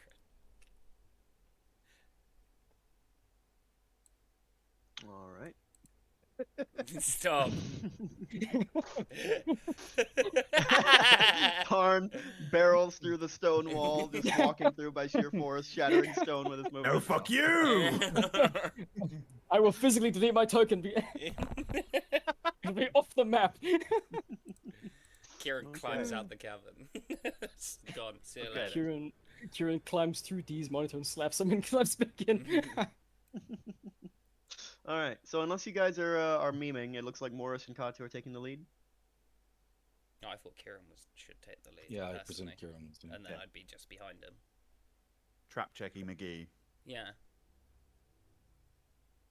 That's what you. Is that what you want to do, Kieran? No, not really. Fair enough. Yeah. Didn't think you would. No, I'm gonna- Kieran hangs back. Kieran would like to actually go stealthier. Ah, okay. Like. I mean, sort of if they sticking to don't, the, that's on them. But No, he I wants want to to go. be I want to stealthy. try and be fairly sneaky if we can. Okay. Okay. So everyone could go ahead and make stealth checks for me. Well, everyone who wants to be stealthy. I assume that Morris does, Kieran does. 18, pretty good. 19, even with disadvantage. I Holy rolled shit, a dude, nat nice. 20. Yeah, that sucks. That does suck. Alright. Morris, I would say with a 19, you were aware Katsu doesn't seem to be trying to be stealthy. Just seems to be marching forward brazenly as Well, is no, her I was wont. waiting. If they're going stealthy, I'd wait behind. Oh, okay, okay. So you're gonna be falling back then in the marching order? Yes. Okay, got it. Morris, I would say you're pretty much taking the lead on this. Tarn, in order to not disrupt the stealth, you have to be considerably further back. As in, like, it would take you a full round of dashing and movement just to get into melee. Because your armor is heavy, Yeah, dude. no, And especially in a closed space. Okay, I'm full on like holding back because I am. Yeah. Just I- the Emperor. I have disadvantage on stealth checks at a -3. And and exactly. It's a -5 penalty flat to all stealth rolls that you make while you're in the armor. So disadvantage and -5. I will also say, if you want to dismount, I don't think it should take a full 10 minutes. It'd be like 1 minute to pop out of your armor. If you the wanted armor to go. the armor stays on. Okay. All right. Cool. God damn it! You He want the didn't beard fall on and off. Oh, too bad. Would have been nice. But okay, cool. Morris, you're sort of leading the way on this. Go ahead and make me a perception check as you move down into the depths of this cavern. Give me the normal roll, please. Oh dear. Oh, buddy boy, buddy boy didn't see nothing. Buddy Mm-mm. boy never saw nothing in his entire life. Okay, yeah. Heading down into this place, the entrance of the cavern is this sort of jagged ovaloid slit. That you move through. It's about 10 feet wide, perfectly large enough for you to get through. Tarn will have to squeeze a little bit. But he's able to get through. The armor bends a little bit, sort of crouch walking, making quite a massive cacophony. Kieran follows behind you, Morris, at least by some distance. Or are you behind Ish and Katu, Kieran? I'm behind Ishinkatu. Okay, got it. Yep. So Morris leading the way by a little bit for. Oop, didn't mean to do that. Ish and Katu, are you guys attempting to be stealthy as well, or are you just following and making your noise as you are? Might as well try. Nah. Nah. Okay. Nah. All right. And a 7. Katu, you are, as best as you can tell, you're being pretty quiet. You know, you're being pretty subtle. Crouching low, looming, holding your axe in both hands. Stalker's pose. Never mind the fact that the spikes on your armor are rustling quite distinctively, and your heavy footfalls are echoing down the length of this cavern. But Morris is leading by quite a. I'm gonna put you up two ticks, Morris, and I would say that's just far enough that their lack of subtlety does not affect you. Okay. As you move through down into this cavern, the striations in the stone turn from like jagged and broken to much smoother, more natural, forming the sort of natural cave opening. As you move through, you begin to notice along the walls these sort of veins of reddish crystal that give off their own faint glow of light, allowing you to tell their color, and a heat bakes off of them. You're almost entranced by these crystals. They're quite interesting to you. You've never seen anything quite like that before. So much so that as you take the next step forward, you don't realize that you are running directly over one of these veins, and as you step over it, I need you to make a dexterity saving throw. Big. Oh, buddy! Ooh. Nice. Okay.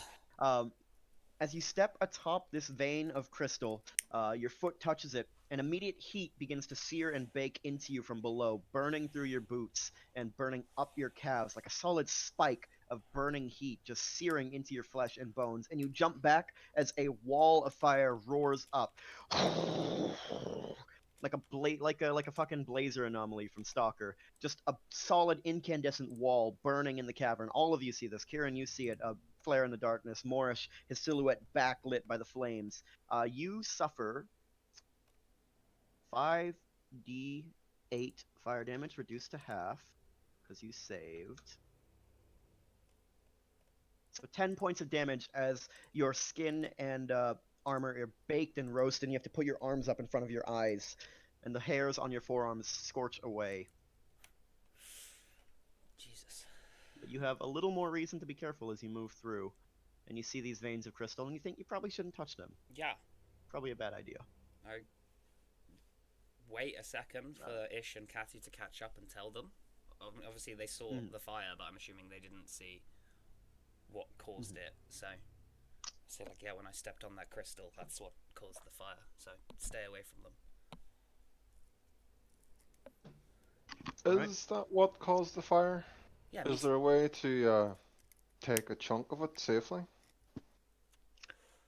How would you go about this, Mr. Ish? Yours?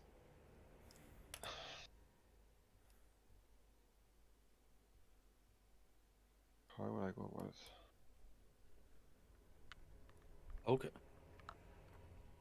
How about you step on it? Maybe it won't work for you this time. Maybe it was just for him. Is there... sorry, I just need to check my inventory.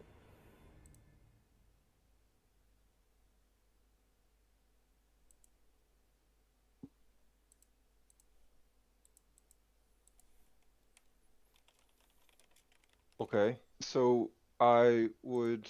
where is this thing? Use fire shield on myself? Okay. Yeah, from the helm. Yes, from the helm. Okay. And...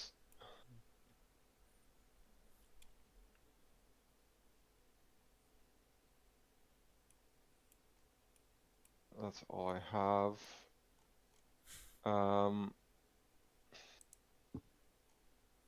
Smack it gently with the mace Okay. to Smack it try and gently. break a bit off. I would say there's enough time. Katsu, you're the one standing closest to him as you see him do this preparation, and the shield of fire erupts around him as he pulls out his mace and gets ready to do whatever the fuck he's planning to do. Yeah, I'd back away as well. Okay, putting some distance back. Ish, you smack at it with your mace. Make an athletics check for me.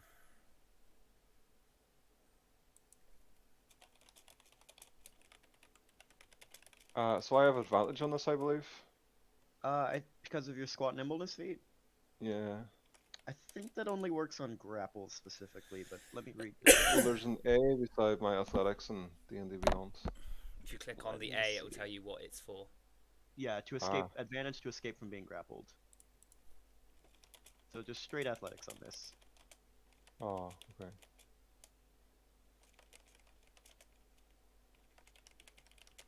Shit. 6. Okay. Rearing back with your mace, you give it a quite high and mighty strike and hit the crystal head on. Gentle. Gentle. Okay. Soft, a gentle, feminine almost. sensual touch of your mace upon this crystal, like caressing a lover long lost. Introducing yourself, going slow. We don't need to go quickly, baby. We can do this nice and easy. And you go ahead and tap the crystal, and it bursts into flames. I need you to make a dexterity saving throw.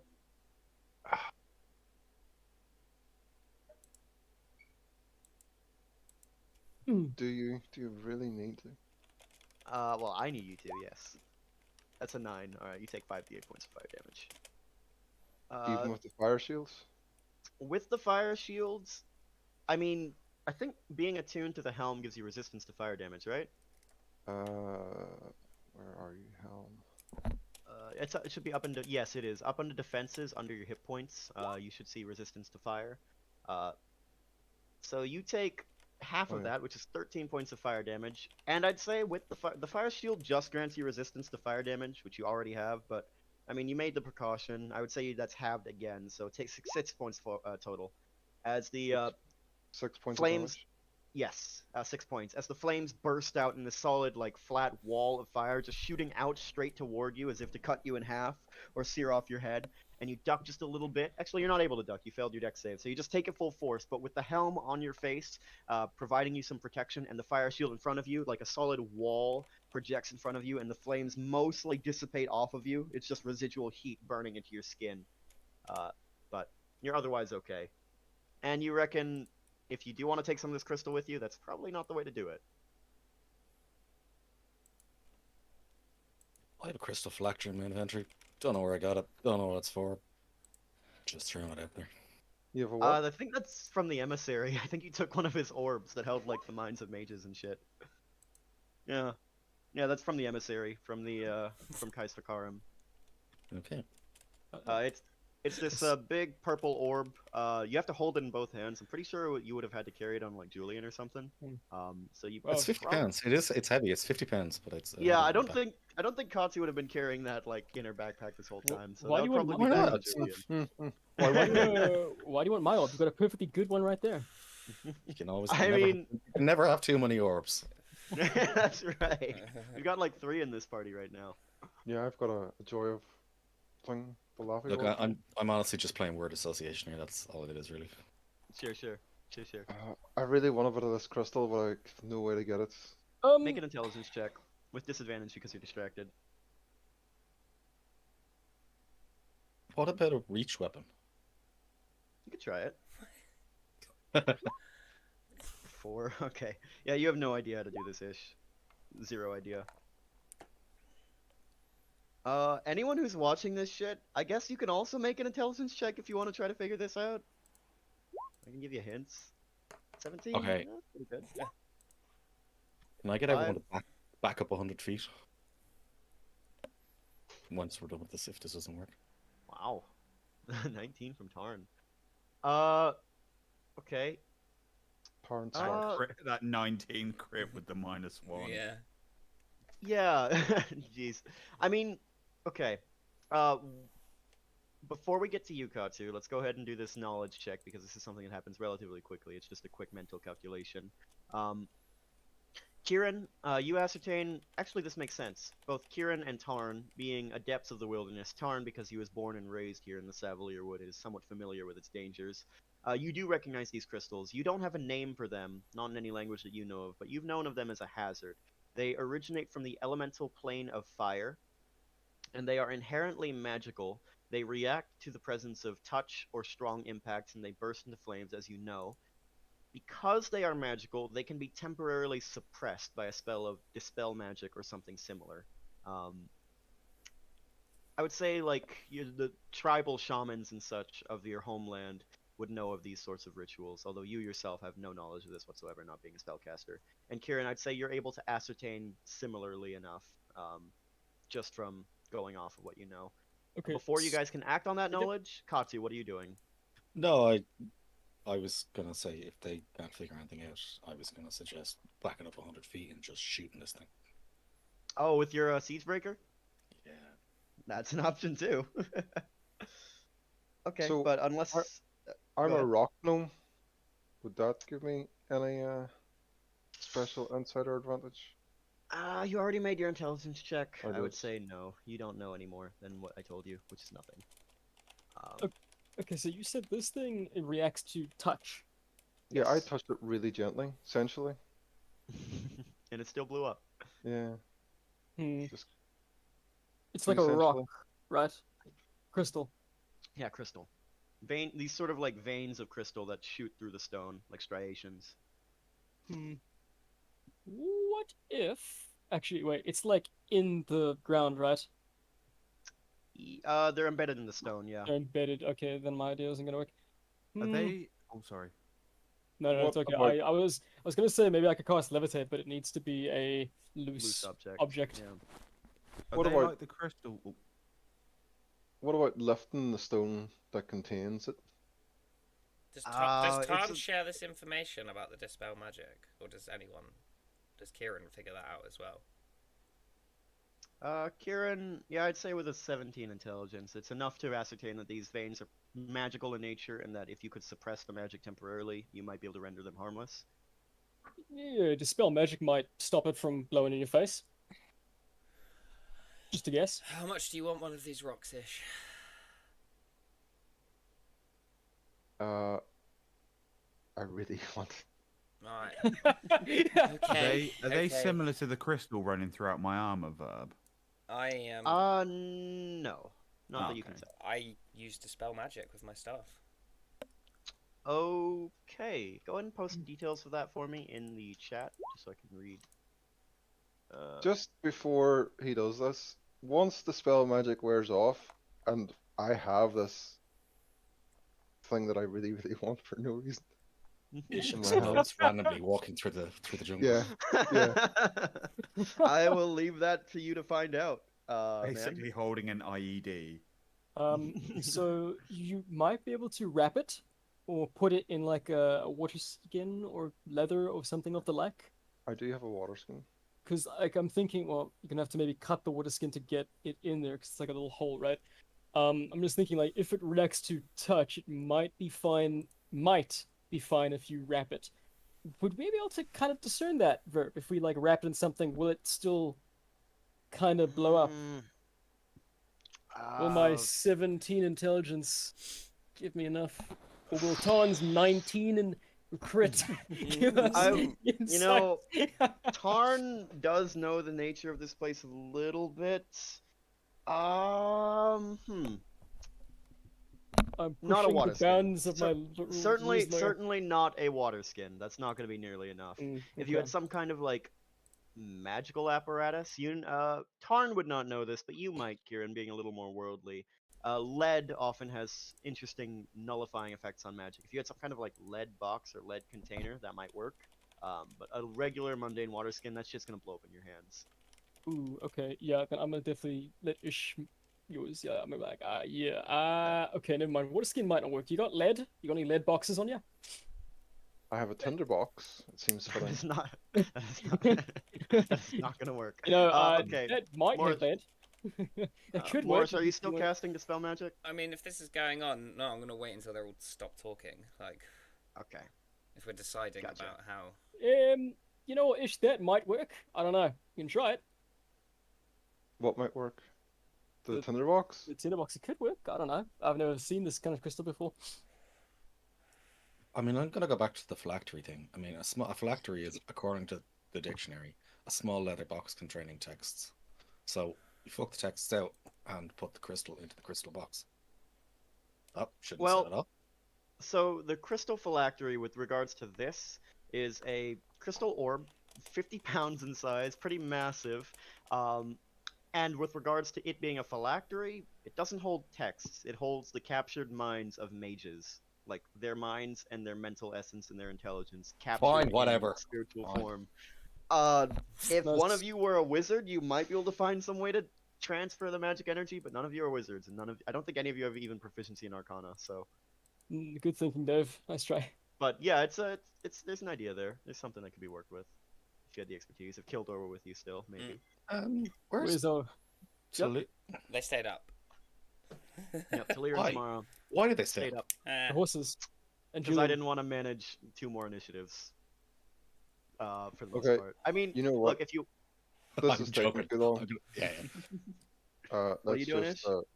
I will look longingly at it, but for the greater good, I will move on. okay, We'll always remember the cave. okay, That's all sensual right. touch. Yes. I'll always remember that summer we spent in Vienna.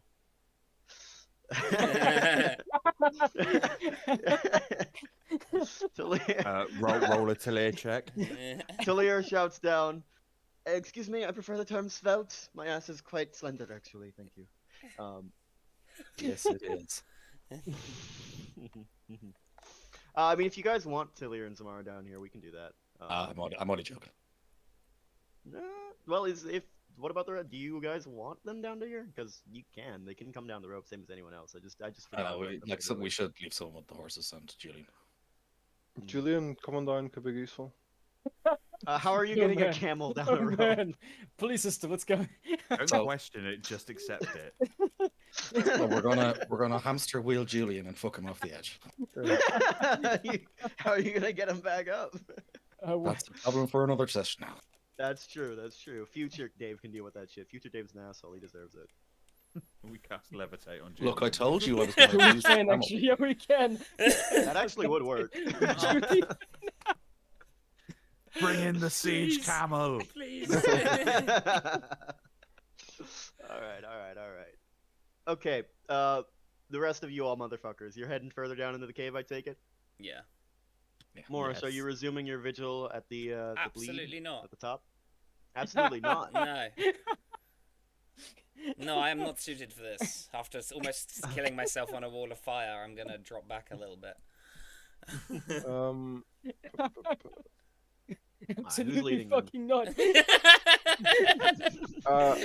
How long has all this taken, Verb? Between all your dickering and your attempts, I'd say like 10 minutes. Oh, don't.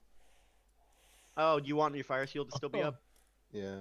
For generosity's sake, I'll say 5 minutes. Why not? You still have your fire Okay. shield for 5 more minutes. I will sprint heedlessly then for 5 Okay. minutes. Okay. Okay, when you say heedlessly, you know there are more veins of crystals. They sort of do shoot across the ground at times. Are you Yeah. attempting to jump over them, or are you just going to run right through them? I'll let the dice decide. You'll let the dice decide. That is the And he was- worst decision. and he was never seen again. Yeah. Okay. I, Alright. Okay. How am I going to let the light dice decide? You know what? Alright, I'm going to roll 5d20s here. Yeah, okay. Roll 5d20. I'm gonna say Can we get some music for this? every please? roll below 5. Every roll of 5 or below, you trigger one. Okay.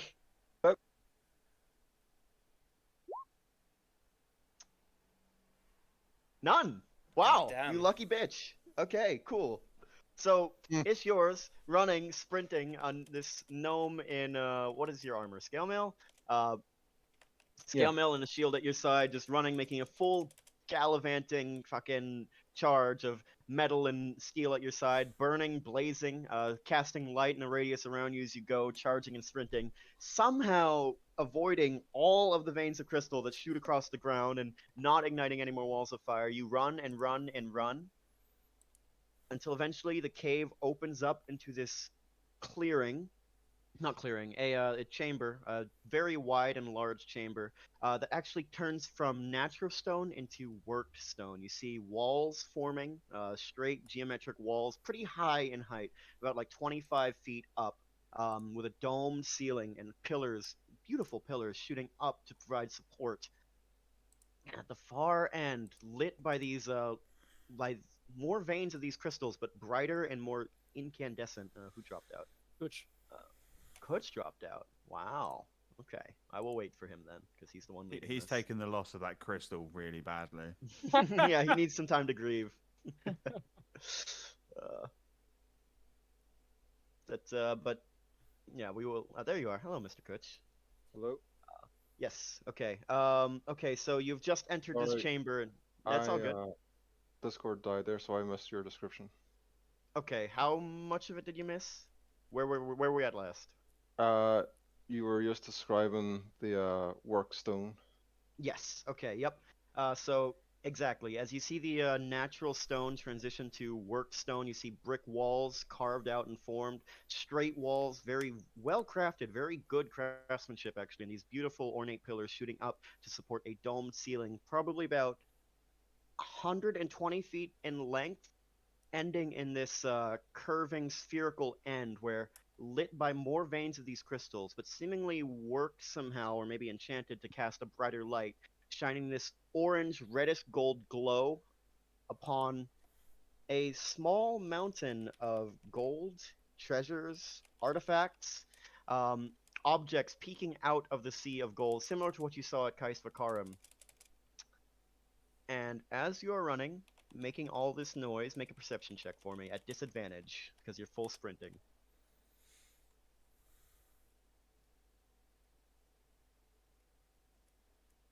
Perception, you say? Yes, sir. One more.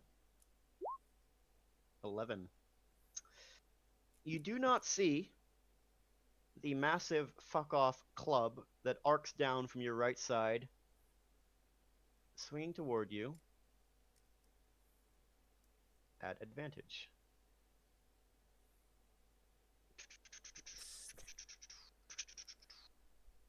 Okay. Oh my lord. That's a big boy. Well, it's not a club, it's a great sword. It's even worse, actually. The fucking Ganon. You take 37 points of slashing damage Jesus. as a giant fuck off sword slams into you like a solid wall of steel, and you have just enough time to look up and see it coming, and it fills your vision as it arcs down toward you and strikes you full force into your helm, across your armor, bloodying your face and pulverizing you into the ground. Is my fire shield still active? It is, but this is not fire damage. Yes. But he takes damage. I That's think so. true. 2d8 fire damage, yes. But this is a fire giant, and he's immune to fire. As the flames burst out and cast a red glow across his armor, a gnome-shaped glow as your fire shield radiates, and the fire giant just grins. Alright, so you take 37 points of slashing damage, Ish. You are full sprinting. What were the rest of you all doing as you saw Ish run? I mean, following. Watching him. Following at what speed? Not as fast as he was going, by any stretch. Okay. About the rest of you all. I was watching him. Were you I was sprinting after him to keep watch? Uh, Because Ish was how full far? sprinting, Wait, guys. sorry. You'll- if- How far down did he go? He ran for about like 3.5 minutes. Oh, So jeez. quite Okay. quite a decent way. Yeah, no, we were there. I was definitely also keeping up with him then. A little bit Okay, far, but a little bit further behind, but keeping up. Yeah. Okay, okay, Trying to okay, go through the same path he went to and avoided all the crystals. okay. And you're also sprinting, Katu? Well, he's a lot smaller than I am, so I'd call it jogging fast. Okay. At a full dash, Ish can cover 60 feet around. You have a base speed of 40, Katu. You'd still have to dash, but you would be a little bit, you would be kind of jogging. But, yeah, you could keep pace with him. Thanks. Kieran, I have your 35. speed is 35. Yeah, so kind of similar as Katu. Tarn, are you running after as well? I would have been following. Yeah, just avoiding the crystals. What speed, though? Are you sprinting? Yeah, I don't know if I don't think Tom will be sprinting. That's the problem. Okay. Alright. Alright, let me go ahead and draw this map out real quick. First gotta expand the map a little bit. Let's get some music going. I want to apologize in advance, Ish. This is gonna suck. What do you mean? Everything's fine? Yeah, you're It's right, exact- actually. He's exactly where I want him. Yeah, you're You're not, going right where I want him. He's going down. right where you Two want rounds. Okay. Okay.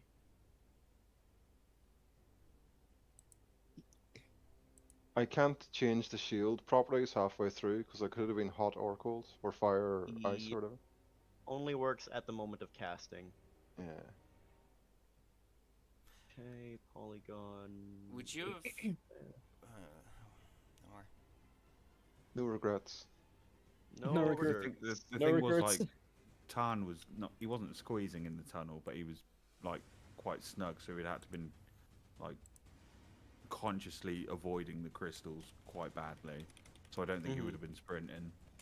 Yeah, makes sense to me.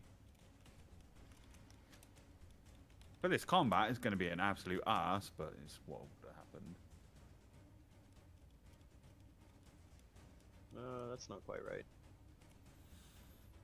I'll do it like this.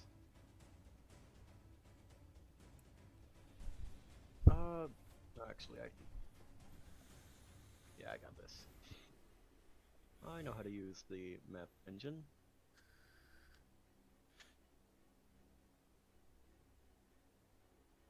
Okay, fill this out. That's your gold pile at the end. Pillars in the middle, like I said. We'll say they're made of gold in the middle, why not? 4, 9, 4, 9, yep.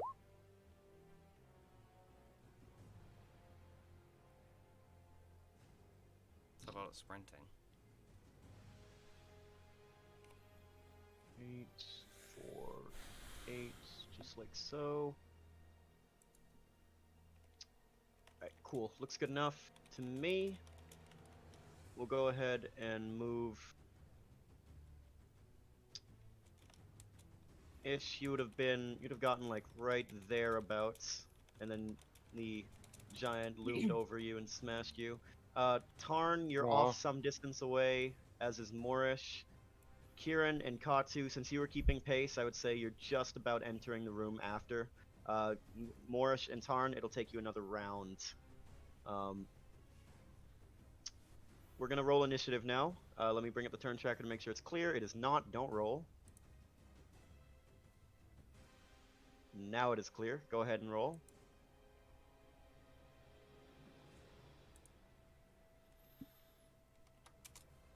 Okay. Well, you act before the fire giant. That's something. Wow, good initiatives for once. Good job, Katsu. God damn. That advantage came in clutch there, didn't it? Hang on. Before we do anything else, there are a couple more doors in this place. Pretty large ones. Oh my god. At the moment, with your dark vision, you can't quite see everything, but there's A fucking giant.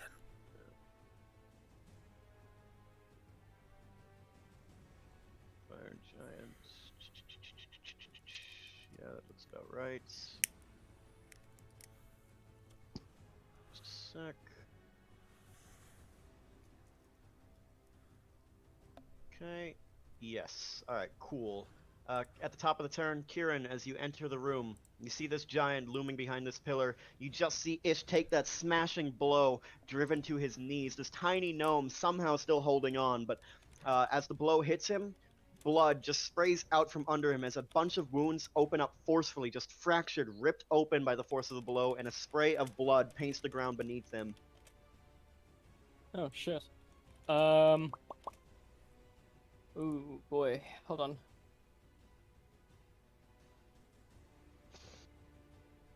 Where'd the turn tracker go?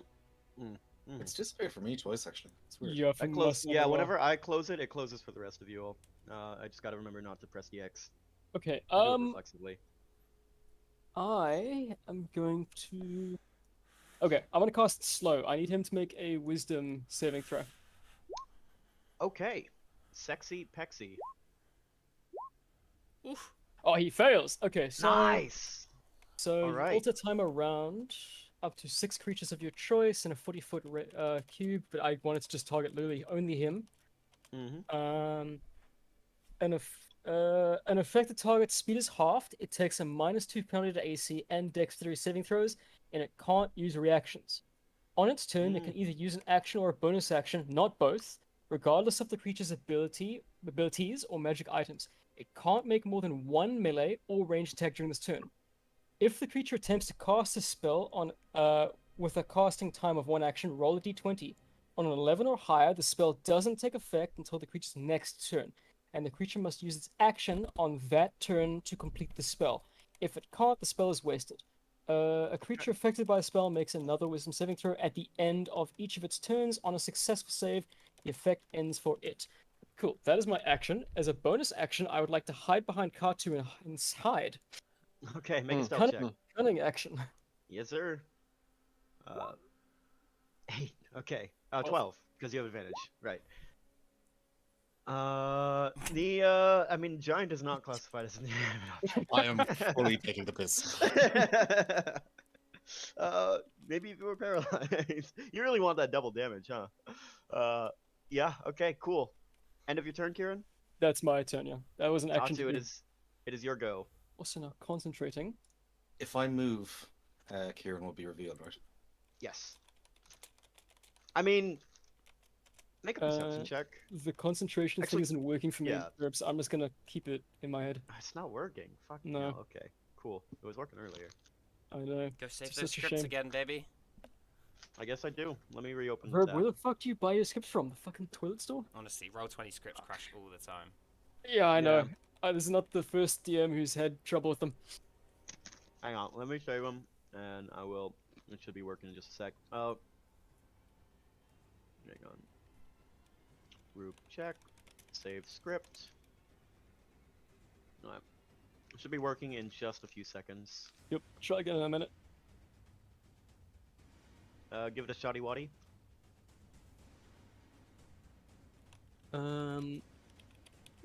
There we go. Nice. Thanks so much. Alright, what's your turn, Katsu? I was saying Kieran is hidden behind me, presumably to get some sort of advantage next turn, or just because he's hiding? Yes. I will say with a 12 stealth and with just a basic level of insight, he's not very well hidden. Even behind you, he's a small creature. That's true, but the room is fairly open. The giant. I'll have the giant roll a perception check. Why not? Oh, it is +6 to this.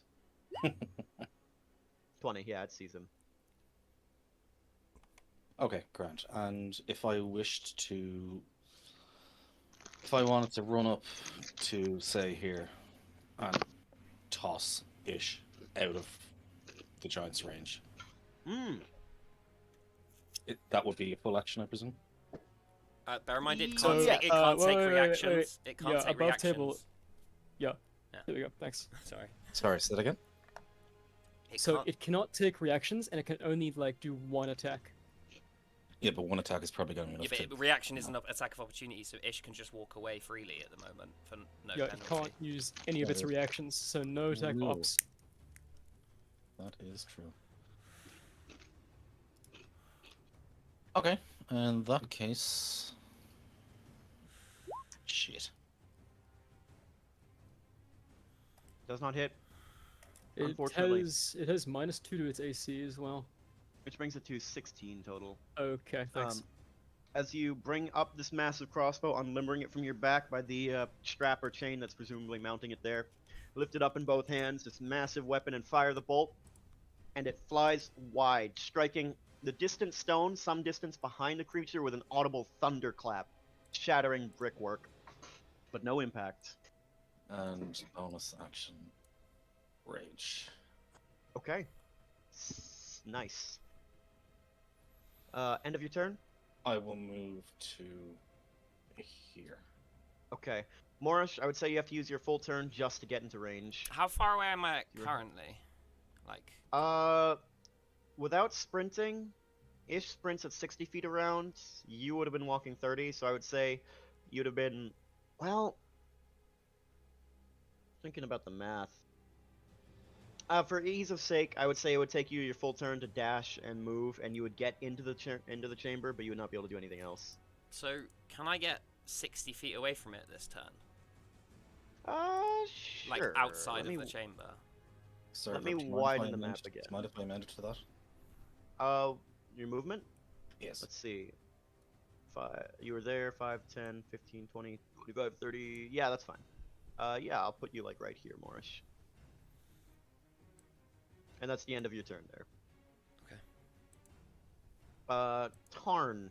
Oh, actually, it's not your turn yet. Ish, it's your go. You've just taken this massive hit, your blood spraying out behind you, and you see some kind of spell take effect on this giant creature as it winds up its next blow and slows visibly down.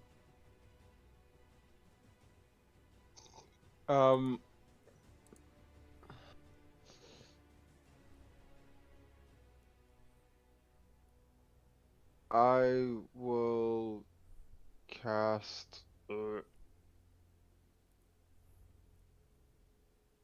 level Cure Wounds on myself. Okay. Which isn't great. Oh, sorry. 16. Could have been better, but not terrible. Might keep It's you not- alive. It might not. Well, you're definitely one hit away from dying if he hit you again. Now you might be two Yeah. hits, so that might make a difference. And I will. You can leave its range. It can't hit you. I could just step out here. Yes, that's correct. Well, the range of that greatsword is still one tile verb, or It has it got has a extended range? 10-foot reach, so you would be just outside of its reach there. Okay.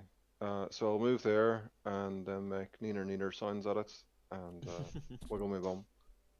Okay, cool. You sexy nomass. Alright, neat. End of your turn? Yes. Coming down to the fire giant, was about to wind up its swing at you-ish, and then slowly, ponderously turns back to swing at Katu. One attack that it gets. Either an action or a bonus action. Yeah. Mm-hmm. Not 30 bad. to hit. Fucking hell.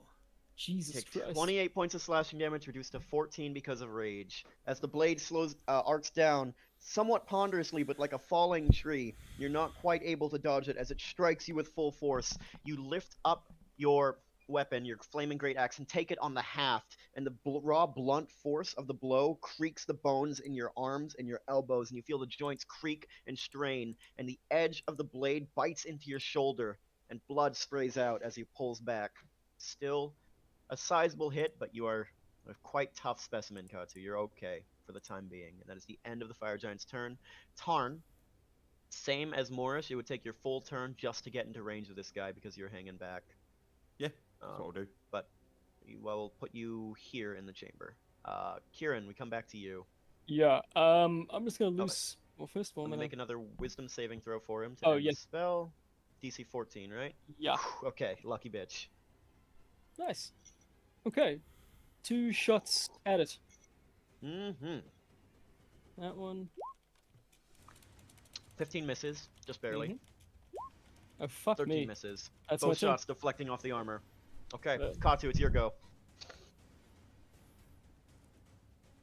Okie doke.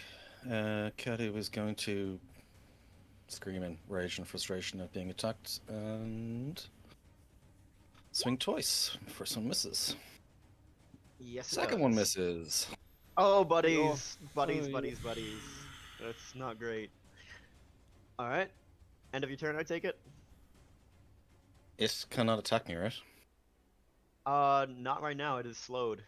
Reactions, so Reactions are non-existent right now for it. And it's half movement And- speed as well. Yeah. oh, its movement speed, I presume, is 30-ish. It's halved as either way.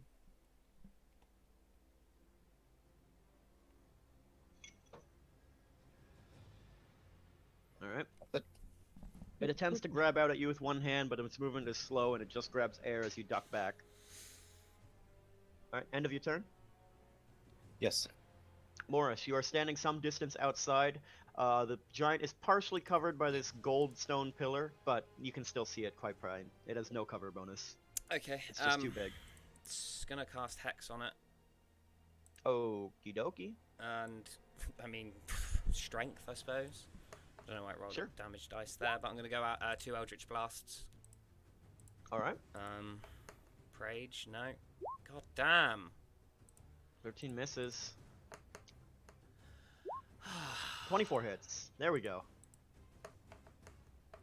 Bad damage dice, 7. 7 plus 1d6, hex. 5.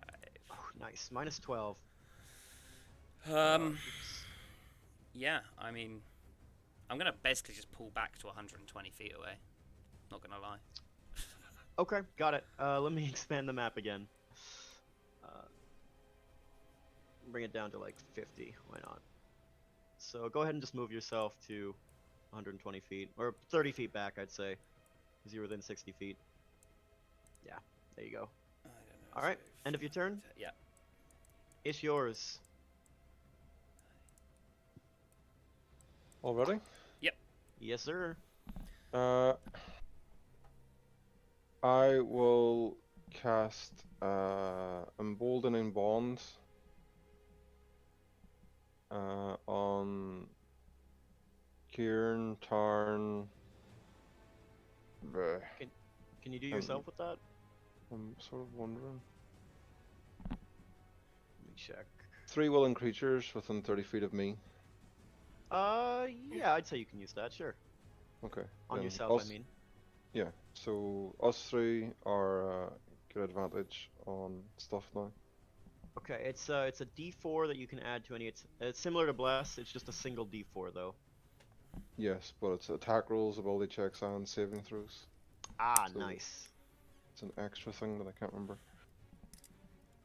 I think it's Protective Bond, right? Let's see.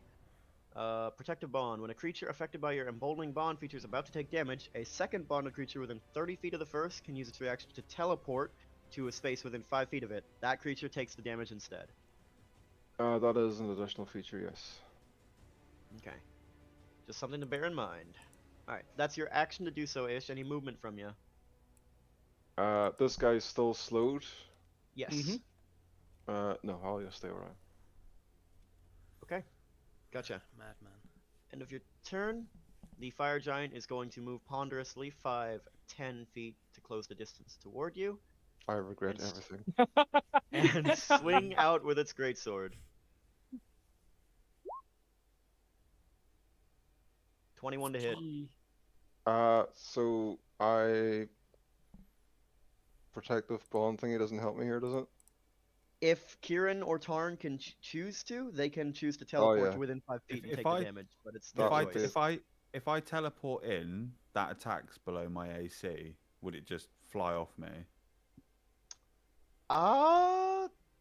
Yeah. Why the fuck not, man? That's cool. I teleport in between both of them. Okay. All right. Cool. Tarn. Immediately as you step into the room in your massive hulking suit of armor, your shield in one hand, this massive shield, enlarged to support your armor, and your sword in the other, you see the blow about to come down ponderously, again like a falling tree, like a falling star, reaching down toward Ish, about to strike, and calling on this magic that you don't know, that you've only just felt for the first time. You will yourself to be there, standing up, holding your shield up over this tiny gnome, and you take the blow. And the impact resounds, pushes against you as the joints of your armor creak, and you crouch down over Ish, nearly about to topple and fall over him with the force of the blow. But you are unharmed, and so is Ish. All right, that's the end of the fire giant's turn. It gets to make a Wisdom saving throw to end the slow, DC 14, Oh, and succeeds. It does succeed there, yep. So your spell ends, your concentration ends as well, but that is the Yep. end of its turn and beginning of Tarn's.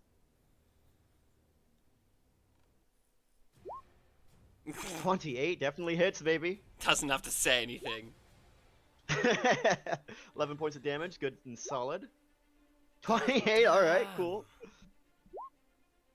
13 points of damage. Alright, immediately as you take the blow with your shield, pushing back, you take your sword in the other hand and you thrust out with the first blade, finding a gap in the armor and drawing blood. You instinctively feel the blade punch into flesh, and you just rake across, following the geometric lines of the plate, and score a deep slash in through the armor, and a sheet of blood pours out from underneath his breastplate.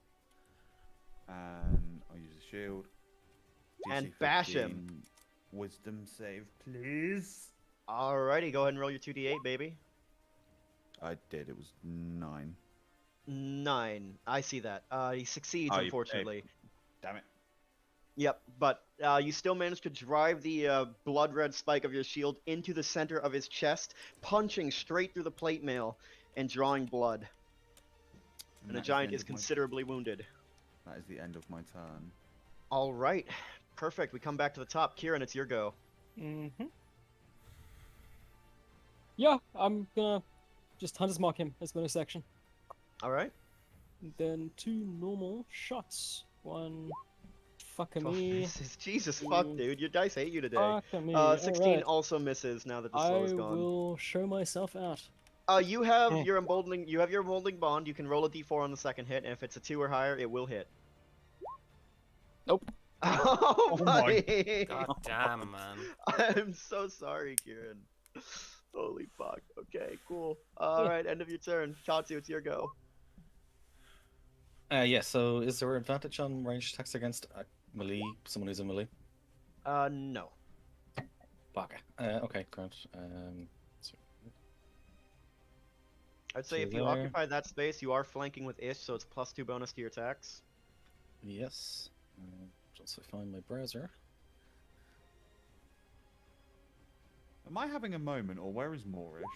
Fuck's sake. Down below. He's about 120 feet out, just peering into the chamber from the cave. That misses, unfortunately. 23 hits, though. Using your Flaming Great Axe on this, right? It is immune to fire damage, so it only takes the 7. +2 from your rage, so 9 total. Could Katu use the? No, Katu wasn't affected. Never mind. Alright. Striking in from behind, just charging in with a scream of rage. You strike in and strike him in the small of the back. Not going through the armor, but hitting with enough force to do quite a bit of harm directly on the vertebrae of this massive thing. End of your turn, Katu? Yes. Morris, it is your go. You know it. 2 Eldritch Blasts. Alright, baby. Do the Nope. Warlock thing. Misses. Oh, I'm gonna maybe add the D4 to that one, depending on how this one goes. Yeah, I'm gonna Do add you the... have a D4? Oh, no, I'm not on that, am I? No. Okay, no worries. Yeah, no, no, unfortunately not, sir. nothing. Wow, guys, your dice. Yeah, the blasts just deflect off the armor, steel bouncing. One of the blasts deflects in such a way that it ricochets and strikes the stone some distance off behind, but no impact. Ish, it's your go. Can I take a swing at the guy's knee to try and bring him down to my level? If you're just doing that for flavor, sure, why not? Let's see if you hit.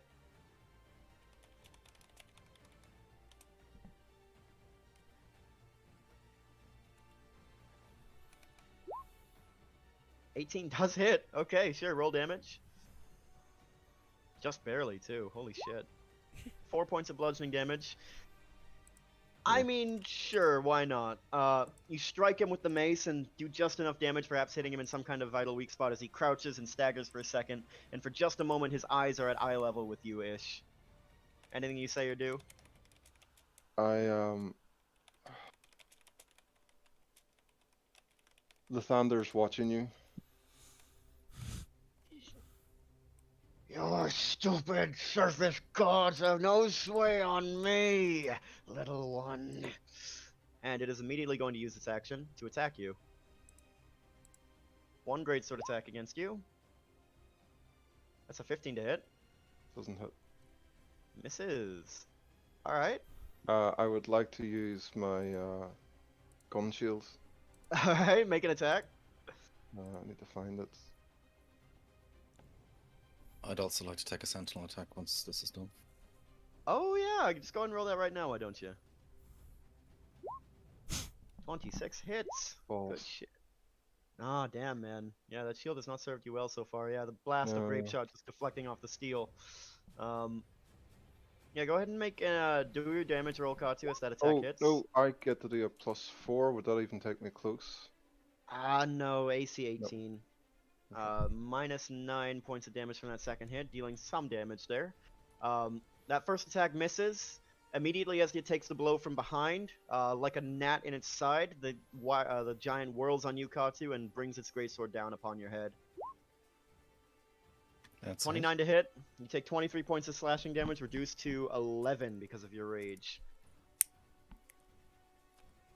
It blade arcs toward your face and neck and chest, and you manage to duck back, but you still take a solid blow to the shoulder, bones creaking, the impact setting you spinning for a moment before you stabilize. And that is the end of the giant's turn. Tarn, it is your go. And I'm going to attempt to turn him into sashimi. 17 misses. I will use my D4 from the Emboldening Bond. That hits. 18. Alright. Second attack.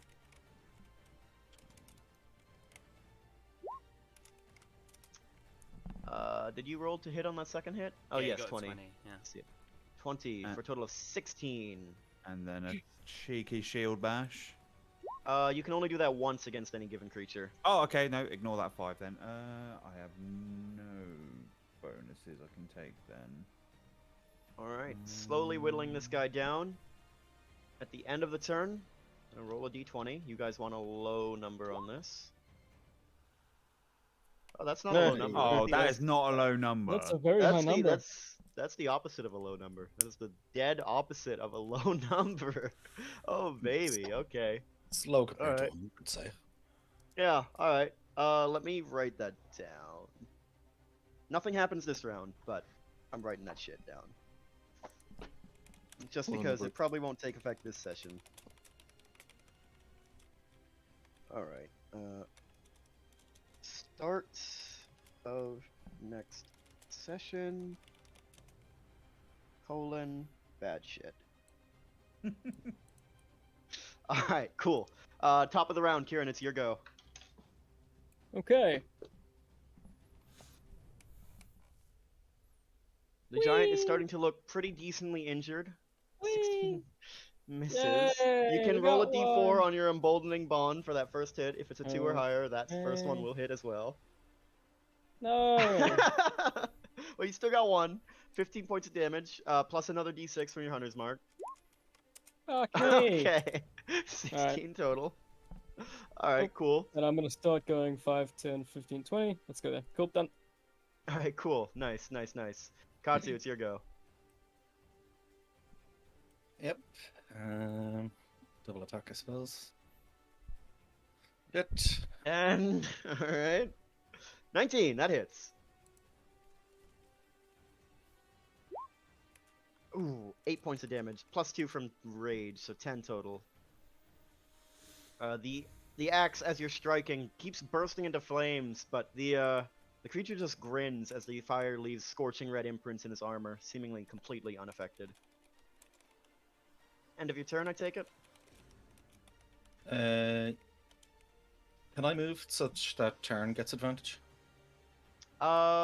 If you move up 1 space, I would say yes, that would give Tarn a +2 to his next hit. There you go. Okay. Thank you. Moorish. Same again. Alright, keep blasting, man. Okay, 22 hits! please. Where's them crits at, baby? 25 hits! Got you stole all the crits of this game. Whew, nice, 12.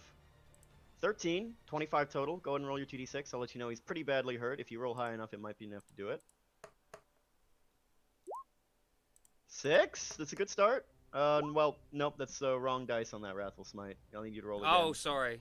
I did the ruffle smite instead of the hex. So the first one was a 5 then on the hex, and then the second one was a 5 on the hex.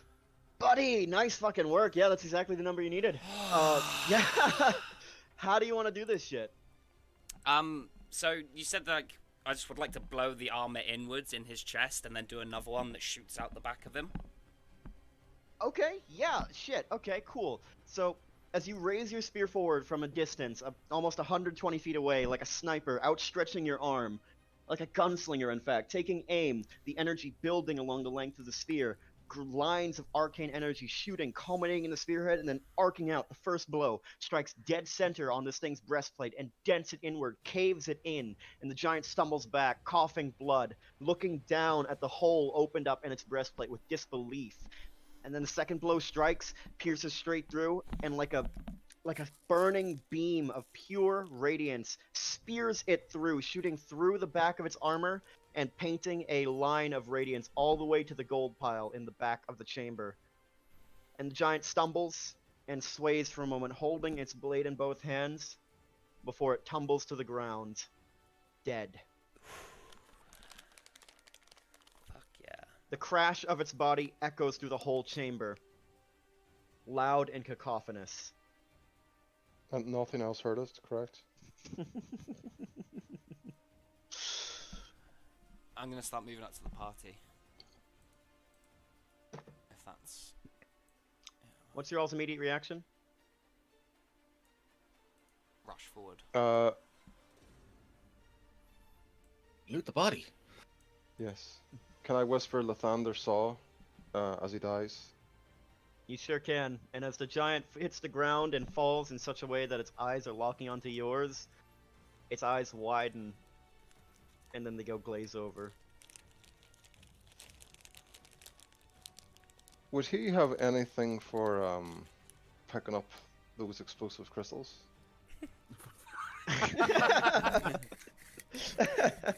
Not that you can tell, buddy boy. Not that you can tell. Alright, so are you all looting the body? Literally, I need you to tell me what you do in the next 6 seconds. I will head Morris is towards running the up. treasure. Okay, you move I'm 30 gonna- feet toward the treasure? Or are you dashing, or are you just moving? I'll just move. Okay. Katsu? We're not done here. I am going to cut the head off. Okay. I'd say with 2 solid hefts of your axe, enough time for a 6-second span, you go ahead and do that. Its head is pretty massive, about the size of your torso. It's okay, Julian can carry it. Go ahead and add a fire giant head to your inventory. Okay, Morris, you use your turn to get up to there. Kieran, I see you did a stealth check. I take it you're hiding. Mm-hmm. Would I Okay, also be able Tarn, to what hide? are you doing? Or try? I don't think we're done here. And Tana's just going to take a position next to this door. Okay. Let's see, let me use the ruler there. If you Oh, I didn't. dash, yeah, you can get there if you dash. Yeah, okay, I'll dash that. Running at full speed. Immediately, Dash would be a as- full turn, wouldn't it? So I can't ready Yes. a swing if something comes through. Okay, yeah, that's fine. no sir. And immediately, as you have finished up taking your actions, Ish moving up ahead, the fire shield's still active on you.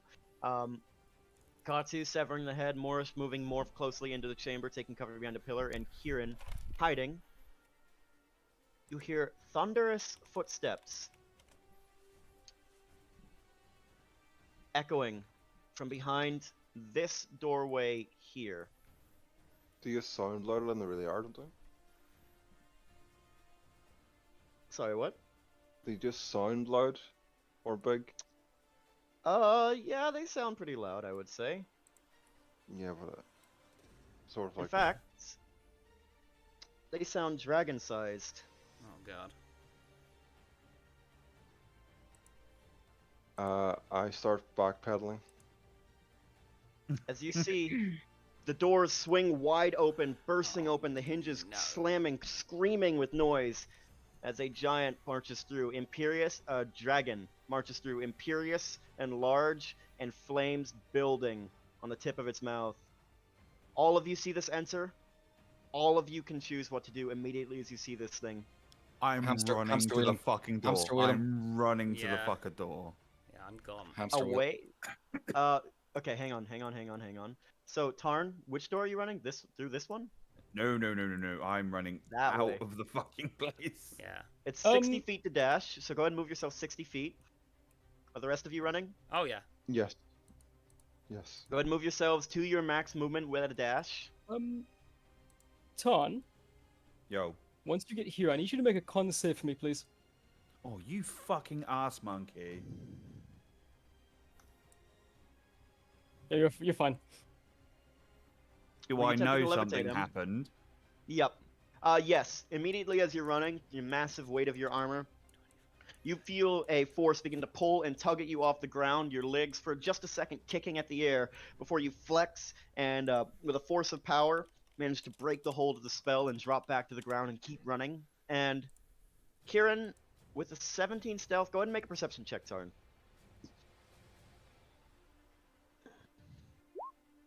Everything 4. is You fine. do not- You don't know what the fuck happened, no. Okay. All of you have moved way too far. Stop. Tarn, you're fine where you are. Ish, you could only have moved 60 feet. Yeah. You were there. That looks about right, sure. Morris, you're fine. Katsu, you were right there. 80 feet, that's fine. Okay, never mind. I was being mad at you for nothing. Okay. You're like an angry religion teacher. 110 feet.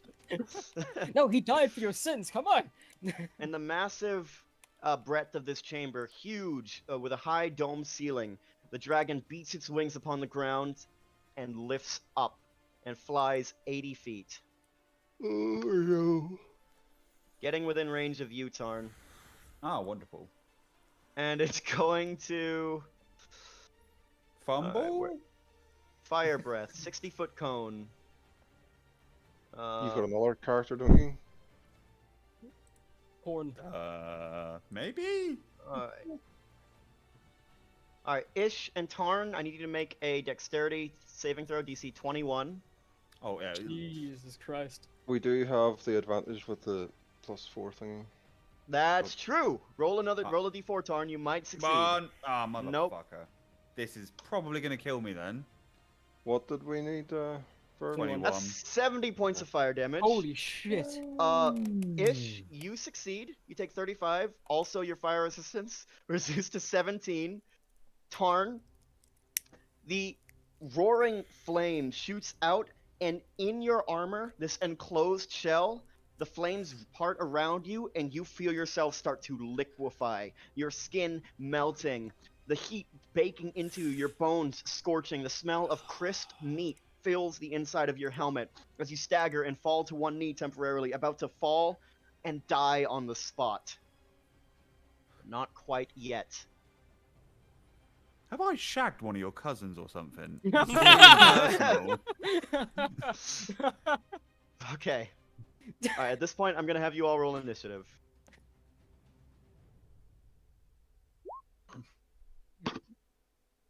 I don't like it. I don't like it. This is all part of the Orb's plan, Tarn. Sorry. Sorry, I did that wrong. It's 15 though. So. Okay. Alright. Well, Khan's dead. Sick. I will make a backup. Okay. Morish, you're the first to act. You can see the dragon through the... I forgot to draw it out. The chamber does taper a little bit, but I would say you can see there.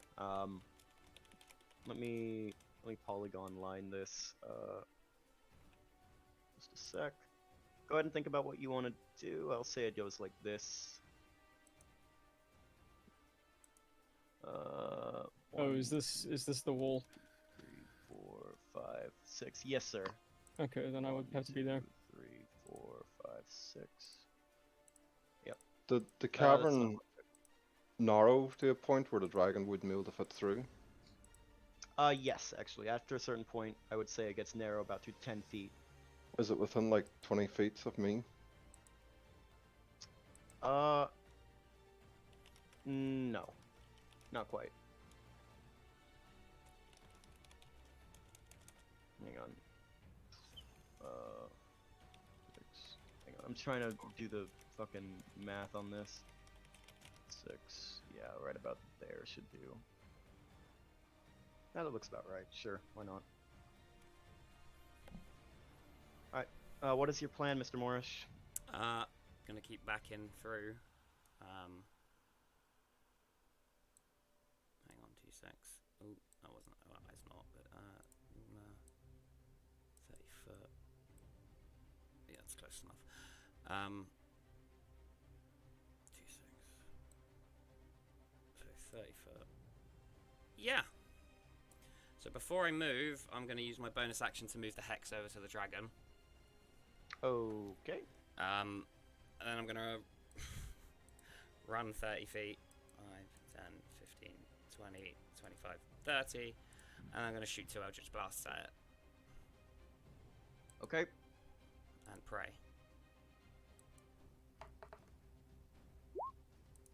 24 hits. Probably doesn't.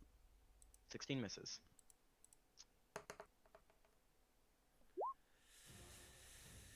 9.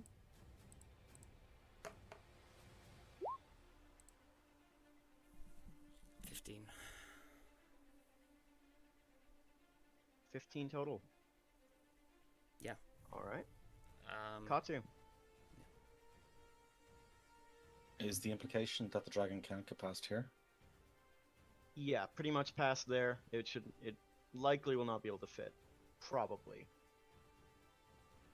Am I still raging, or would I have to do that again? You would not be raging anymore. You'd have to refresh it. It is mark and misses. Yeah, it certainly does. I'm sorry. Another We're bolt gonna flying hit off. something like this at some point. Yeah. I will say, I mean, well, you wouldn't be able to do it this turn, but there is. I'm sure you've read the Yeah, stat there is. block. Yeah, But there is. Yeah. there's a way of gaining advantage on your attacks. I'm gonna go out. I will. Sorry, let me just read that to make sure I have it straight.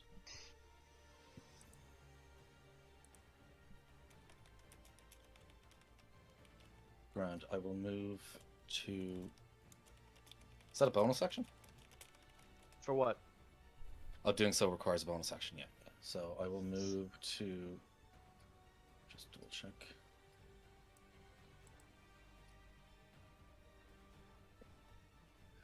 I will move to there, and I will bonus action to steady my aim for the next round. Okay, as I'm pretty sure it takes an action. First, you have to mount the crossbow on the ground or on some stable surface. Yes. Otherwise, it must be mounted on a stable surface. While the Siegebreaker is mounted, a creature can steady their aim with a bonus action. So you would not be able to mount it this turn, but you'd have to use a full turn to set up, basically. Gotcha. But in that case, I'm going there. Okay, gotcha. End of your turn? End of my turn. At the start of the turn, the dragon, having just breathed its flames, Tarn, wreathed in your massive armor, which is glowing red hot and scorching you within. You're stumbling back, blinded for a moment, your eyes covered with smoke and steam, the smoke rising up from your own flesh, burning and charring. Blind for a moment, and the dragon looms before you, looms over you all. And it says, "Mortals, your lives are worthless. Grant me a treasure from your possession, and I may deign to let you live. A great treasure." Would that be something round, perhaps? Oh no, definitely the suit of armor. That's what he means. Tom? what I've about got... the Its voice jolting rod? rebounds and echoes through to all of you. What about your helmet? I would say you'd have to make that judgment call on your turn. The dragon does not attack this round. It just stands before you, having made its command. Not a piece of chalk, probably not. You could try, it might work. But the dragon does not attack this round, simply looming before you, having made its command already. It's yours. It is your turn. You are the first to hear this command, the first to get the chance to act. What do you offer? I would offer...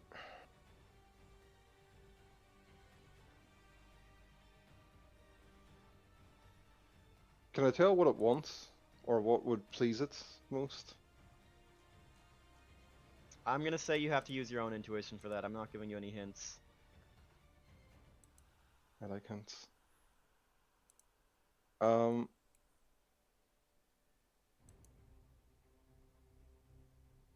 I will give it the jolting rod. Okay. You take out the rod and toss it on the ground. We'll deal with that when it comes around to its next turn. Can I move as well? Make an insight check for me.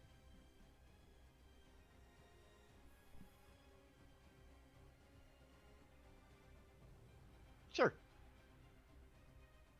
Hmm.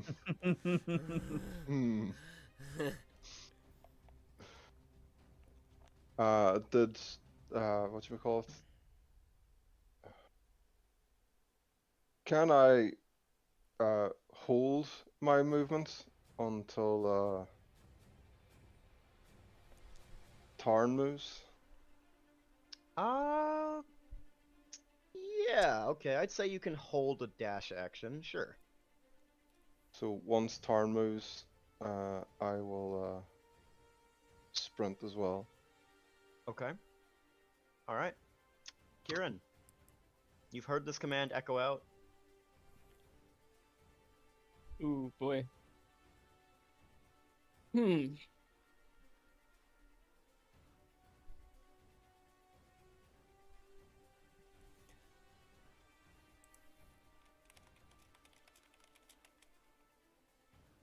Okay, it wants something of great value.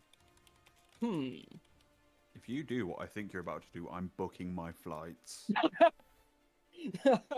We'll have some tea, have some lunch, we'll discuss it like grown adults, right? And then we can have a boxing match. Like a We'll YouTube creator settle clash. our beef. I think it'll be one-sided, but it is what it is.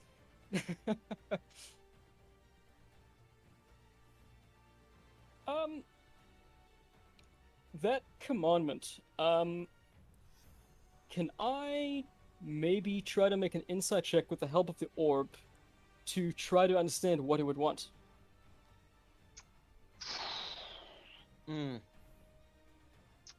I'll warn you, if you attempt to consult the orb now, it will be in plain sight because you have to reach out and grab it and handle it to make this to get its assistance.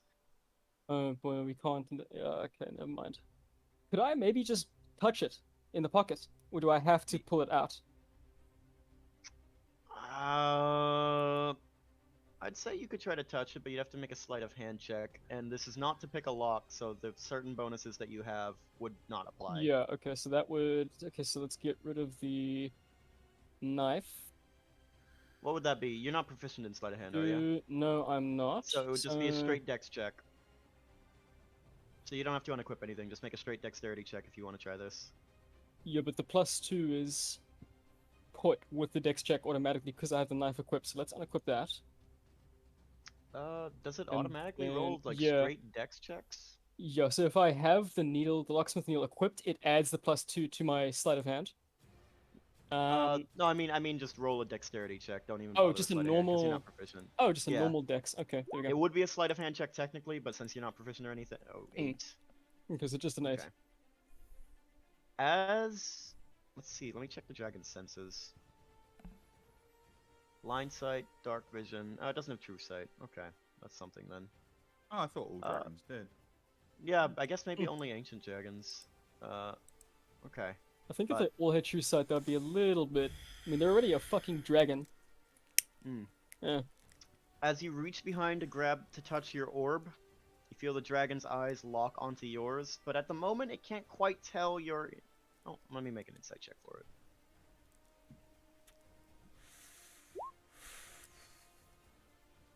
Yeah, at the moment it can't quite tell your intentions. You might just be reaching out to pull out a treasure of some kind. Yeah, go ahead and make your insight check and add a d10. So that. Ooh, buddy. Nice. I'm gonna add the d10 anyway. 28 total. Alright. Okay. Yeah. Your dark vision doesn't extend quite so far, but I mentioned those red lanterns, those straight veins of striated crystal running across the sort of treasure chamber at the far end, painting a glow over the gold pile. And among them you see other great artifacts, powerful items. And you hear the orb whisper in your ear. It seeks vestiges. It seeks artifacts from the days of old, from before the calamity. Great pieces of history. Great pieces of power. You reckon the orb that you are touching at this very moment would qualify? Ish, his helmet might qualify. Tarn's armor might. If you still had your short bow, Vindication, now long lost to you in Adrian's possession, that would qualify. But anything of lesser value, it will scoff at. And if it scoffs at that item, I assume that means we're toast. Ooh. You can assume that, sure. I can assume that. Okay. Katu pulling out the crystal phylactery. Yeah, this is a crystal phylactery that holds the souls and minds of very powerful wizards. I think this is an item of great power. Okay, for the moment, I'm just gonna hold my action. When Tarn and Ish start moving, I'm gonna move as well, back this way. Okay. Do Hold you a drop dash. anything? Do you offer up any treasure to it? I'm gonna take out the empty potion of mind reading bottle and kind of put it down. He can't keep getting away with this. Alright. I forgot to roll a d6 to recharge his fire breath, so I'm gonna do that real quick. Did I not take an orb from that place Did as not. well? A crystal phylactery? I know Katu grabbed one for sure. Yeah, the one I manhandled or gnome handled. No, that was the one Katu grabbed. Was it alright? Yeah. Alright. End of your turn, Kieran? Yeah, that's my turn. Tarn, your go. I'm gonna pull out the emissary's heart. Ah. Okay. As a reminder, I'll also tell you it has that fancy pants ability. I know it has that fancy pants ability, but I'm either gonna lose complete use of the item or give it away. Okay. Reaching into some kind of pocket or some kind of pocket in your armor. Let's say there's storage compartments. It's a big enough suit. Makes sense. Popping open, the steel plates rescinding, and you grab the emissary's heart, which looks small and delicate in your massive gauntleted hands. You hold it up toward the dragon, right in its face, and it looks down at you. And you sense approval in those golden, radiant eyes. Anything else for your turn?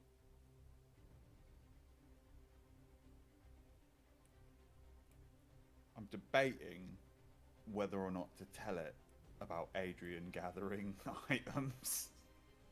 Nah, I'll just offer up the heart. Oh, you don't Okay. know about that yet, do you? I'm assuming over the days of travel you would have told me about it. But that's why I'm not saying anything. But yeah, I'm offering the heart. Okay. Morish. Oh, as a bonus action, I'm going to second wind.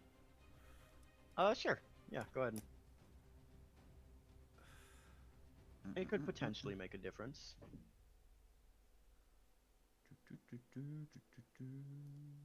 But yeah, that's my turn. 9. Plus, what, 7 levels of 7. fighter? So, Yeah, yeah, that's a 7. really good roll. 16 hit points. Nice. Nice. Again, I'm gonna hold my action to dash away. Do you relinquish anything? My Pearl of Power. Okay. I'll like roll it into Okay. the room. Okay. Sure. Sure. I hear ya. Katsu. I suppose Kat is going to wonder: is it reasonable to assume she's going to be able to get away anyway? As in, if everyone decides to run, can she give up an item to perhaps intervene on behalf of someone else? Make an insight check. 15. You reckon... Perhaps. You don't have much experience in dealing with dragons, but perhaps that could work. You know, one life for one treasure. Like game mechanics wise, I'm presuming we all have to give everyone has to give one thing up. It's hard to tell. It's not really a matter of mechanics. It's what the dragon thinks. It's what the dragon thinks will satisfy this bargain. And you can't, with a 15, you can't tell if it means a straight one artifact for one life or your artifact guarantees your life. If you can. You can't tell. In that case, Kat is going to move back into the room and hold up the crystal phylactery and say, "This is what was it? We took this from the body of the emissary, was it? Yeah. Yes. The emissary. It holds the minds of many powerful wizards from Okay. long ago, and she'll place it on the ground and then move back 20 feet. Okay. All right. End of your turn. End of my turn. Start of the red dragon's turn. It regards you, Tarn, holding up the heart in your gauntleted hand. A grin stretches across its draconic face.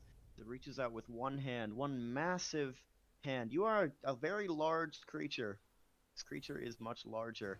And for a moment, its clawed hand engulfs your gauntleted form, stretching around your forearm and just covering it completely. And you think for a moment that it is pulling you. It is going to pull you with such force it'll wrench your arm from your socket. But it pulls back, talons gliding along the steel plates of your armor. It pulls back and away, and the heart is taken from you. And then it is going to beat its wings again and fly over you in front of Ish, who holds the jolting rod. I mean, technically, I guess you can get an attack of opportunity if you want to, as it flies away from you. But as the dragon flies over and stands before Ish... Alright, I need to roll a d6. Wait a minute, did Tarn not move? Oh, No. its breath weapon is recharged. Neat. Good for it. Yeah. It Tarn looks down didn't at your move? jolt. Tarn did not move. No. I'm not Tarn- moving. I'm shitting my pants. God damn it, Tarn. I mean, I guess if you want to still run, like I know you told me you held your dash on Tarn's turn, but I mean, if you just want to run, you're just that terrified, you can feel free, man. But as the dragon, I will describe this and then I'll let you make that choice. The dragon beats its wings and flies over Tarn with a surge of wind, the force of its wings pushing a gust up against you, blowing your hair back behind your helmet. And the dragon looks down at the jolting rod you've thrown at your feet and leeches its massive head over you, big enough, its jaws wide enough to swallow you in one bite-ish. And it simply shakes its draconic head and says, "Not good enough." Yeah. I'll move as fast as my little legs will carry me. Seeing him run, I'm also going to use my held move action to also run. Yeah, me too. 30 feet. Okay. Actually, 30 I'm feet. going to what's that thing? Bomb a piece, so I can move without provoking an opportunity attack. All right. That's well. This is a held dash action. It's not the Oh, same right. thing. Well Yep, then, so you can either dash, or you can stay in place. dash. All right. Go ahead and run. I can run 60 feet, You can run 30 feet. 30 feet. As you turn to run, Ish, the dragon swipes out with its claws and rends you from behind. You take 15 points of slashing damage. Automatically, no chance to defend or whatever. You have shield or anything similar like that? I have a shield. That's not gonna do it, bud. As the dragon swipes out with its claws and rends through your back and severs your spinal cord, and you What drop to the about- ground. What about the protective bond thing? That lasts a minute. If someone with the emboldening well- bond wants to teleport and take the hit for you, they can. That's a their big choice. negatory, Chief. That's knowing you, Kieran fam. could have. No, Kieran would have but had I the mean- option, but It gives me the +4. Would +4 potentially save me? it doesn't add to your AC. It only adds to an ability check, attack roll, or saving throw. Right. Okay. You take your 15 points of damage-ish, and I assume... Well, I can see you have 15 hit points left. Ah, Unless there's some other reservoir of hit points that you had or anything like that. Does Ish have The a bullet- death ward ring on? Nope. Katu used both of those, I believe. Would I be able to Yeah. shield if... But- won't work with that. No, don't worry. And you take the blow, strikes through your spinal cord, and your body drops slack and limp, tumbling across the ground, rolling once, twice, before falling still, a pool of blood spreading from underneath you. Rolling closer to the safety zone. The dragon is going to beat its wings again and fly another 40 feet, standing over your body-ish. Morris, used your action to dash. Kieran, where were you? Like right here? Something I like that? was here, I think. Yeah, here. Here, okay. And then seeing him run, I just bolted it as well. You could have... Katu, you didn't hold any dash action, did you? No. No. Morris, you did, so you could run and get out of the range of its fire breath. Yeah, I'm out. But Katsu, you've rolled the phylactery forward. Okay. The dragon beats its wings, landing over Ish's body, its talon legs straddling over the little gnomish corpse, bleeding out on the ground. And it looks at the offering you've made it, Katsu, and it nods its head approvingly, and jerks its head toward Kieran. Stop him! Grab him! And I will spare this one. As Kieran tries to run past you. You're saying that to me? Yes. Can I offer the dragon another item for... I was going to do this for Ish, but for Kieran's life then, I suppose, since... And it'll be the Circlet of Ingenuity, which is, I think, the best item I have. Sure. Make a... No check needed on this. As Kieran attempts to run past you, and you reach your hand out, and instead of grabbing him, go for the circlet around your head, and pull it off, and hold it forward in supplication. And the dragon, looking at the insolence of Kieran Finnegan running past, for a moment looks incensed, its entire body glowing with visible rage. And then it subsides for just a moment. It takes Ish's body in its taloned foot and throws it roughly forward, about 30 feet to there, toward the further end of the chamber. And Kieran, Ish, you tumble and slam your head repeatedly against the stone, blood still spraying out before you like a streamer. You fail one death saving throw from this. You're Automatically? alive and at the entrance. Automatically. Just one death save, yep. And you land there on the ground. The dragon ends its turn. Ish, I need you to make a death saving throw. I'll warn you, if you roll a 1 on this, because of your failed save already, you will die. How do I roll death saving? D20. Just roll it. Oh. Just a Straight just- D20, man. Oh shit. Eh. Oh my god. Oh! Yep. That will do it. Goddamn dice today. Yeah, they're not your friend. They're No. not your friend. No. The dragon hurls your body, Ish, and you sail and arc across the stone and strike head first against the cobbles. Your skull cracks, blood sprays, and your life ends. Oh, who will the next Ish be? Oh no, I'm so fucking sorry, good shit. And that's where we're going to end our session for tonight.